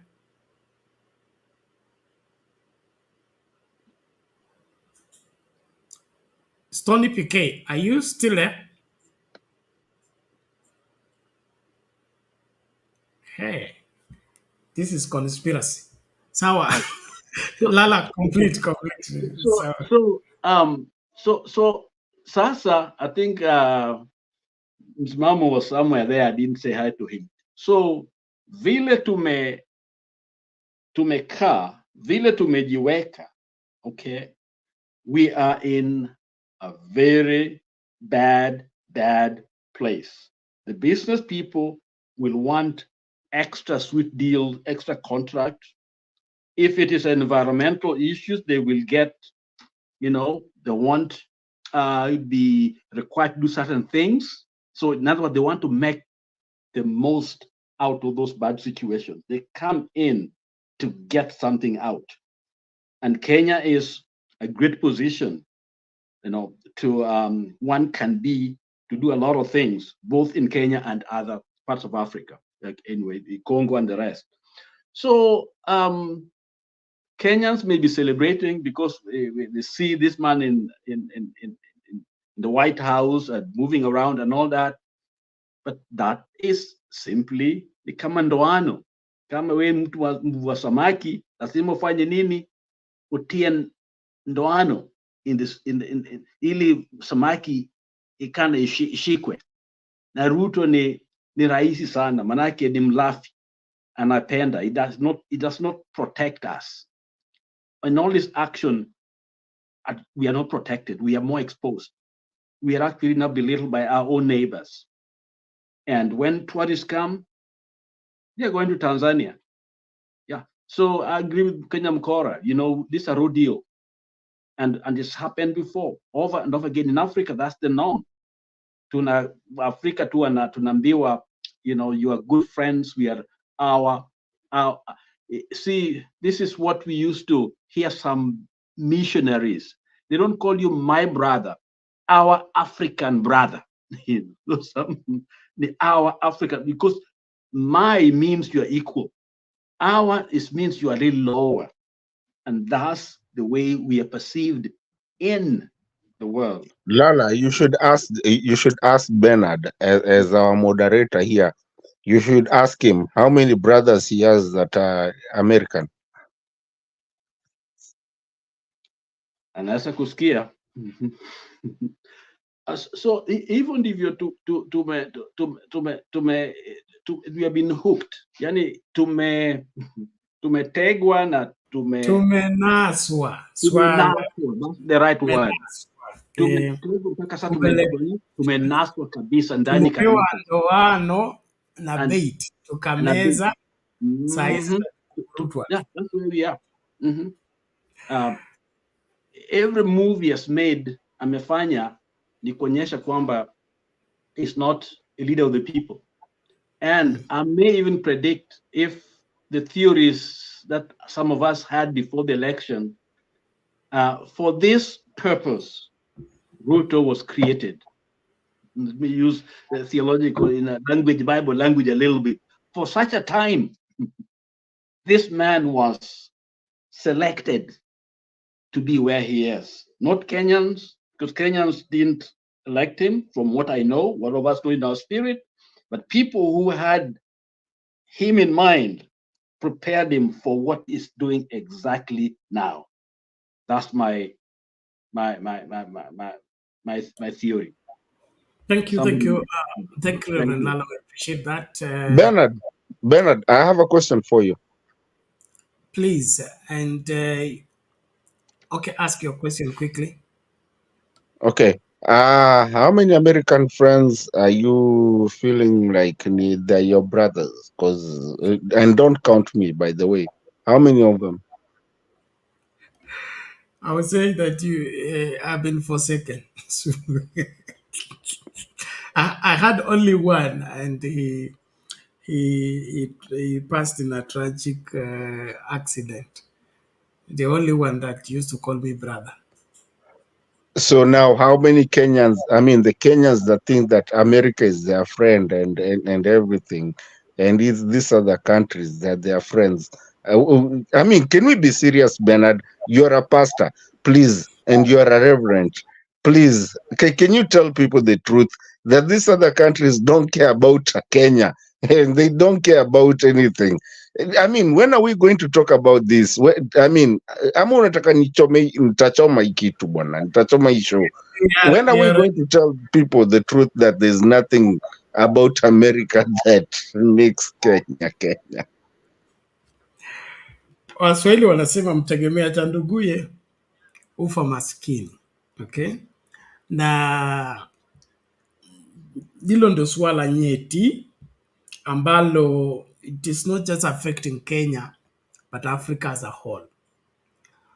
One of the reasons why Africa remains where it is extending hands and expecting somebody to lift it, other than rolling their sleeves and working their way out of the mess. Until that is established and accepted, like what Niger has accepted, Burkina Faso has accepted, and Mali has accepted, they are saying no more waiting on anybody to come. We are the ones here and we will fix this. That revival is what is needed in the rest of Africa, including Kenya. The worst thing that happened to this country is to get William Ruto wrongly get into office, depending on the external support to continue sustaining himself at the expense of Kenyans. Bernard. But you know, Bernard, honestly, at the risk of being kicked out, hold on. It's very important question. It's a very important one. Can you relax? Bernard, it's very important. Please do not kama nishe kuomba kitu usininyime. Please. I'm asking you. What is the question? Let me ask you. for the longest time, Tangwata, the first time I came into this channel, I said, and you were there, and you know it, we were in a different forum, different name. And I said, we've never gotten independence. What we did, we went from white colonialism to black colonialism. Bernard, can you prove me wrong today that we are not still in black colonialism?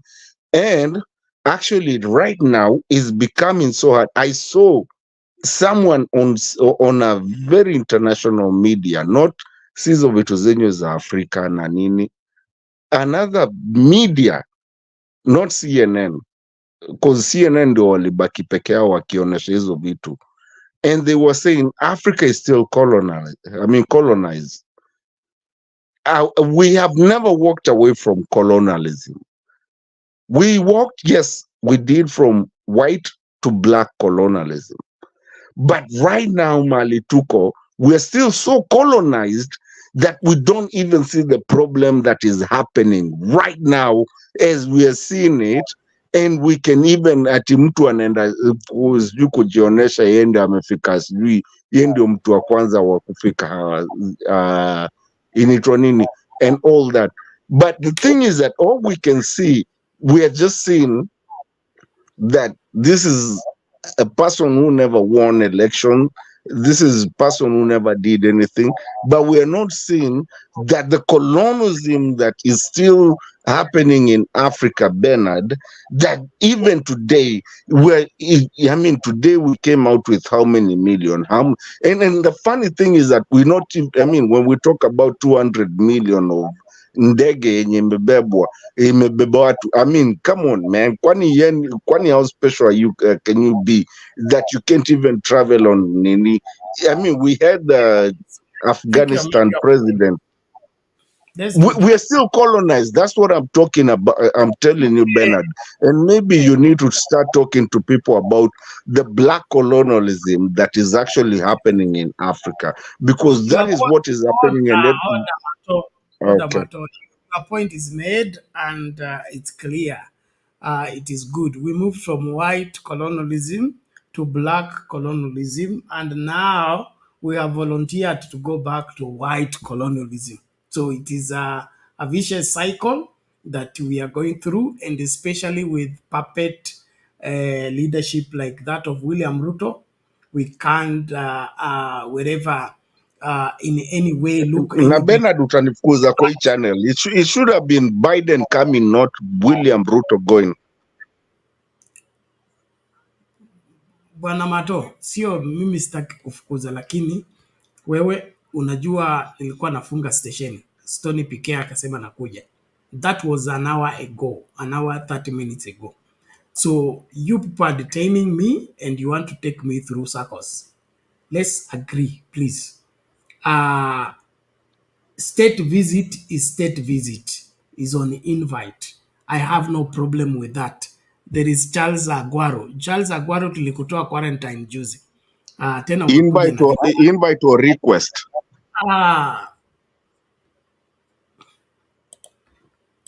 Naonekana roho ya Njiru imekufuata. Now, Bwana Aguaro, this is not about Raila or Ruto. It is an issue of how did Ruto go to the US? What was he displaying by charting a private jet to the US? How do you go requesting for help when you are extravagant in your arrival? That's the matter at hand right now. And then, of course, who is this? Uhuru Kenyatta went to the US using Kenya Airways. Okay. Kibaki, the same, or Dreamline. What was so important that we use a private jet to do that? That is what is in question right now. So it is not whether Raila was the president or Ruto was the president. Our issues here is Ruto is president, yes, but what is he doing for Kenyans, ordinary Kenyans?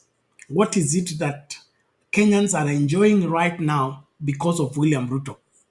William Ruto took the, what is it called, Linda Mama from the mouth of Kenyans. He took Edu Afia policy from Kenyans. He took kazi kwa mtaa from Kenyans. He took subsidy for petrol from Kenyans. Everything that was profitable to the Kenyan or was making life better for Kenyan has been withdrawn. And then he's telling us to live according to our size, to live within our means. Is charting a private jet within our means as a country based on what is prevailing. Mitigation for the flood victims. Even the 10,000 he promised in Madare, he is yet to send one to one person. So you can't settle the people who are in the floods, but you can charter a private jet to the US to go and speak for 3 minutes. Does that make sense to you? Will that warrant you to support? So this Raila excuse, me, I am becoming sick and tired. Because if you say Raila, you get justified. If you say Raila, you get cleared. If you say Raila, you get not questioned. It is not an issue of Raila or Ruto. It's an issue of what is happening in our country. What is at stake with our country? We got to expose ourselves the way we have exposed ourselves. Now we become a target. If we became a target, and now majority of what we're calling gangs in Haiti or elsewhere, today we have cells of a global global terrorism syndicate that nobody needs to travel to go and cause anything to happen anywhere. These cells are everywhere and they can trigger anything. Are we not exposing ourselves to get hit? And if we get hit, do we have mitigation for the same? Kama floods peke yake imetushinda. Tumeshindwa na nini? After this mtaona, njaa ndio hiyo, nini, will still be fundraising for the same. So let's be objective as Kenyans and begin to reason as people. And especially when you become an adult, you change the way you think. You look at life holistically. You don't look at life like a child, where they say in our village, when a child has eaten lunch and is satisfied, he tells the mother, let's burn the store where the food is stored, because he feels he will never need to eat again. He will never need to eat again. So let's be focused and let's do what is good for the country. In the meantime, I really want to call it a day. Stony PK, I don't know what has happened to him. I wouldn't want to keep here any longer. So please, Mkenya Mkora, nakupatia dakika moja, funga. Wewe nitakupatia transfer uende Lodwar kwa dini yetu. Sababu you kept the bishop waiting. Unajua kwetu sasa kuna joto sana. Kuna joto sana. Sana. Oh, muko wa ile nchi ambayo jua limekataa kutua. Kuna mtu we Stone PK, wacha ni deal na Bernard kwanza hapa dakika moja. Kabla aende. Let's do this. Wacha ni deal na Stone, tutabaki na wewe, unajua sisi tutakuwa sawa. Hata mimi niko karibu kufika nyumbani. With all due respect, okay? Naomba tafadhali. I want to be here. And, okay, wacha kwanza ni deal na wewe Bernard, wacha kuwepa. Tafadhali. Bernard, I have to deal with you cacophoniously. What is your issue? My issue with you is because you don't want to listen to what we are telling you, and we are telling you the truth. What is the truth? What truth are you telling me? We are telling you some things, and every time we try to tell you, una kick people inje, unani kick kama mimi. Anyway, I'm not interested in being kicked out. And anyway, that is none of my business. That one, you know, we are okay. Mato, you Now, know English. You are in class very well. When I say your point is made, that means you are repeating yourself. okay. Thank you. Accepted. It's Agreed. not that I want you out. Yes. Now, Carry on then. okay, thank you, sir. I appreciate that.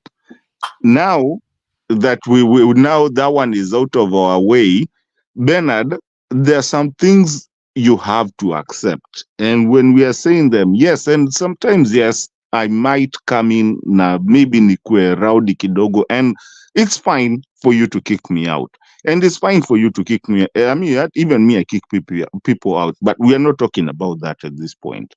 What we are trying to tell you, Bernard, is that there's some things that we including, and when I say we, I am putting myself in it. That's why I'm saying we, not you. Bernard,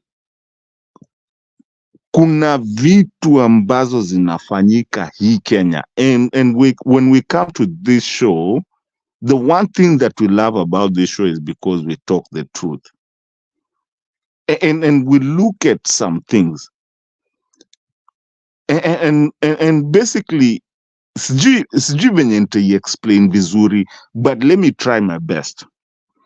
You see, there has come a point where the truth has to be heard. And there's come a point where, Bernard, what you say, yes, it's very true, but it's how we do it. Because it doesn't make any sense how we do it, saa zingine. When, for now, we are actually tumepewa a very good opportunity, Bernard, to actually come out and speak loud. And I want you, Bernard, as you run this show as our leader, to sometimes stop being ni kama unaogopa kuongelesha watu na nini. Let's just say the truth as is. For me, that's all I'm asking. And the reason I'm saying I'm not attacking you, Bernard, and I apologize if you feel like I'm attacking you. No, I'm not on you. I'm just saying that it has come a time to say the truth, because the truth saa zingine tunaipuzanga as Kenyans, that even sometimes vitu zingine zikifanyika even in an international world, we are not even taking it serious. It's not about you, Bernard. You've really done a good job. Na kila mtu hapa hivi. But all I'm trying to say is that when you hear CNN, some other international medias starting to shut down and wanafunga kitu because they don't want to hear it, Bernard, it's about time we start realizing that we are doing the right thing, especially sound candy talk and kule tumetoka. So basically, what am I saying? Na nataka nimalize ndio Bernard nikuache uende cause nimekushika and I'm sorry. I'm telling you that when these other media houses are coming out and just being bold and saying that this is matope, even us, we have to call it matope here. And we don't have to call it matope with apology. It has to be like that because there's a lot of people that watch this channel, and we have to call it just when you only shut down that thing, BBC, Al Jazeera, and all those people that shut down stupidity. We have to call it stupidity. I'm going to be Stone PK today. Stupid is stupid. And we are going to call it that way. So saa zingine mtu akikuja hapa hivi, like I like Maunga. When Maunga comes anasemanga vitu, yes, the language might not be fine, but at the end of the day is the truth. Stone PK comes here. The language may not be fine, but it is what it is. Kama ujiski, tembea, kanyaga kubwa kubwa. But this is also, Bernard, this is our channel. And it's being listened by a lot of people. It's not just your channel. Wacha tuchapane nao watu kiboko. Because ujinga tutaita ujinga, na utuache tuite ujinga ujinga kama inaitwa ujinga. Lakini ukianza kututoa hapa hivi utatufanya wengine, mimi ni venye siwezi enda mahali, lakini ukianza kututoa hiyo sababu yako nimeisikia, lakini mimi sichapinga mtu kusema lolote. Kile mimi niko kinyume ni kuchanganya watazamaji wetu. Kama una hoja, anza hoja yako vizuri, tupatie background ile inakufanya unachemka, ili ukichemka tunaelewa umechemshwa na jungu gani. Si wewe kuja hapo uanze kurusha maneno, sisi hatujui umechomwa wapi, mosquito imekuumia wapi, lakini so we keep wondering what wrong did we do. So please give us a base. This is what I'm quoting, this is what I'm citing, and this is what is making me angry. One of the reasons why this channel exists is to make sense of our politics, because politics is confusing. We need to make sense out of it and help our audience be able to take it easy, not for us to add fire on fire. So I have not gagged anybody. I've not rejected anybody to speak. On the other hand, remaining in order is something we can't run away from. Why? We are in a communication, and communication is not complete until message is sent, message is decoded, then message is replied. That's what I understand communication to be. So it's not a monologue of you speaking alone. The audience, wale watu wanasikiza, those are the main focus. Are they making sense of what you're saying? Are they able to link what you are saying to the circumstance, to the environment? But if you speak in the air, you leave people hanging, then we are confusing the people, and I don't think we will okay. be able to. Thank you, brother. Thank you, brother. I do apologize kama kuna kitu nimefanya makosa, lakini I apologize to you too. Lakini we love the channel. Asante sana. Sikiliza kwanza alafu jibu. Stop interrupting. So when you need to make a communication, let it be clear, and you do that purposely. It can't be spontaneous, and so I have no problem with people sharing. And of course, we should also understand we are being hosted by YouTube. YouTube is a community. It has its own rules and regulations. There are words that are not, they are wherever classified. When you use them, you are endangering the platform. And so we cannot say we don't care. We should call everything everybody's calling it. We can't operate in that kind of an environment. We are not a no man's land.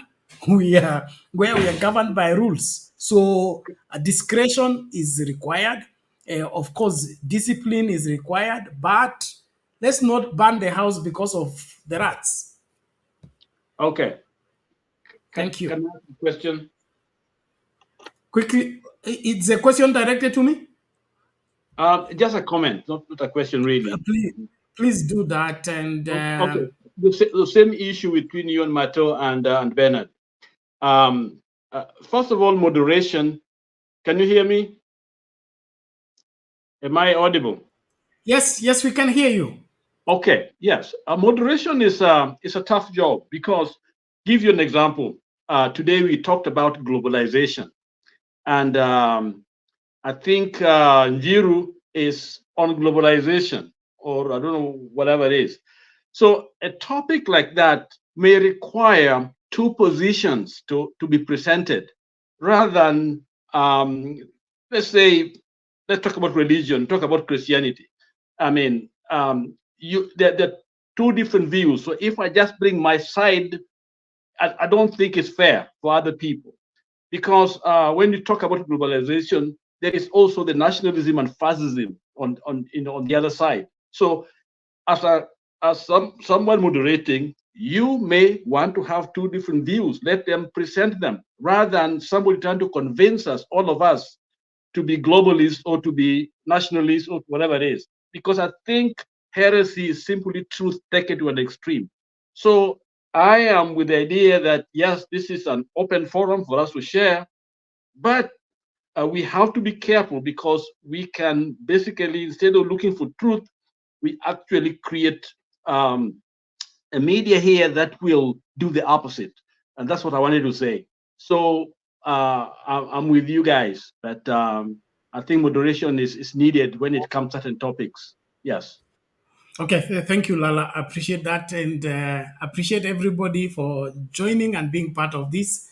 You will continue with the rest, like an hour or so, with Stony PK. Just as a point of information, Reverend Lala, we've decided that the globalization discussion will start tomorrow. That is today evening. We'll start the show earlier to discuss that globalization and all that.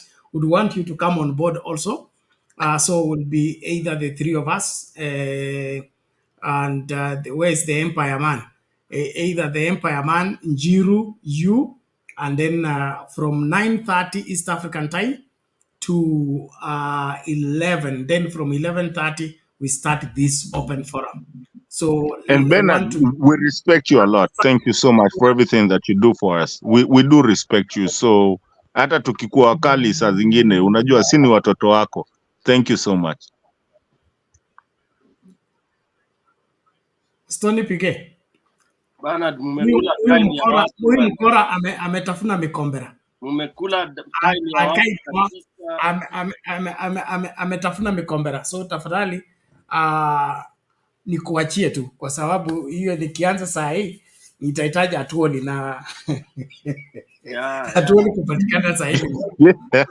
Bernard, wacha zako, endo kalale. Mimi nataka kumoderate kitu ina order, ina nini.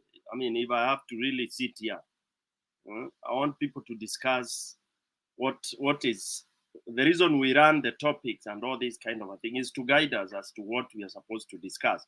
Once we exhaust it, we stop bringing other shenanigans, tuache, tukimaliza in 1 hour, in 2 hours, in 6 hours. That's why we open we normally open 2 shows, one after the other, depending on how people feel, that they have not exhausted.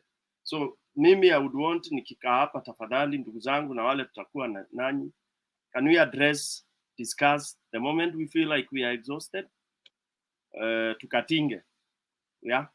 Wale wanataka globalization, Bernard, thank you, umewawekea hiyo nini, hiyo whatever. There are people also who come here to do their thesis. They are trying to practice public speaking.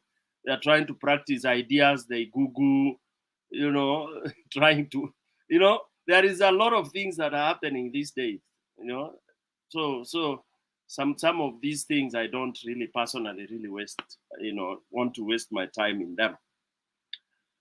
So from there, then I'll start by greeting Reverend Lala. Pole nimekuja hivyo.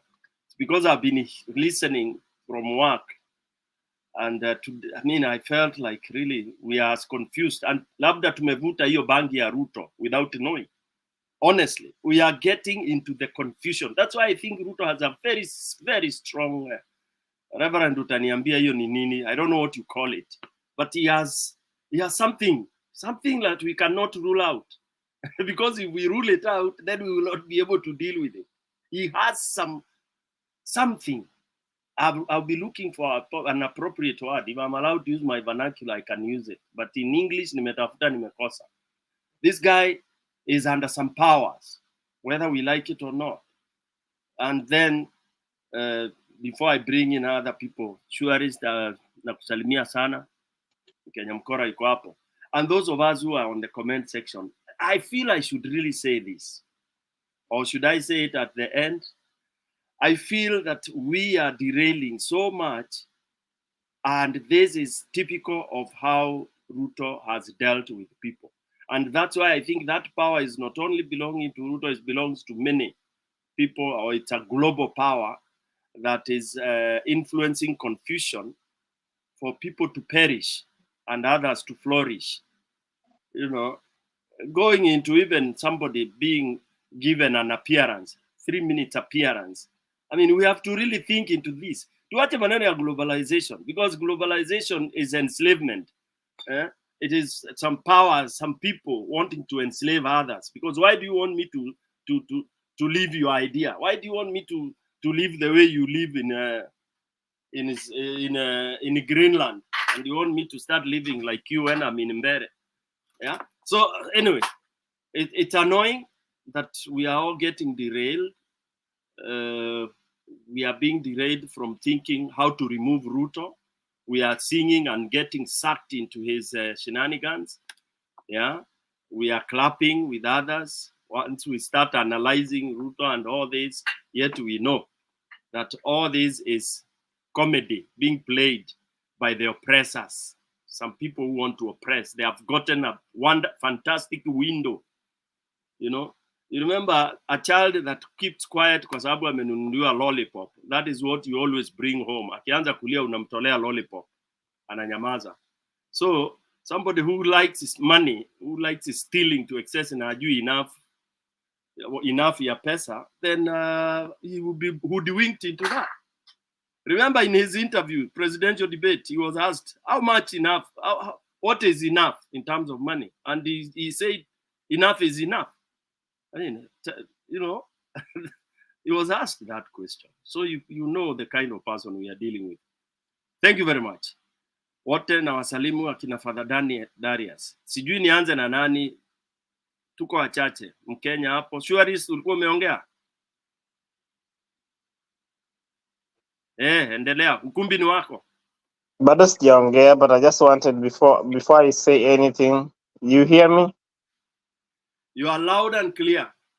Yeah, before I say what I wanted to say, maybe I will take this chance to just remind the debaters that we have to be very intentional. Yeah, we are here, but we are very intentional.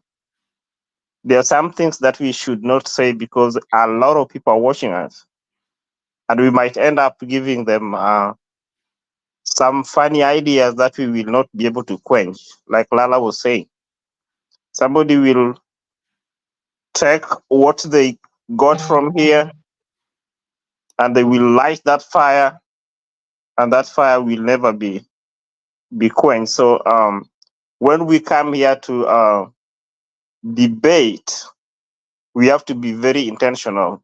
Which course do we want to push? Which ideas do we want to sell? But we have to be very restricted. There are some things I cannot say here because I have to be very intentional, because I know the course that we are pushing.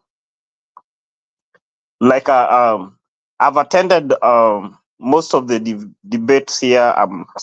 Most of the time wanakuanga offline, but I saw some narrative also has been created, and it originated from here about the valley, the Kikuyu from the valleys and the Kikuyu from the mountains. There's somebody who mentioned it here. So I just want to remind people, like when I heard Anjir was bringing the issue about globalization. It's an issue, yes, but how do we bring it here? We know what informed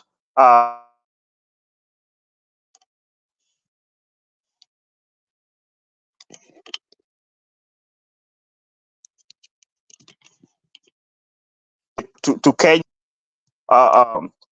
like globalization is a topic that is really so deep.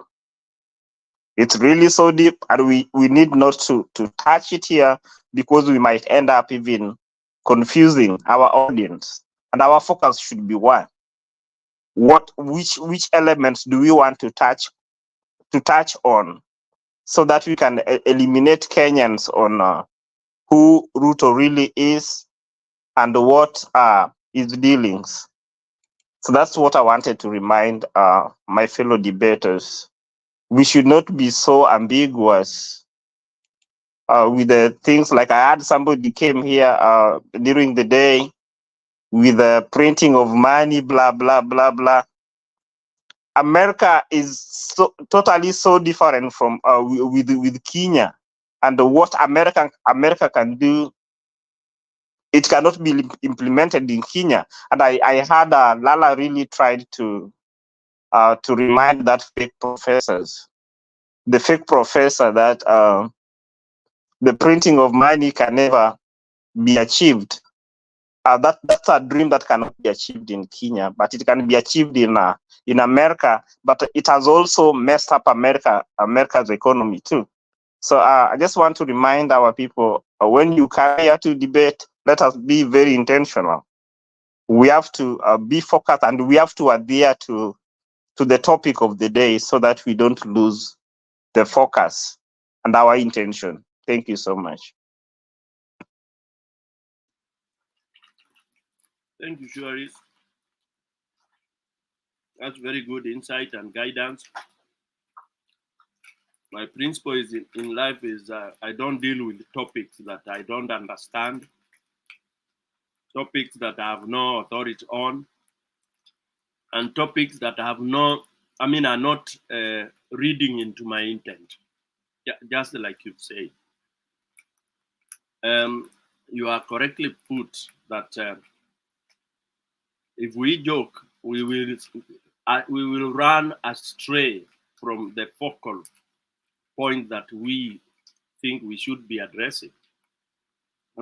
Sometimes you could go far and wide, casting your net all over, handling every other topic on earth.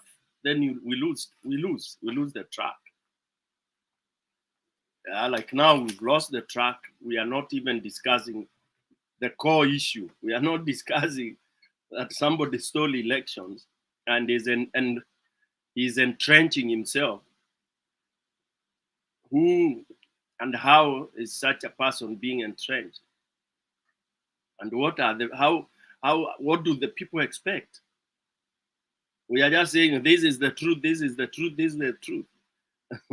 But you have the truth, but you're not defining it, Like we are not really breaking down for Kenyans what are the consequences of Ruto leadership. But Kenyans are just being given figures. Figures are being flashed all over. Oh, there is a deal of this, deal of that, deal of this. But we should be in the forefront to really say there was a deal number one. What did it do? Those who are claiming to be experts, I expect them to come with that expertise, that there was 50 or 150 billion that was mentioned like 10 months ago. Can you help us trace the impact of that money? Then we will know now you are an expert, Like now we are told America will do this, America will, of course it's through, companies and all that. But we all know what that is all about. But are we even interrogating why? How is it that this comedy, because for me it's comedy that is on the stage, ni vipindire tu, ni ubunuasi inaendelea. Hata na hii nchi kubwa kwanza ndio bingwa wa ubunuasi. Na hii yote wanafanya ni vipindire watu wawili. Huyu mwanamke anazungukanga hapo Bomas na Maskat, ndio engineer wa hii mambo. Na ameweza huyu mzee wa huku. So huyu mama ako na agenda yake, na ameisukuma, na hii nchi huwa hata afadhali ni kuue dakika hii, ukufe nifaidike dakika hii, kesho nitajua mambo vile nitadeal nayo. Wale wako huku wanajua that is what they do. Benefit for the moment. Kesho nikishaingia nitajua vile nitajidefend. Ni kama ngamia vile ilisema, iingize kichwa tu, alafu baadaye you know what happened. So hiyo vipindire tuulize, je, zile nchi ambazo zimesema tawe, are they still there ama zimekwisha? Nchi zile zimesema tawe kwa hii ujinga ambayo tunasema sijui ni globalized, tunaleta maformula mingi.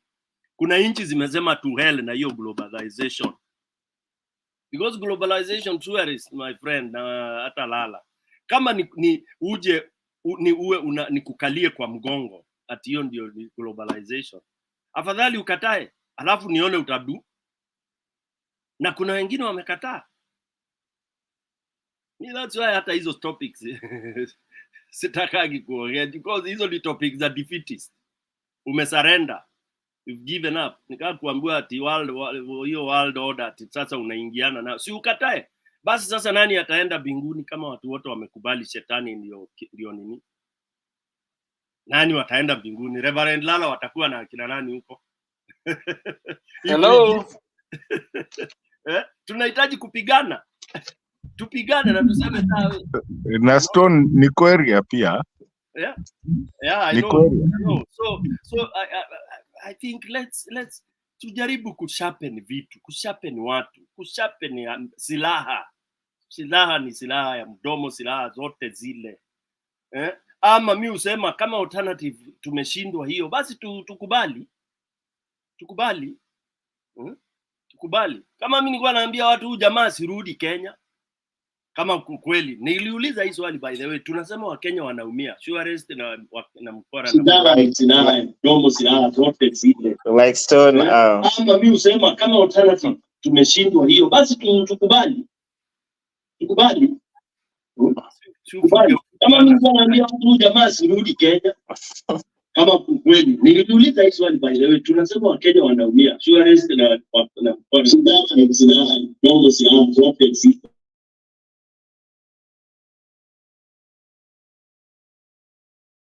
I assure us you want to say something.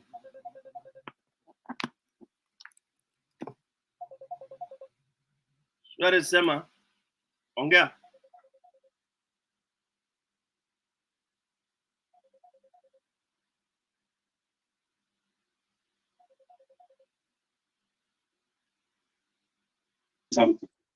Yeah, like today when Ruto was in a White House.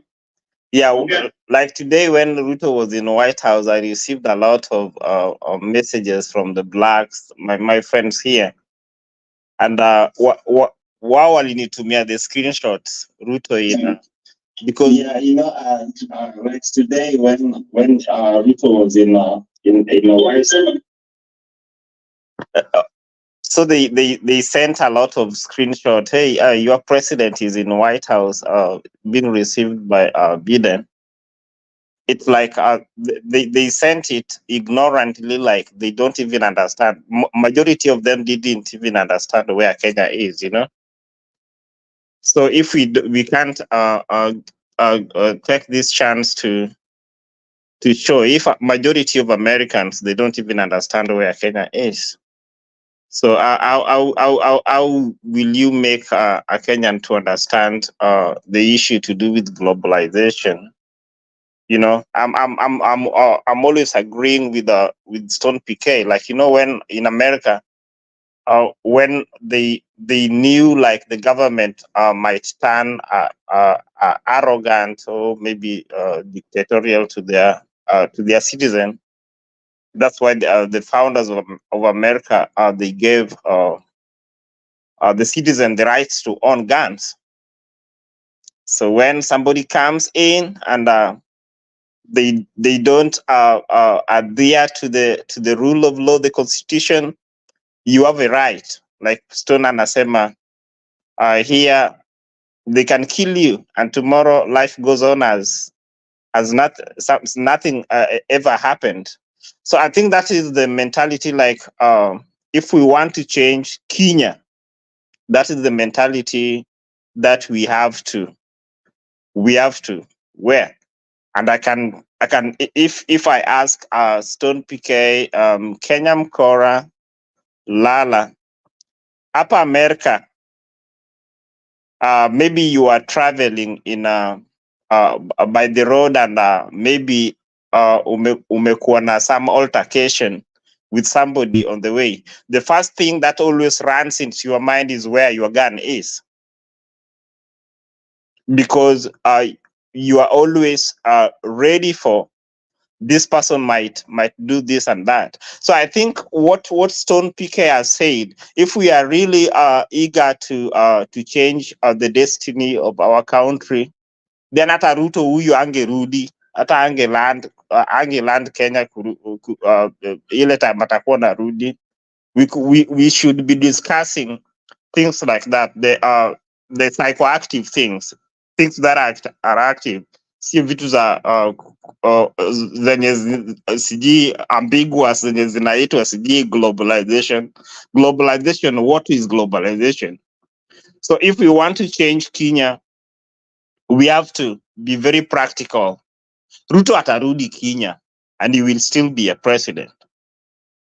Me, I can be I can borrow, I can share what Stone is having in mind. If we want to, we are eager to change Kenya. Huyo mtu hata asirudi Kenya, you know. Let's block even the airport penye atalanda na hiyo the chartered aeroplane. We live here like that. We live here like that. Why can't we not also try to do such kind of things in Kenya? Stoney, you heard me what I was saying?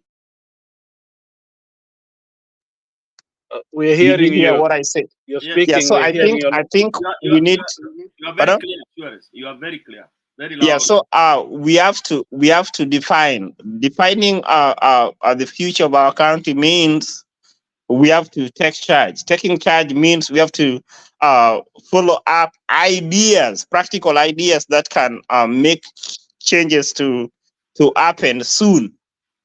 Na ile kungoja ati mtatoa Ruto 2027 sidhani, because the man is really grounding himself. Is really grounding himself because he's good in lips works.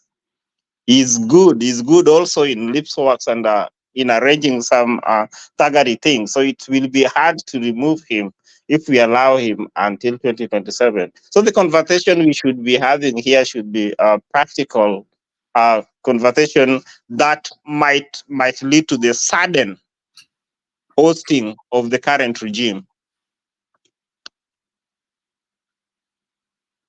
Loud and clear, Suarez. Yes. Reverend Lala, uko na jambo? I'm traveling, but I listened and I concur with my brother that there's certain topics are really a detraction from what will lead us, to the place we want to go. So I think we should avoid them, and if you have to use them strategically for a particular point we are trying to make, but not to make them topics. So I'm with you 100%. I think the idea of Ruto staying up to 2027 is a big mistake, and some practical ways that all of us can perform or do is the key thing. Now, I think it's strategizing and planning and talking about what can be done rather than theories that simply make us just ideas that bouncing around yet doing nothing. I think those are the reasons why we are where we are today, because we let either fear or human weaknesses play a role, and then we find ourselves unable to do much. We know how this man got to power. We know that he doesn't deserve to be there. We know what the law says, and we know what needs to be done. We have the number, we have got the people. Why are we not doing it? That's the question. And so, thank you, my brother. Thank you, Reverend Lala. Mkenya Mkora, una jambo?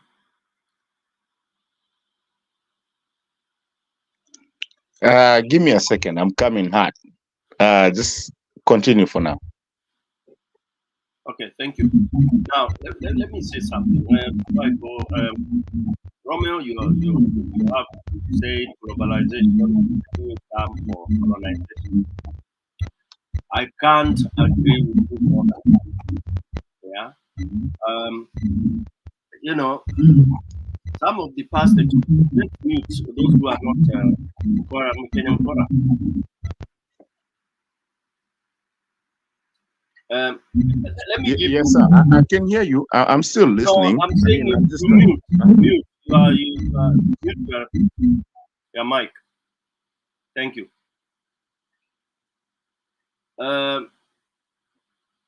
what we are saying is that some experience we've gone through, we've seen how things are done, and you can tell when people don't regard you. Cha nizungumza na Kiswahili. Unaweza kujua mtu saa zile anakudharau. Nchi ya Kenya ilidharauliwa zamani na inatumiwa tu kukamuliwa, because ndio nchi ambayo ni rahisi, ndio nchi ambayo ina watu ambao ni warahisi, ni wepesi wa kufanya nini, wa kugandamizwa na kupinduliwa namna yoyote ile. And kusema tu kweli, my fellow panelists, when we look inside ourselves and na tukatae kujidanganya, tukatae tu kujidanganya, to face reality na being real, Mkenya amedharauliwa sana. Mkenya ndio alikuwa anaitwa namba 2 ya Nigeria kwa werevu ama kwa wizi. Kwa wizi, si werevu. Okay, kidogo kidogo Mkenya akawa namba 1, karuka huyo mtu. Sasa yule anaogopewa zaidi ni Mkenya kwa wizi. Manake katika dunia hii ya Afrika, bila kuongea kwingine, bila kuongea dunia ya wale ambao wana deal na madawa, dunia yetu Kenya, Afrika, Kenya ndio ilianza wizi wa mabilioni. Wizi wa mabilioni. Unafikiria hiyo ni compliment ama ni deteriorate into the rotten hole? Our country, our government, our politicians, our people started stealing in billions. Unasikia billion imepotea. It showed you that sasa tumeenda zaidi, tumekuwa tuna collaborate na wengine. Manake sasa unaweza iba billion ukaweka hapo Kenya kweli? No. So tukafungua milango, watu waka notice, hawa watu waniwezi kweli, wanajua kuiba kweli. Sasa wengi wakajiingiza in terms of partnerships, in terms of tumekuja kuwasaidia, we are helping you this. Na nataka when we are discussing this to take stock the last 15 years, uniambie faida ile tumepata kutokana na hizo zinaitwa collaboration na nchi za nje. Mwende, those of you who know economics, wale wana interest ya economics, enda tu muanalyze, muone faida, ukompare faida ile tumepewa the last I would say 15 to 20 years. Uniambie, the moment wali realize tulikuwa tumekata njia nzuri ya Vision 2030, walianza kujiharia, they were peeing on themselves. And they made every effort to kill it. The first attempt is when we got the Constitution 2010. Ya pili tukakuja tukaanza kusema sasa Vision 2030, na ikakuwa ndio nini pathway ya kudevelop Kenya. That was lethal to other people, to thieves, to thugs. So every effort is being done. And how do you deal with that? You deal with that by going direct to those people who are known to be thieves. Those are the entry point. So what do? You empower the thief. Mwizi anaiba, akiiba ndio unarudi unamwambia mnagawana. Okay? So basically mwizi wamekuwa empowered in such a way that wanaweza pewa hiyo kwenda kusafiri ati na kwenda kuhutubia nchi hiyo moja. Now, out of experience tunajua kwamba kama Waafrika, marais wa Afrika, tunajua what they die for. You prove me wrong or right, kwamba huwa ati ukikatazwa, ukiambiwa utajaenda Marekani, unaanza kukonda. Sijasikia nchi nyingine watu huambiwa ati uendi Marekani wanaanza kukonda na inakuwa ni issue mpaka inadiscussiwa kwa parliament. Mimi nimesikia hiyo maneno Afrika na sana Kenya. Sasa Kenya sijui ati fulani hawezi enda Marekani, sijui huwezi enda wapi. Mimi najiuliza, kama wewe umechaguliwa na wananchi na umepewa kazi huko Kenya na unalipwa mshahara, unataka kwenda huko kwingine kufanya nini? Mpaka you are dying ukiambiwa uwezi enda huko, yani it is part of your life, ni kama half of your maini imekatwa. That is, hiyo sio ndio ujinga sasa hiyo? Na wale ambao wamesema hiyo ni nonsense, hawataki kujua, ndio kuja wanaambiwa tunakuinvite kwa hii, tafadhali kuja. Akina Museveni umwambie haji huko, atasema go to hell. When did Nani last come here? Gaddafi? I don't know. Traore amesema hata mkikataa kuniita ni sawa, nitaenda China, nitaenda Russia. Si hata hiyo ni abroad. Kama unataka tu kuruka na ndege uende abroad. What am I trying to say? I'm trying to say that hawa wanatafuta mtu mwepesi wa akili na mwizi ndio waweze kuendeza mambo yao. Sasa hizi zote, wewe hebu niulize, huyu mtu anakuja anakuambia ongea dakika 3. I mean, these are simple examples za kuonyesha hapa ni ukatuni tu. Ni kama kuambiwa atitokeleza kichwa hapa, ama shake mkono, enda usalimie fulani, na unachukua ni kama umesalimia Mungu. When shall we get out of that? Mbona usikae kwako na useme una nini, utaendeleza nchi yako na kila kitu, but because wewe kazi yako ni kuiba, you need more money ndio uibe. Mbona Kibaki hakulamba, sitaki kutaja hiyo jina ya watu, for that short while? Why didn't he go leaking people's whatever? But mbona huyu jamaa wako hapo ni baba yetu huyu Kagame, sisikia akiwa anawekewa pressure nyingi, anasema mnaweza niwekea pressure yoyote ile mnataka, lakini kuja kujaribu kuguza watu wangu na kuniambia hivyo, basi mtajua mjui. So basically I think tumepoteza mwelekeo kabisa, na huo mwelekeo tumepoteza ndio unaona sasa watu wanaanza kuzungumza juu ya 2027. Okay? Watazungushwa tu hivyo tena na Ruto, wazungushwe tu chini, waanze kusema sasa lazima tubadilishe sasa mbinu 2032. 2032 sasa ndio itakuwa wimbo. Ukiuliza mtu sasa hii unasema 2027 una mbinu gani? Sure, anza kuuliza anybody who talks about 2027, muulize atatumia tactics zile ataleta, ile mpya ambayo tutatumia ya kushinda, ya kutoa Ruto. Si ati kushinda tulishinda. We've been winning for the last five times. Yeah? Tunashinda. Sasa umuulize tutafanyaje ile utashinda na ukweli utangazwe wewe ni mshindi na wabunge wako. I don't think you can have, out of 5 people, I don't think you can have utakuwa na mmoja tu atajaribu kutapatapa na hiyo jibu, but it will be very hard. It's a very very difficult question to answer, because what needs to be done, it's so obvious. You know, an obvious answer becomes very difficult. What needs to be done is that which we say should be done, but watu hawataki, watu wanaogopa. Yeah, so kuongea 2027 at mobilize parties, sijui mobilize it kama ni numbers surist na those of us Lala na wengine, yani we know we had all the numbers, we had kila kitu. Hata kama watu wa Mount Kenya wengine waliimba yeye nini ni sawa, but surely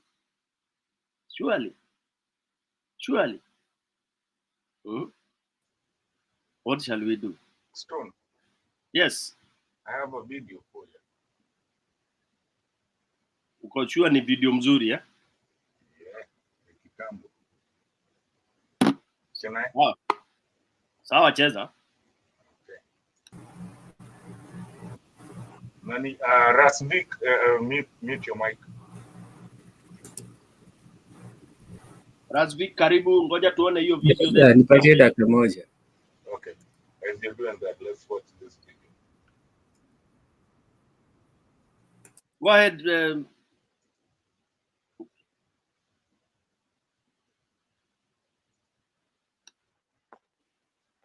Weka volume.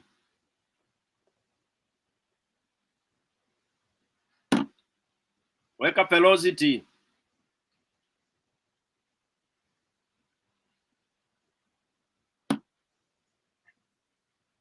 Kenya mkora haina volume. Wewe ndio usikii volume. Volume iko, mimi naisikia. Kuna mtu mwingine asikii? Unaisikia nyinyi? Suarez unaisikia? Mimi sisikii sauti. Ya, wawili kama wasikii ni ianze tena. Just toa select tena.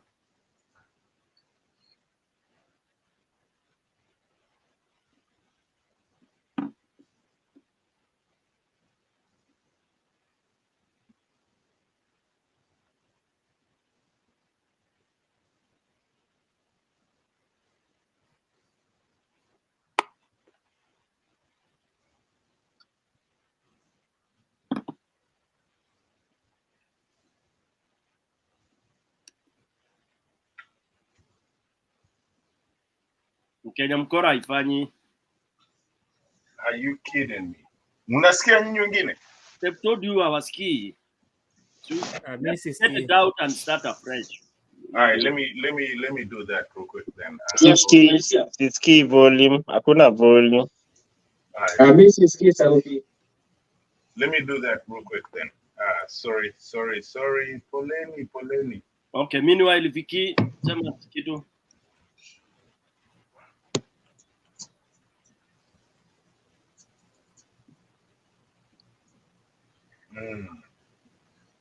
Even the viewers hawasikii. I'm reading there. Wacha aanze tena hata start. Yeah. Yes, Rasvik, karibu. Asante sana.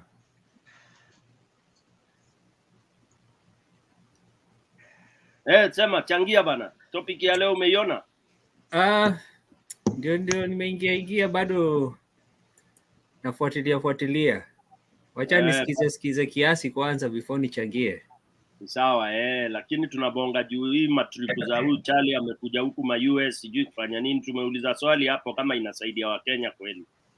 Okay? Hiyo trip naye. Yes. Nafikiria tuko na urezo kalulu sana. Unajua tuko na shida mingi sana nchi yetu, alafu jamaa na spend no more hivyo kutravel, alafu anatoanisha Wakenya ile pesa ataleta nyumbani ni mingi kushinda fare. Unajua hiyo ni ujinga sana kureason hivyo, alafu huwezi lipa daktari, walimu pia ulipi vizuri. Kuna shida mingi. Haraka tu. Niambieni kama mnasikia. Endelea. Kama mnasikia sasa. Bado. Okay, sasa endelea basi. Endelea, acha ni. Yeah, so ni aibu sana ukiangalia ile situation nchi iko na vile hao watu wana reason.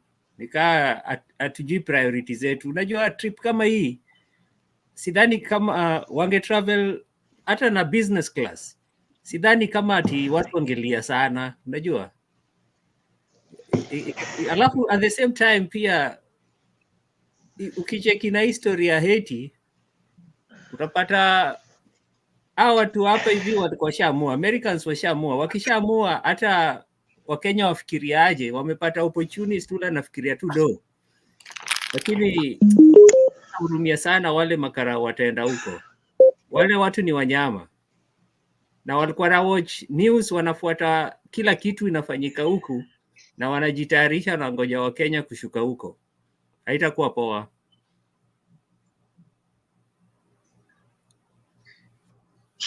Thank you Rasvik. Ni kweli. Alex Bundi huko.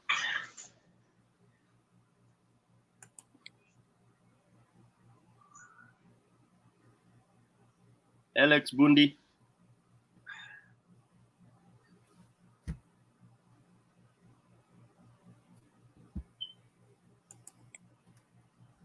Alex Bundi, are you there?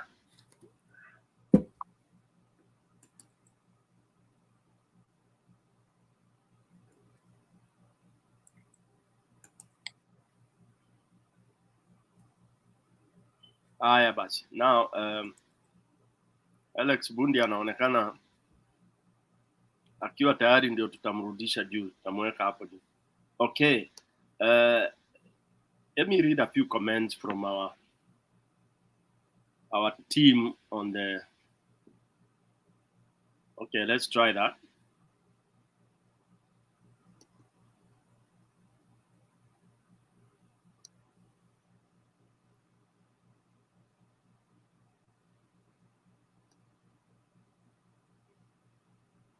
What's happening, my friend? I wanted to read some of the comments. Angie, we bring it here because it is how Ruto became president. Kuna kitu fiche, Ruto amekujia si pesa, mtasikia maneno baadaye. Trouble with Fred anasema kuna kitu, na nikicheka si ati nacheka kufurahi, nacheka ile machungu. Kuna kitu fiche ambaye mtajua tu hivi karibuni. I tend to agree with him. Honestly, I tend to agree. Okay? How can Baba yet sanctify the Azimio politicians who accompanied WSR through that memo today? It speaks volumes to the games being played. George Mugambi, I really wanted to najaribu sana avoid hiyo. These days nina avoid personally and intentionally. Nina avoid kuleta stories za Baba kwa mambo yanayojiri, because mimi already Baba nimemweka kando.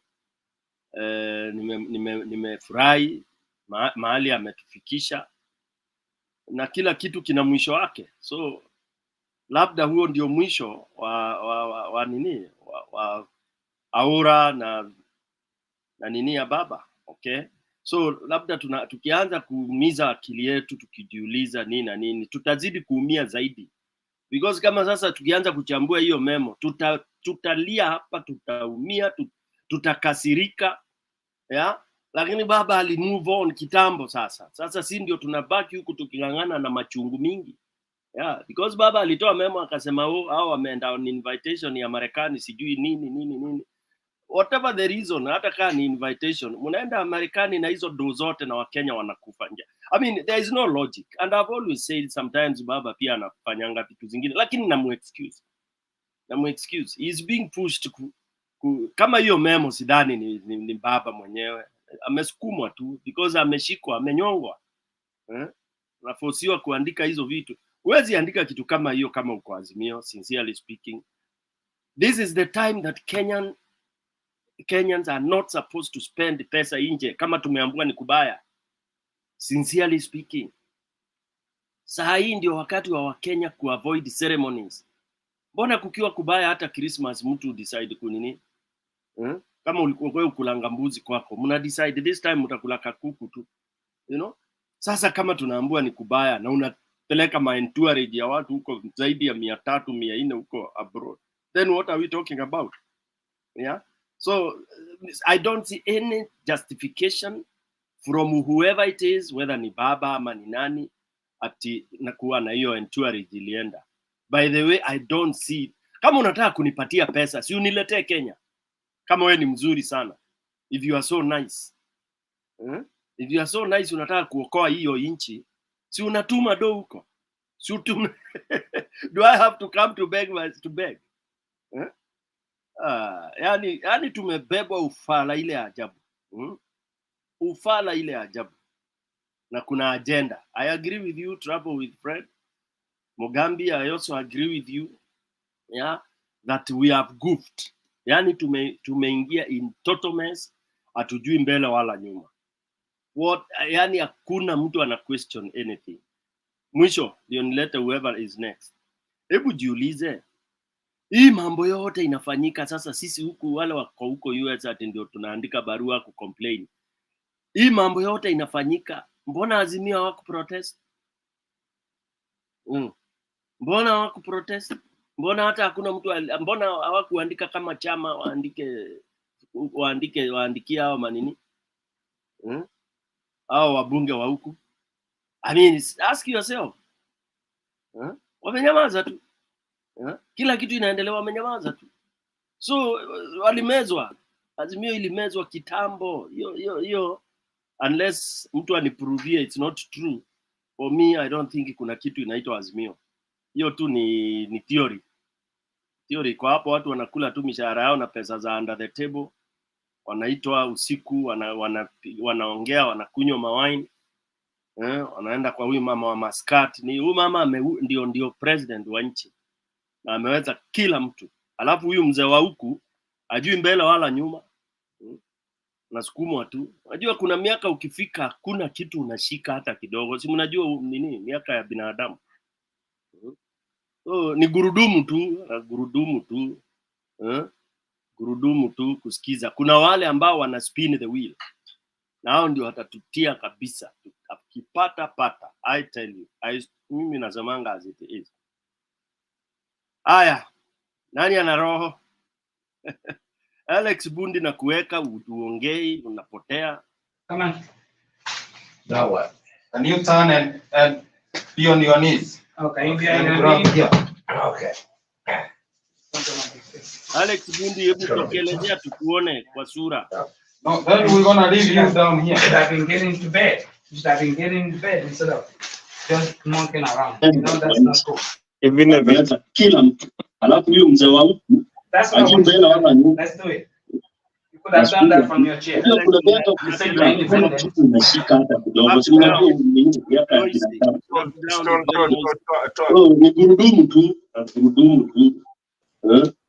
Gurudumu tu kusikiza. Kuna wale ambao wana spin the wheel. Nao ndio watatutia kabisa. Pata. I tell you. Toa Alex mpaka ajipange.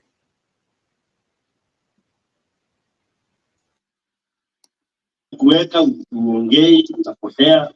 Kama Suarez wewe una disturb.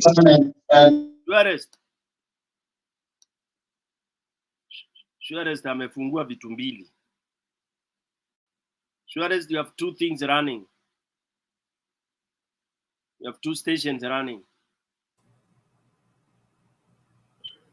Alex, come in. Alex. Alex amekauka. Kaukika Alex.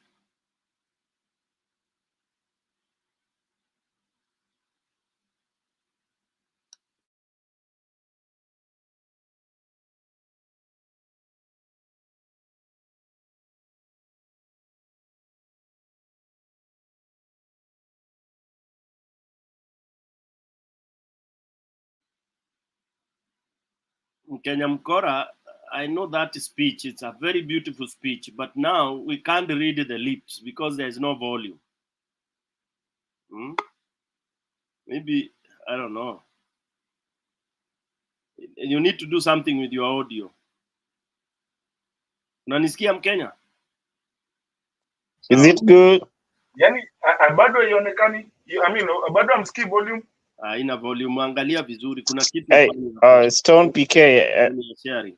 Yes, iko mzuri sasa?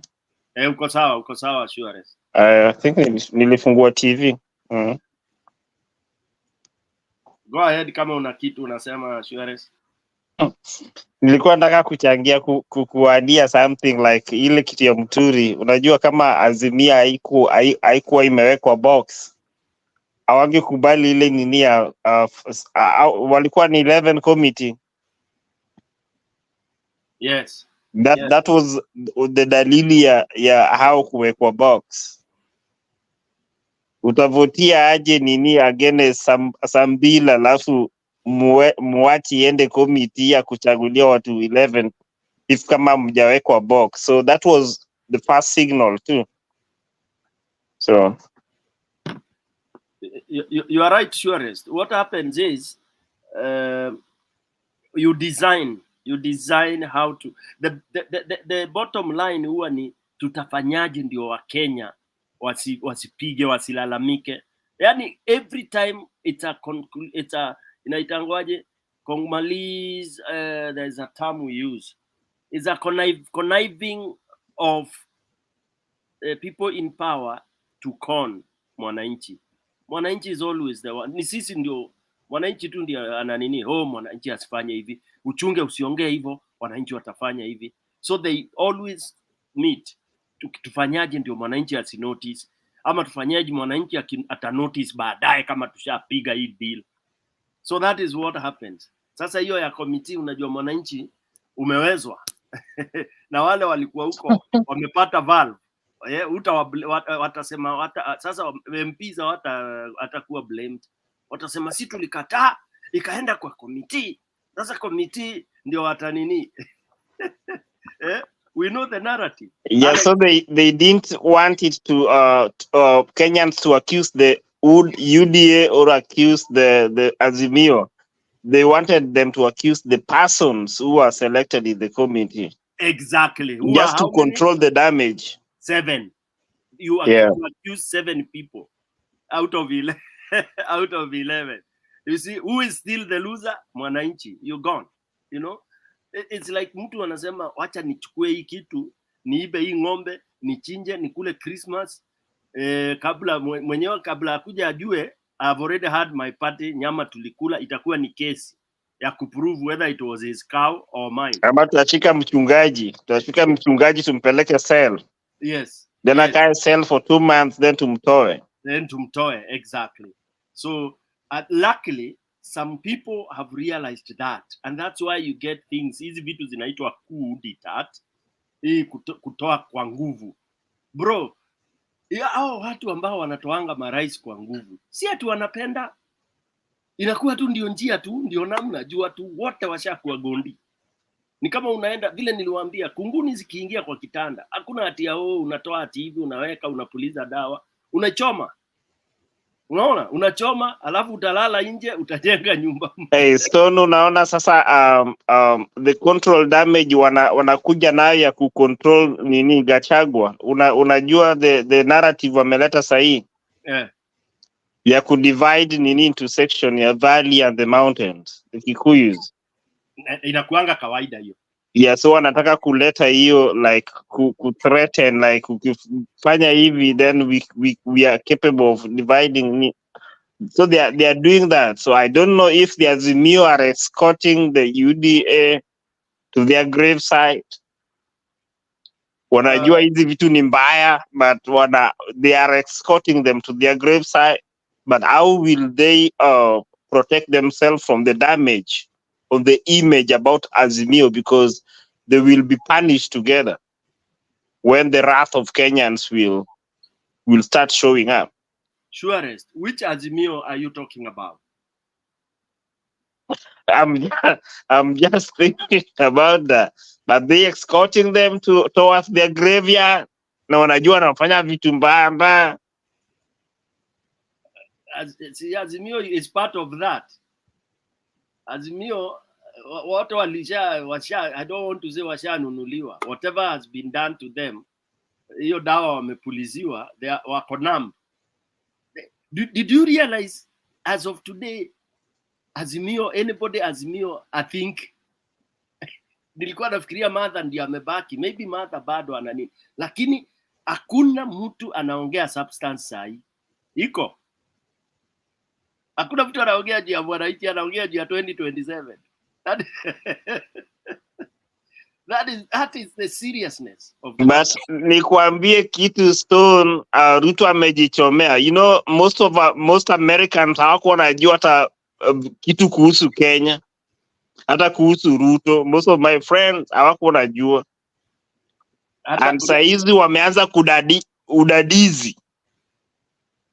They have started doing their focus is on Kenya. Hii Kenya hii na unajua mimi naishi huku kwa Republicans. Yes. Sasa wameanza is it this a racket of kuanza kutuibia kura venye tuliibiwa kura the last time?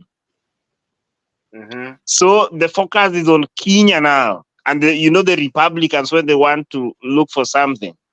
Yes. So I think Ruto also has damaged his reputation because at this juncture angejiexpose hivyo na wanajua the current election ya America iko very contentious now. So if he was a smart guy, he could have not exposed himself to America. Angeleta excuse ya kutokuja huku. But now it's the focus is on him. And they will even send their own people, the Republicans, just to expose who he is, to the world. And they will use Ruto to expose even Biden for dealing with such kind of a person. And by the way, wacha niseme tu ama wacha nisiseme hapa wadivi. Hiyo kitu unajua, hiyo kitu ni noma. Unaweza kuwa unajua labda unajua huwezi jua ni nani anakuchimbia kaburi.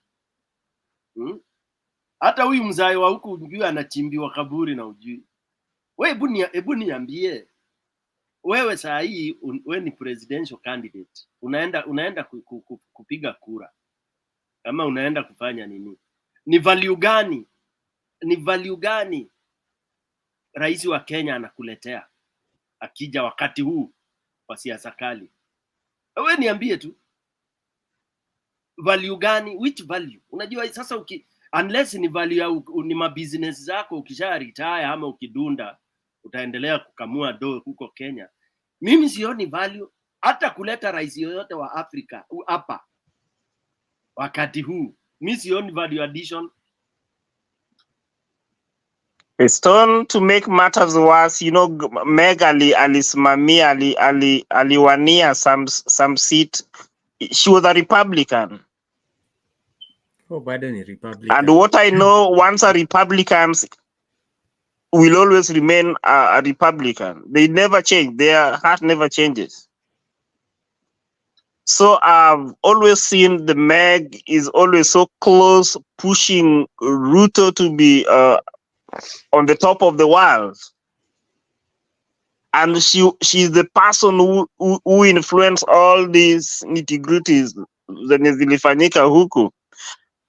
Could it be another high technical political game that was triggered by the Republican side to bring this man in?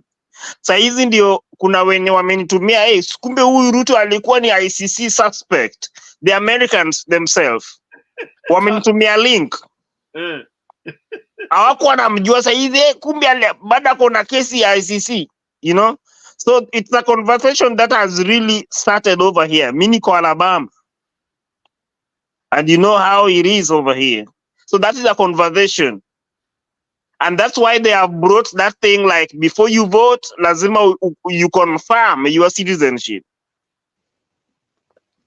Because wanaichukua like Ruto ameletwa so that anaweza influence the African voters to vote that democratic way. So it's not an easy thing Ruto amejiingizia. I think it's very complex than they are thinking it is. Can I interject? Hapo kwa influence, nice sijui. 1 minute. I'd like to go. Kama network imestabilize. Interjection, you say? This issue of ICC saying that Ruto is an ICC suspect, to Americans, it's just nonsense.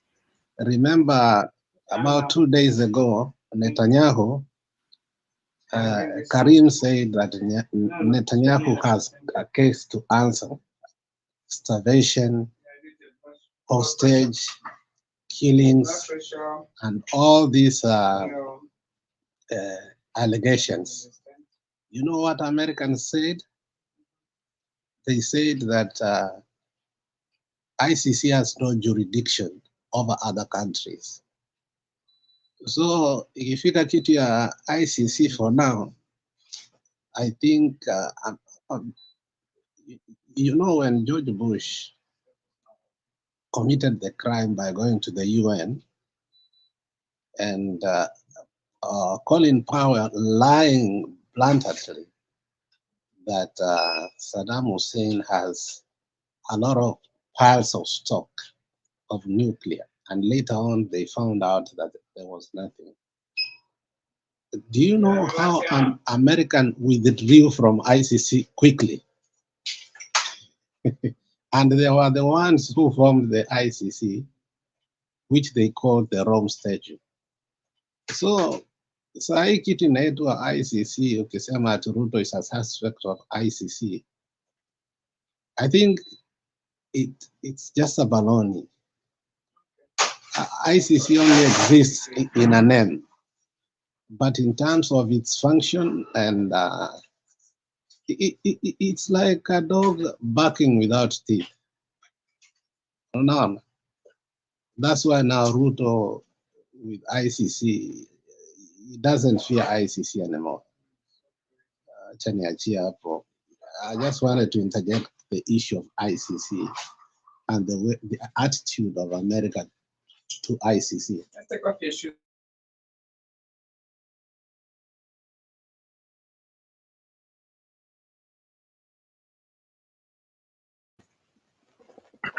Stone. Hiyo video yako ichezi? Hiyo ni kama imelemea sijui. Haya. Lakini kuna nyingine nimekupatia hapa hivi nikuonesha zile vitu. Weka tu. Zile vitu tumepata hapa na kina Ras watuambie na pia Alex atuambie. Hizi ndio vitu tunaambiwa tumepata. Weka ndio tuongee time na run. Haya ndio inakuja. The goodies. All right, let's now take a look at what has come out of those bilateral talks between Kenya and USA. And of course, Kenya got some goodies in infrastructure, from infrastructure to military assistance, also received, goodies from combating corruption and police reforms. So let's begin with infrastructure, where President Ruto signed a deal for the 477 billion shillings Usahihi Nairobi-Mombasa Expressway project. When it comes to military assistance, the US has gifted Kenya 16 refurbished aircraft, including 8 huge choppers. We will also receive 8 MD-500 helicopters between late 2024 and mid-2025 to bolster regional peace and security.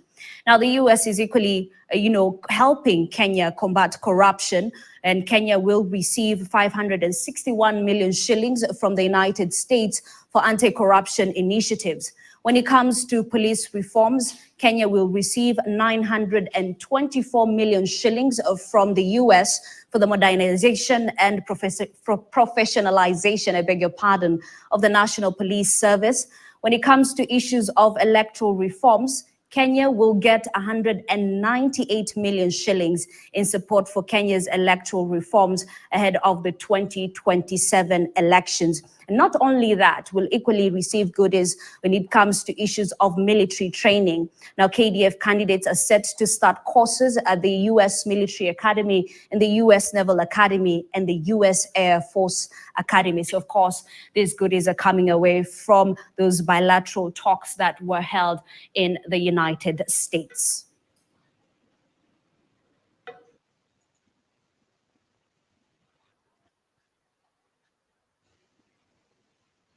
Stone na Ras na Alex, umesikia maneno sasa, hata mumewekewa ati 16 helicopters ndio mumeendea na ni za 2025.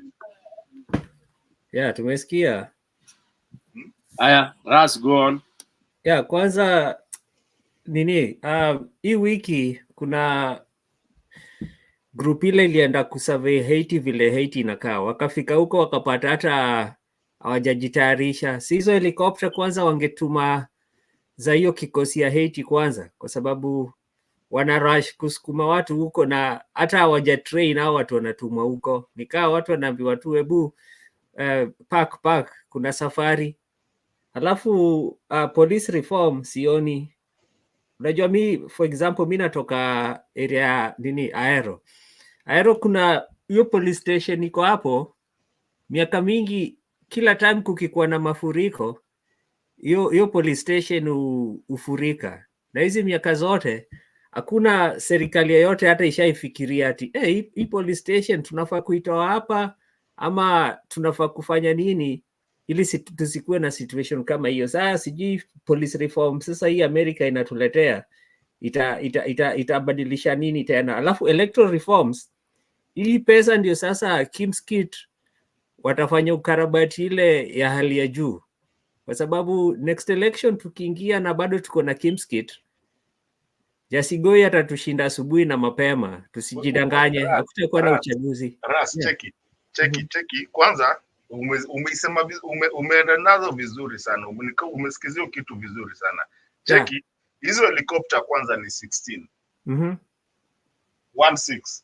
Yes, nasikia 16 kwanza ziende Kenya, alafu zirudi tena kusaidia huko hivyo nini, ama ziruke tu venye umeuliza, ziende tu hapa. No, mimi nasema badala kwanza hizo anatuma 16 Kenya, kuna kikosi inatumwa hapa Haiti, na hii Haiti ni kama Wakenya wanaenda kufanya kazi yao, si wangetuma hata moja ama mbili kwanza Haiti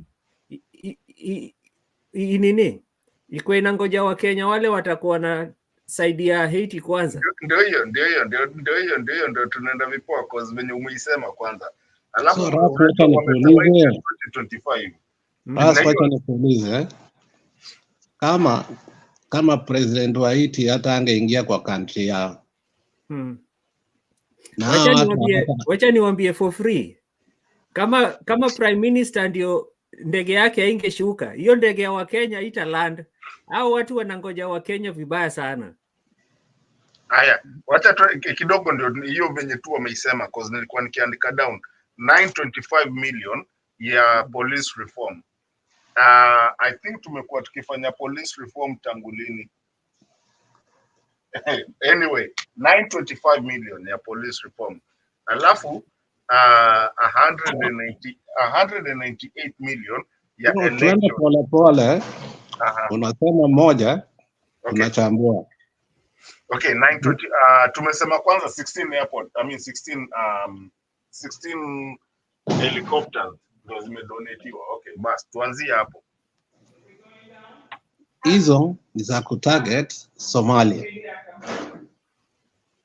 because during the time they attacked Somalia surprised them, wakawachapa sana, and they don't want that humiliation anymore. So they want to use us to fight our own brothers.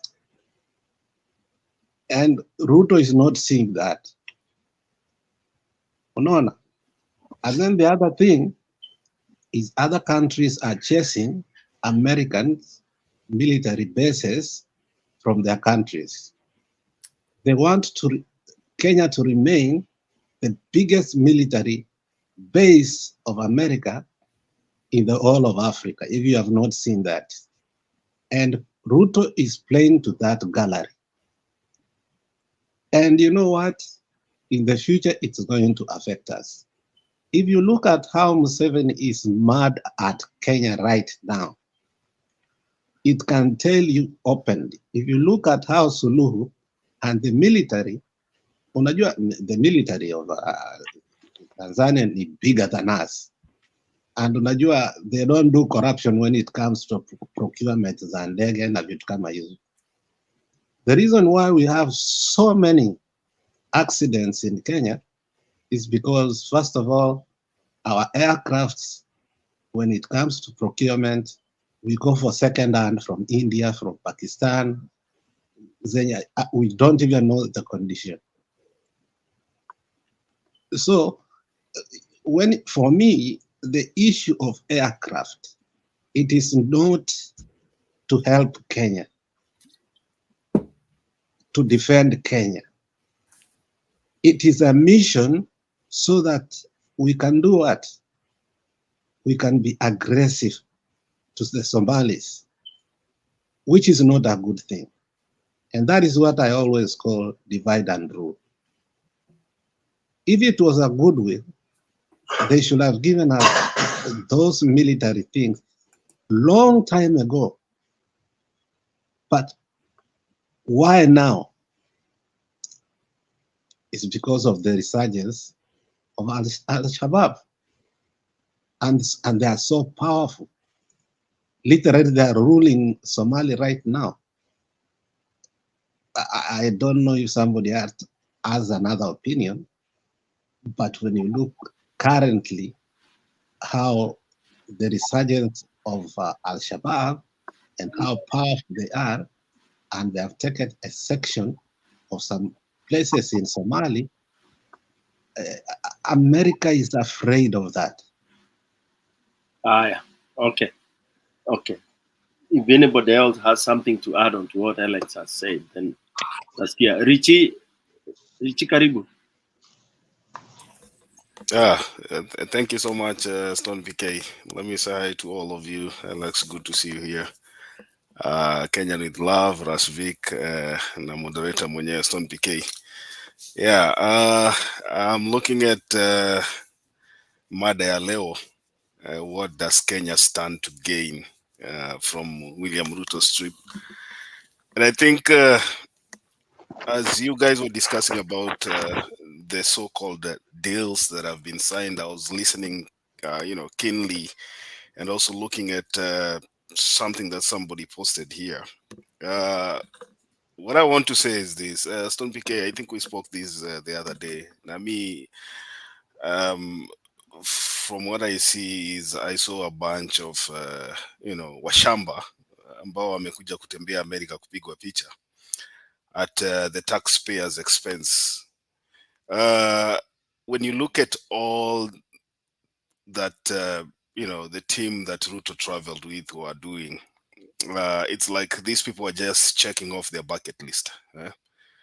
Kama watu walikuja hapa Amerika kusema nimewahi tamani sana kukutana na Shaquille O'Neal, kuja hapa tupigwe picha.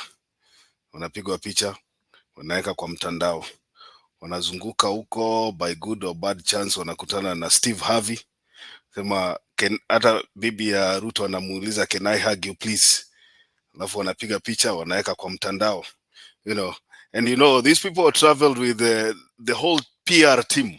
I was looking at some bloggers here, ambayo, it is said that some bloggers were paid a lot of money to accompany William Ruto to the US. So these people are just checking off, their bucket list, the things that they desired so much to ever do in their lives. They found an opportunity to do that. Now, let's go back to what you guys were talking earlier. Richie, they even came with Butita. Have you seen what they got here after that? I wish I can play that video. Come on, Mayona. Have you seen the video of what actually they got from here? Kenyan, wacha nani flow nini zake, then you can come in. Let's allow that. Let's not jump in anytime. Go ahead, Richie. Okay. Safi. So let me go to the figures here that we're talking about. Number one, and I think this is important that we also dissect, because sometimes we look at the details in them, and then we know where we are being told the truth and where we are being lied to. So I was looking at one thing here that everybody's excited about. KDF candidates to start courses at the US Military Academy and the US Naval Academy and the US Air Force Academy. You will be a fool to think that this is a new thing. Let's go back to the former KDF chief, the CDF, who passed away a few days, through the helicopter crash. That guy studied in the US. So this collaboration between the US Air Force, the US Army, and the US Navy with the Kenyan Air Force, Kenyan Army, and the Kenyan Navy is something that has been in existence ever since.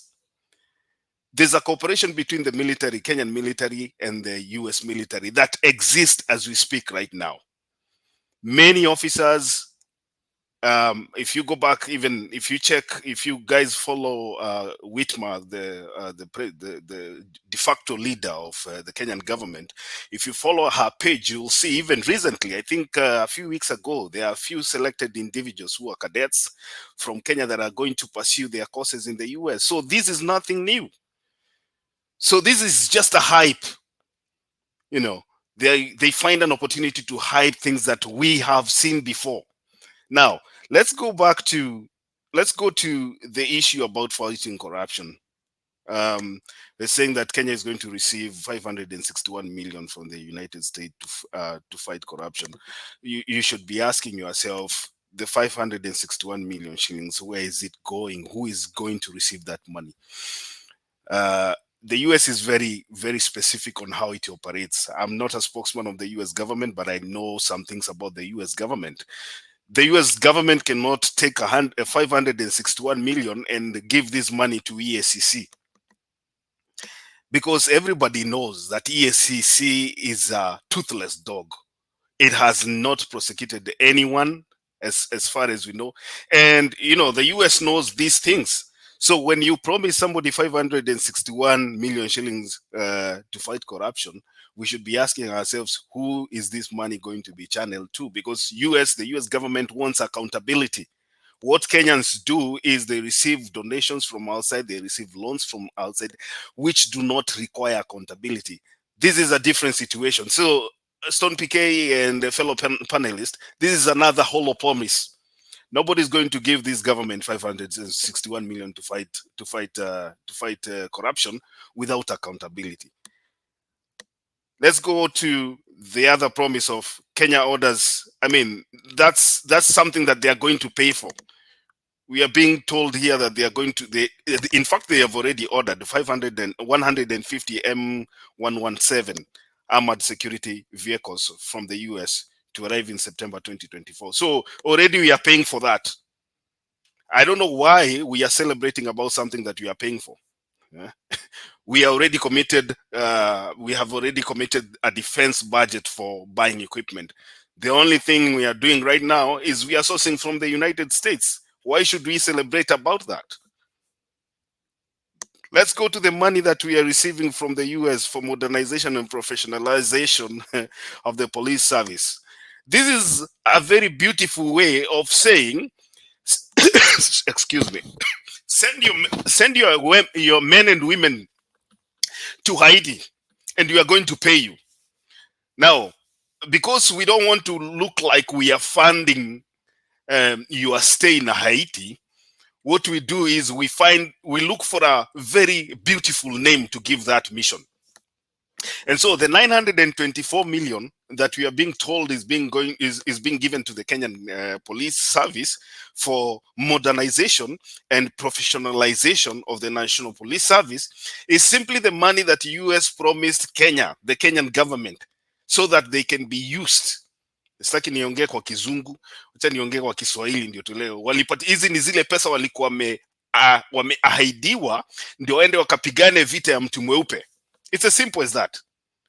But because we as Kenyans feel like we are going to gain out of this, and Stone PK, the other day I told you here, it was very unfortunate for the deputy so-called White State House spokesperson Mwanaisha Chizuga to give a press briefing na kusema that we are not going to do this thing for free, the mission in Haiti, because we are going to be given money and we are going to get this money and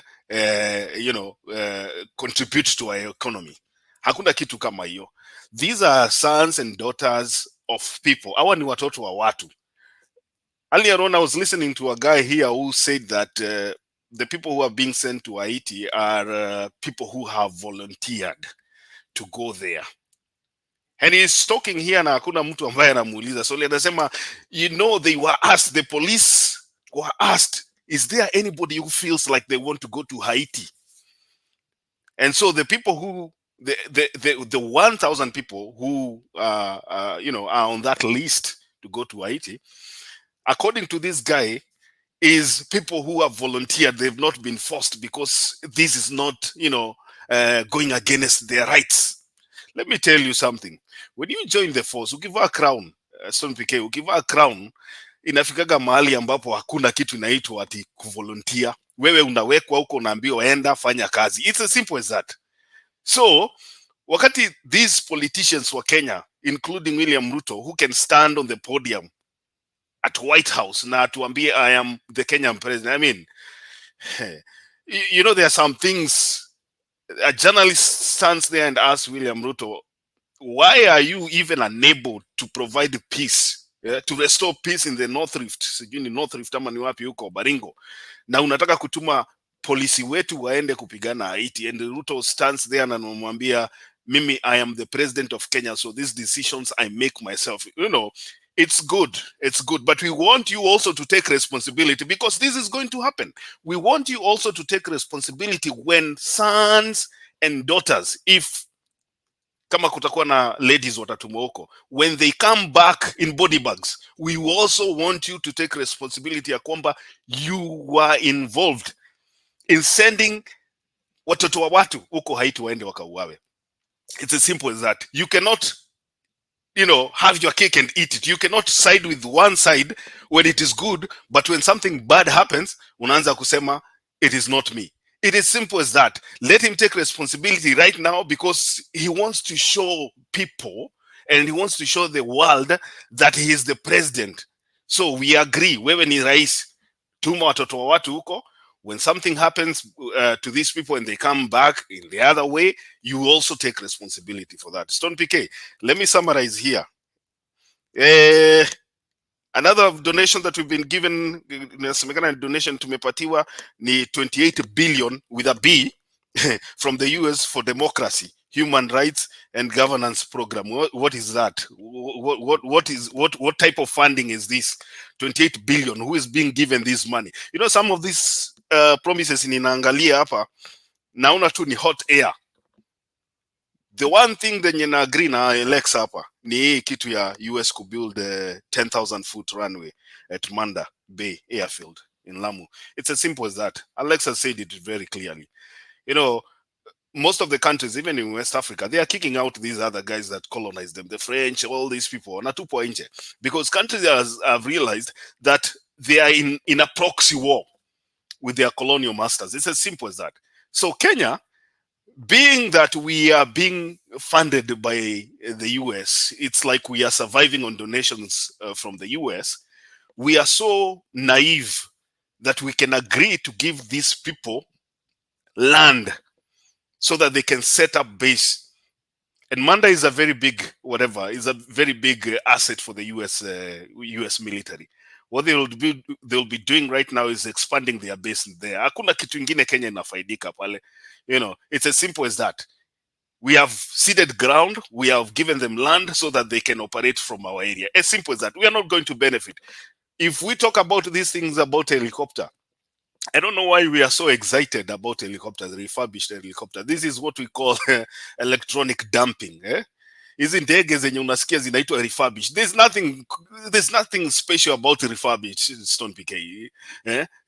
Refurbished means ninatafuta mahali ya kudump junk, and there's one person ambaye he is willing to accept my dump. As simple as that. So hii ndege yenye iliangusha CDF juzi is one of these tunaita refurbished. One that we received from the US, but we do not learn as Africans, and especially Kenyans, we do not learn. So mzuri kabisa, and then mchukue hizo ndege, whatever happens, you do not even have the capacity to maintain these planes in the first place. Why are you even accepting them? Finally, the US announces that 198 million support for electoral reform ahead of the 2027 elections. When I hear electoral reforms, I ask myself, Meg Whitman mwenyewe alisema that elections in Kenya were free and fair. So what are we reforming? Kama US ambassador mwenyewe alituambia ile uchaguzi iliisha, what are we reforming? It is either you told us or you tell us that we have a problem with the electoral system, and that is why we need to reform it. Or you accept that whatever we have is imperfect. So hii story ya kupatiwa pesa, and we know what happens. This is not the first time. Go back to the archives, angalia the money that was poured into IEBC even before the election, and look at the money that the Kenyan government committed to the IEBC. There was an additional, I think, 12.8 billion Kenyan shillings that were poured into IEBC for elections in 2022. We did not have a perfect election. So the people that are now lecturing us that they are going to reform the institution called IEBC for electoral reforms and all that and giving us all this money are the people that agree that we had an impartial election, perfect election, an election where they saw nothing. There's no fraud. Let us look ahead, Kenyans. Hii kitu ya kuchezewanga kila wakati, after 5 years tunakuja kuambiwa reforms ya election after 5. If we are really truthful with ourselves, we should accept that these people have colonized us. Whatever they are doing is they are giving us their puppet to rule us, and there's nothing we can do. Thank you, Stone PK.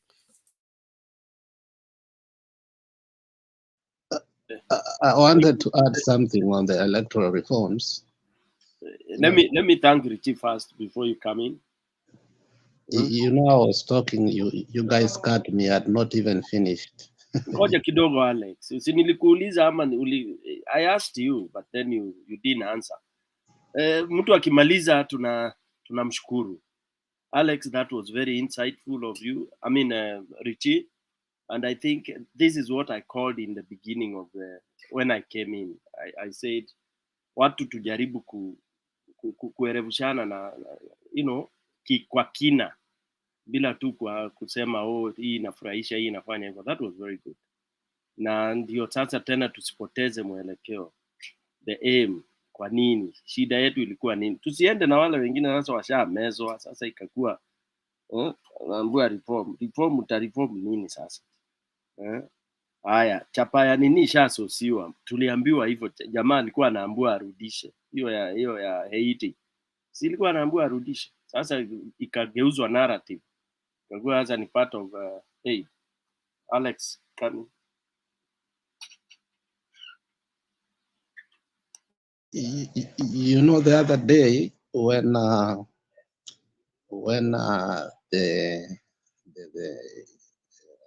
the hush money was being talked the whole day, and they were interrogating the fixer, there was a flash news that came in, but many people did not notice it.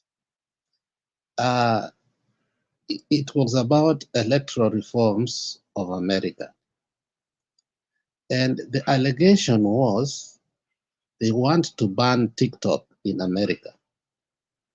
And the reason they want to ban TikTok in America is that it has become so popular than Facebook, Instagram, Twitter, and some of the major social media that we have had for years. And TikTok has taken over. Now, the allegation, which I think the way they explained made sense, is that TikTok is owned by China. And China is taking surveillance on the young voters and some of the people that they are interested with. Now, they were saying that all of a sudden Trump has refused that TikTok should not do what? Be banned in America, because that is how his fundraising is done throughout the world, from Russia, China, Iran, so that they can defeat who? Biden. So when they talk about electoral reform and giving us all this money, and yet they have the biggest problem, because the last two elections, according to the intelligence, have never been perfect. The first one, remember what happened? The Russians stole the emails for who? Hillary Clinton and the Democrats. So why should America not concentrate on its electoral reform and making sure that there are free and fair election? There was contestation in Georgia. There was contestation in many other places. Now Trump is being banned from many other places. You see, the irony is, why are they giving other countries money, yet this country is rotten in terms of voting? Voter suppression is on the highest level since 1960, since the civil, the blacks were allowed to do what? To vote. I think America is lying to the whole world that they want electoral reforms. Yet America itself is one that really need electoral reform, especially in this election, whereby Trump has vowed it doesn't matter how things are going to be, he's going to be the president. So I think it's an irony that I cannot understand. Thank you.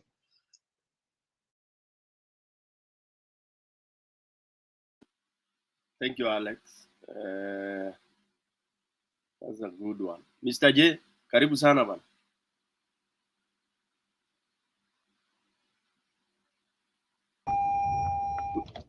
Yes, thank you.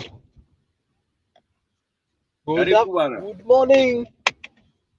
Good evening for others. To you. Hope you are getting me. Loud and clear, bro. Thank you, thank you. I'm sorry. I'm from work. I'm heading to sleep.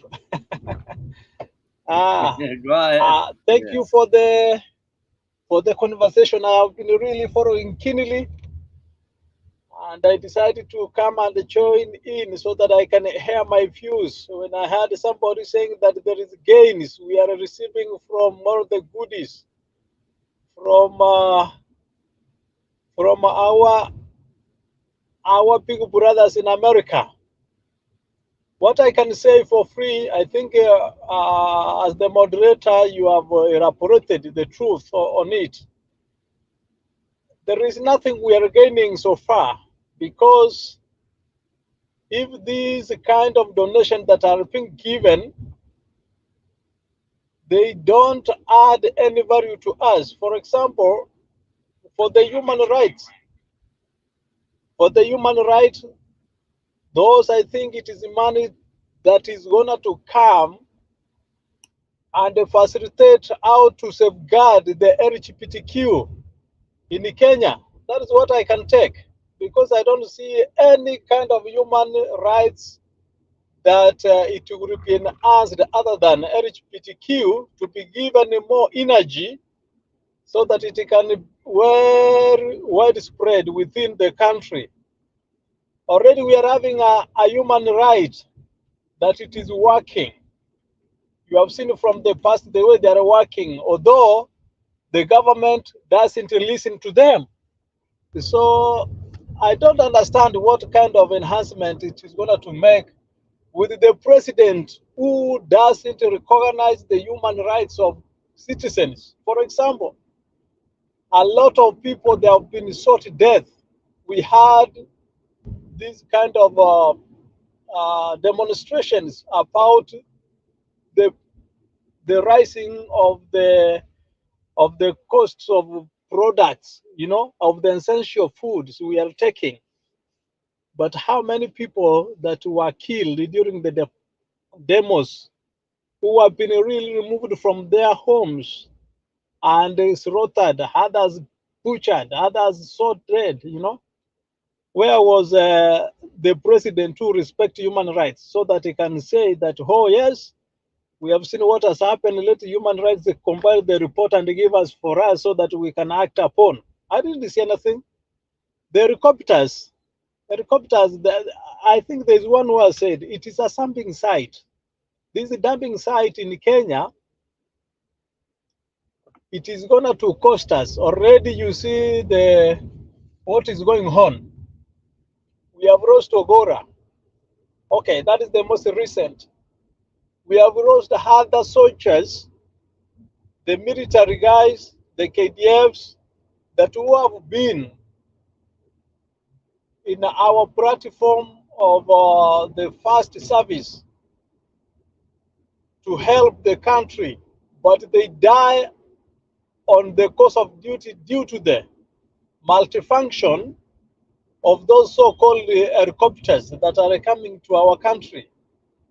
Kindly, for the lady that was spoken through the media, that is shouting louder so that we can rejoice that we are receiving goodies, we can donate it to her and this country where she represents us from, so that they can take those goodies there. The money that we are being rendered about 160 something or 80 something billion dollars that are coming to for policy reforms. Which reforms? The reforms of this inspector police from Meru is the one educated. The wives is a chief justice of the country, and she cannot even know the rights of human beings when they are demonstrating. What kind of reforms are going to do with the Kenyans? That is the money that is going to be responsible for these our very boys and the girls who are going to Haiti. Honestly speaking, that is the money that was really given as a promise if they were to go there like chickens for slaughter, so that it can compensate their families.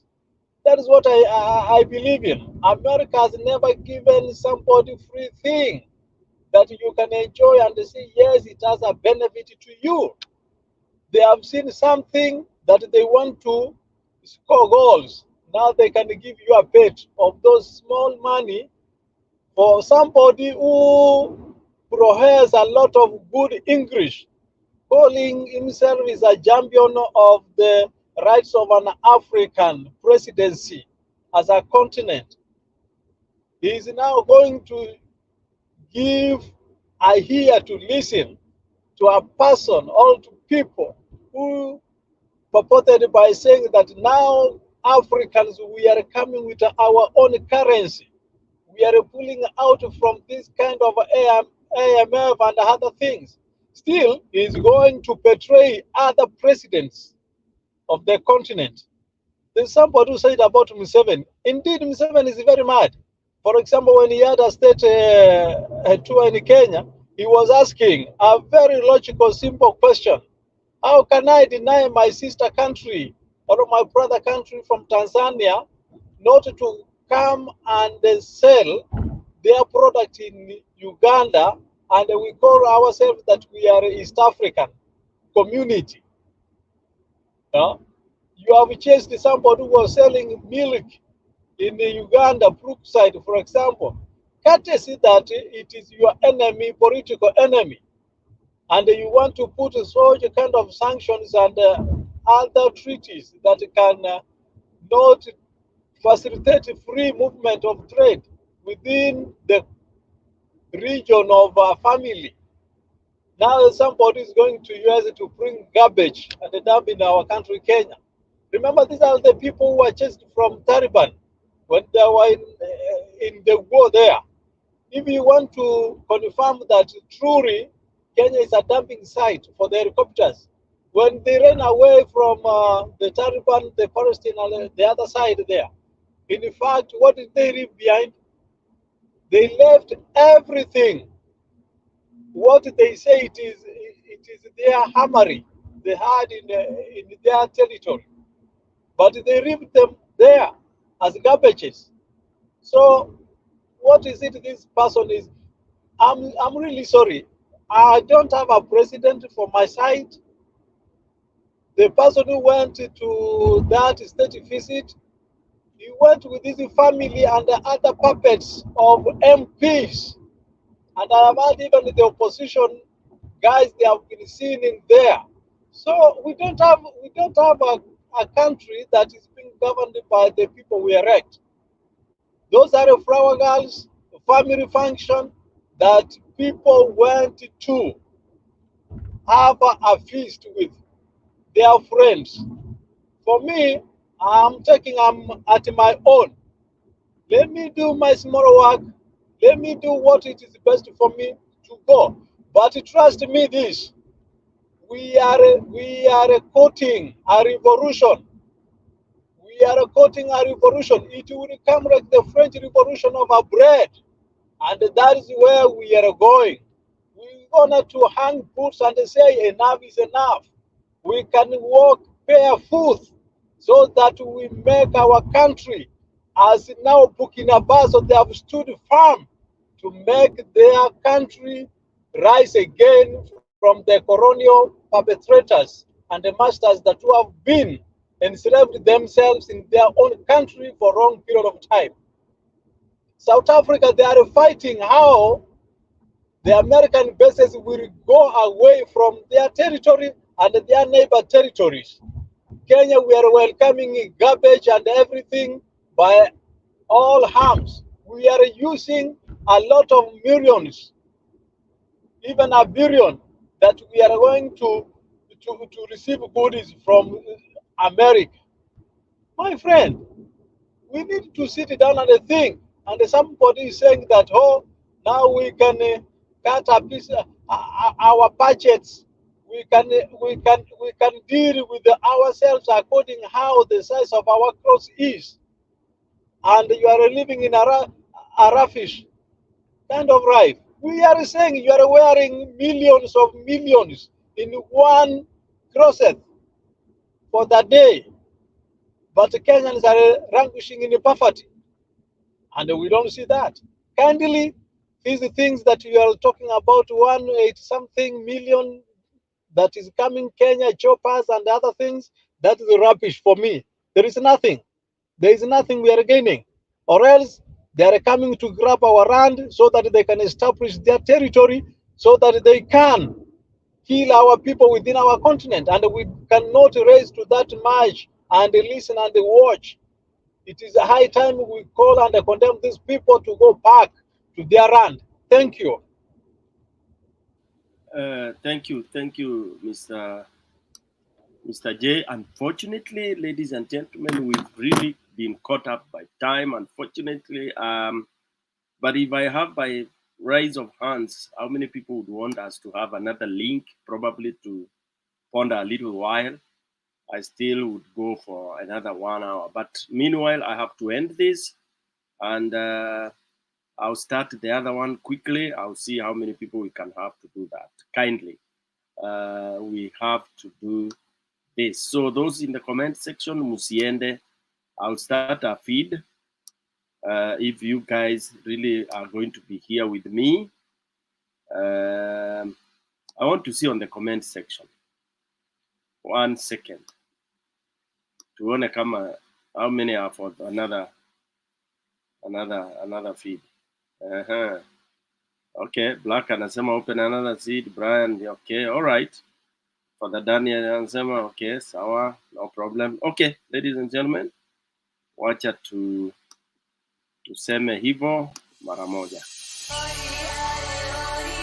Afadhali mzee ambaye ni mtulivu, ambaye hana haja ya kujaza mifuko yake, ambaye atachunga masilahi ya watu yake, badala ya mdomo tamtamu tamtamu tamtamu tamtamu. Lakini akiingia ni wale wa kufanya moja yako, nusu ya mwananchi, 2 yako na 5 yangu. Na mnawajua nyinyi mnao. Kutafuta uongozi kwa kutumia dini au kutumia kabila, unagawa watu.